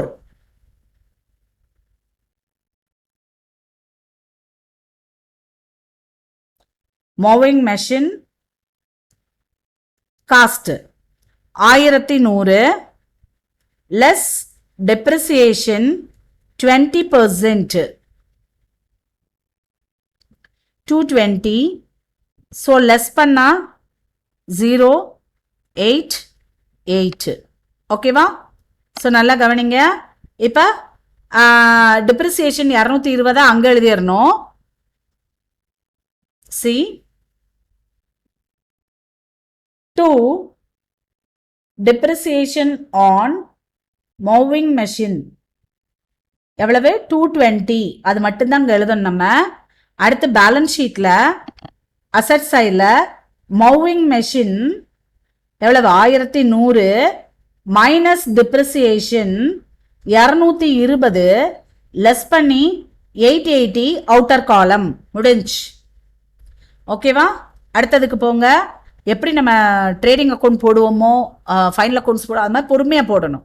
Moving machine முடிஞ்சிருச்சு. டிப்ரிசியேஷன் ஆஃபீஸ் எக்ஸ்பென்சஸ் நமக்கு 300 ரூபாய் போன வருஷத்து ரூபாய் இன்க்ளூட் ஆயிருக்கு. ஓகேவா? அடுத்து 400 ரூபாய் இன்னும் அவுட்ஸ்டாண்டிங்காக இருக்குது. நல்லா கவனிங்க. போன வருஷம் அவுட்ஸ்டாண்டிங்க போன வருஷத்து பேலன்ஸ் ஷீட்டில் 300 காமிச்சிருவோம். சி அட்ஜஸ்ட்மெண்ட்டில் போன வருஷம் பேலன்ஸ் ஷீட் என்னது அவுட்ஸ்டாண்டிங் நமக்கு? எஸ். ஸோ இந்த சைடு நான் எழுத போகிறேன். கேபிட்டல் ஃபண்டுக்கு இடம் விட்டுட்டேன். என்னது இப்போ outstanding? Office expenses outstanding 300. So outstanding office expenses 300.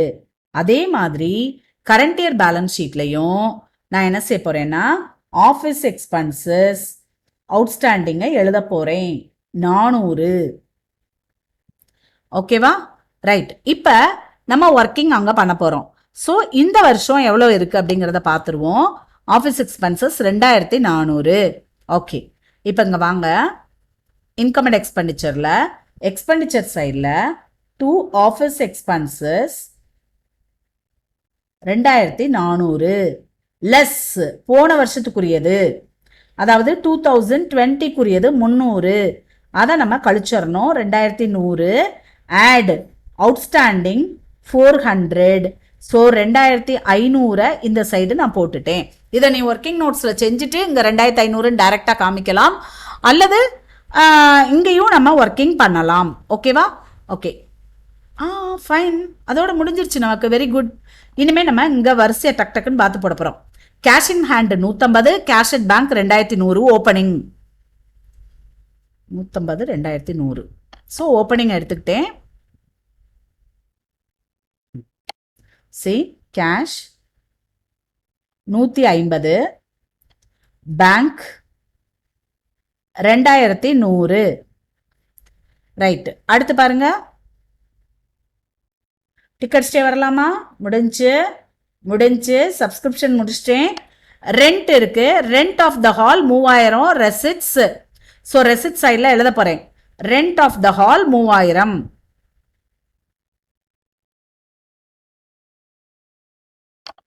By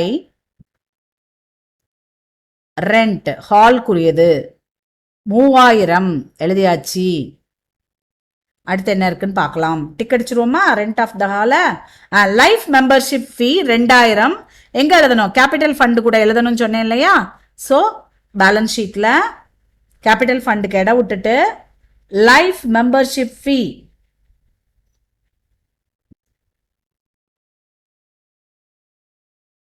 2000.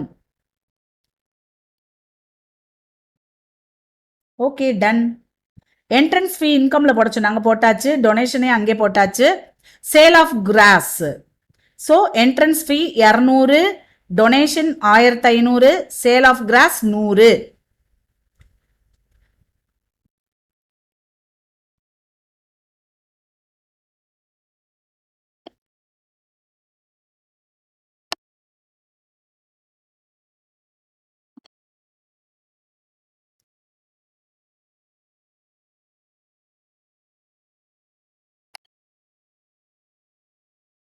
Entrance fee 200 by donation 1500 by grass, sale of grass 100. So நான் ரெசிட் சைடில் எல்லா ஐட்டம் முடிச்சிட்டேன். இப்போ இந்த சைடு வரேன். மூவிங் மெஷின் டிப்ரிசியேஷன் நான் போட்டேன், டிக்கெட்ஸ்டேன். கிரவுண்ட்மென்ஸ் ஃபீ 1500 அதை போட போறேன். டிக் அடிச்சிருவோம். டு கிரவுண்ட்மென்ஸ் ஃபீ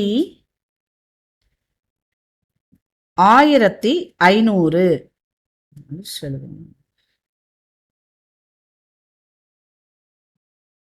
சி 1500 தெளிவா எழுதியாச்சு. Okay, next item.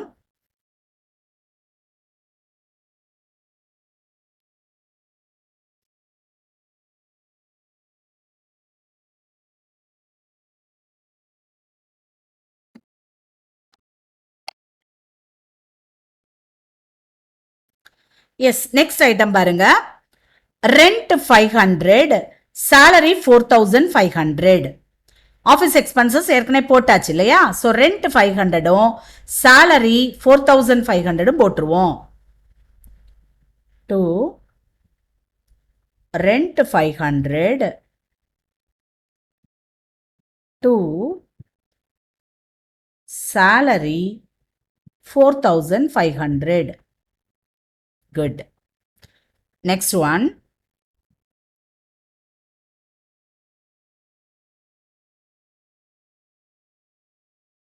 Sports equipment purchase, இதுக்குரிய ஒர்க்கிங்ஸ் எல்லாம் போட்டாச்சு. இப்போ க்ளோசிங் கேஷ் 350, பேங்க் வந்து 3300.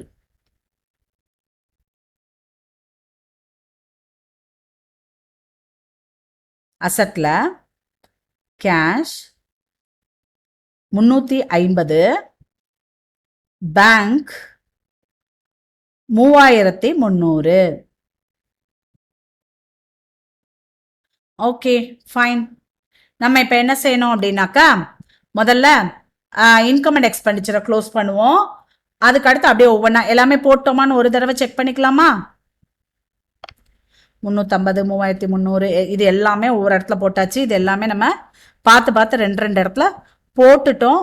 ஸோ எதுவும் விடலைன்னு நினைக்கிறேன். அப்போ நம்ம இப்போ கால்குலேஷன் போடலாம். பாருங்க, ஃபர்ஸ்ட் நான் என்ன செய்ய போகிறேன் அப்படின்னா, இந்த சைடு ஆட் பண்ண போகிறேன். ஏற்கனவே நான் சொன்ன மாதிரி தான் நான் ஆட் பண்ண போகிறேன். பாருங்க, 5500 + 3000 8500. ஓகேவா? 8500, 8700, 8500 + 1500 நான் கூட்டிடுவேன். 10,000, 10,300. 10,300. ஓகேவா? இப்போ கால்குலேட்டரில் நம்ம 10,300ன்னு டைப் பண்ணிக்கலாம். பண்ணிட்டு இப்போ இதில் பாருங்க, 2 கூட்டுவோம். 1220 மைனஸ் 1220 மைனஸ் 2500 + 1500 4000, 4500, 4000, 9000. 80 தான் வருது. ஒரே ஒரு நிமிஷம் செக் பண்ணிக்கலாம்.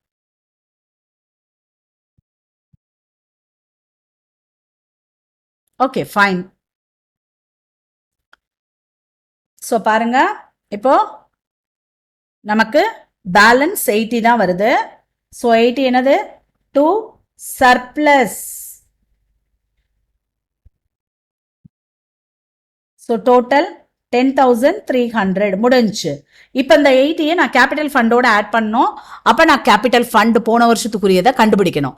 ஸோ டைரக்டாக நான் எங்கே போகிறேன் அப்படின்னாக்கா, ஓப்பனிங் பேலன்ஸ் ஷீட்டுக்கு போகிறேன்.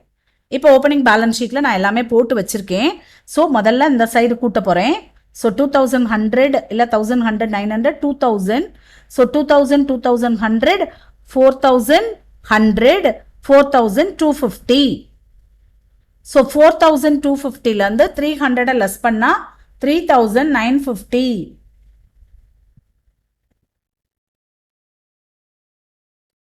This is capital fund. இதுதான் நமக்கு பேலன்சிங் ஃபிகர். ஓகேவா? இந்த 3950 தான் இங்க ஃபர்ஸ்ட் கொண்டு போறோம். Capital fund 3950 add surplus 80 add பண்ணி எவ்வளவு வருது? 4030 அவுட்டர் காலத்துல போட்டேன். புரிஞ்சிச்சா? ரைட். இப்ப கிளைமேக்ஸுக்கு வந்தாச்சு. என்ன செய்யணும்? ரெண்டு சைடும் நம்ம ஆட் பண்ணணும். ஆட் பண்ணிட்டு டோட்டல் கரெக்டாக வருதான்னு பார்க்கணும். வரலைன்னா நம்ம எங்கேயாவது ஏதாவது மிஸ்டேக் விட்ருப்போம், அதை நம்ம செக் பண்ணுவோம். எர்ரஸ் ஹியூமன், யாருக்குனாலும் தப்பு வரதான் செய்யும். பட் நம்ம கொஞ்சம் கேர்ஃபுல்லாக போட்டோம்னா எரரை மினிமைஸ் பண்ண முடியும். ஓகேவா? ஸோ நம்ம ரெண்டு சைடும் டோட்டல் போட போகிறோம். எனக்கு 6630 வருது. கரெக்டான்னு எனக்கு தெரியாது. இந்த சைடு நான் டோட்டல் போடுறேன். 4030, 6030, 6000. Very good. ரொம்ப கேர்ஃபுல்லாக போட்டிருக்கோம், கரெக்டாக வந்துருச்சு. எஸ், புரிஞ்சிருக்கும்னு நினைக்கிறேன். எந்த ஆர்டரில் போட்டால் நம்ம எதை மிஸ் பண்ண மாட்டோம் அப்படிங்கிற ஆர்டரையும் உங்களுக்கு சொல்லி கொடுத்துருக்கேன். கேல்குலேஷன் போடும்போது எப்படி ஃபாஸ்ட்டாக போடணும், கேல்குலேட்டர் எவ்வளோ மினிமலாக யூஸ் பண்ணணும் அப்படிங்கிறதையும் சொல்லிட்டேன். Thank you so much. இது ஒரு ட்ரையல் தான். உங்களுக்கு ஒரு சாப்டர் ஃபுல்லாக நான் சொல்லிக் கொடுக்கணும் அப்படின்னு நினச்சேன். ஒன் ஷாட்டில் சக்ஸஸ்ஃபுல்லாக சொல்லி கொடுத்துட்டேன்னு நான் நினைக்கிறேன். உங்களுக்கு இங்கே அங்கேன்னு வீடியோ தேட தேவை இருக்காது. ஓகே, உங்களுக்கு வீடியோ பிடிச்சிருந்ததுன்னா நீங்கள் ஷேர் பண்ணுங்கள் உங்கள் ஃப்ரெண்ட்ஸ் கூட, லைக் பண்ணுங்கள், கமெண்ட் பண்ணுங்கள் கண்டிப்பாக. அண்டு எதுவும் டவுட் இருந்ததுனால கமெண்ட் பாக்ஸில் போட்டு விடுங்க. சப்ஸ்கிரைப் பண்ணுங்கள். Thank you so much.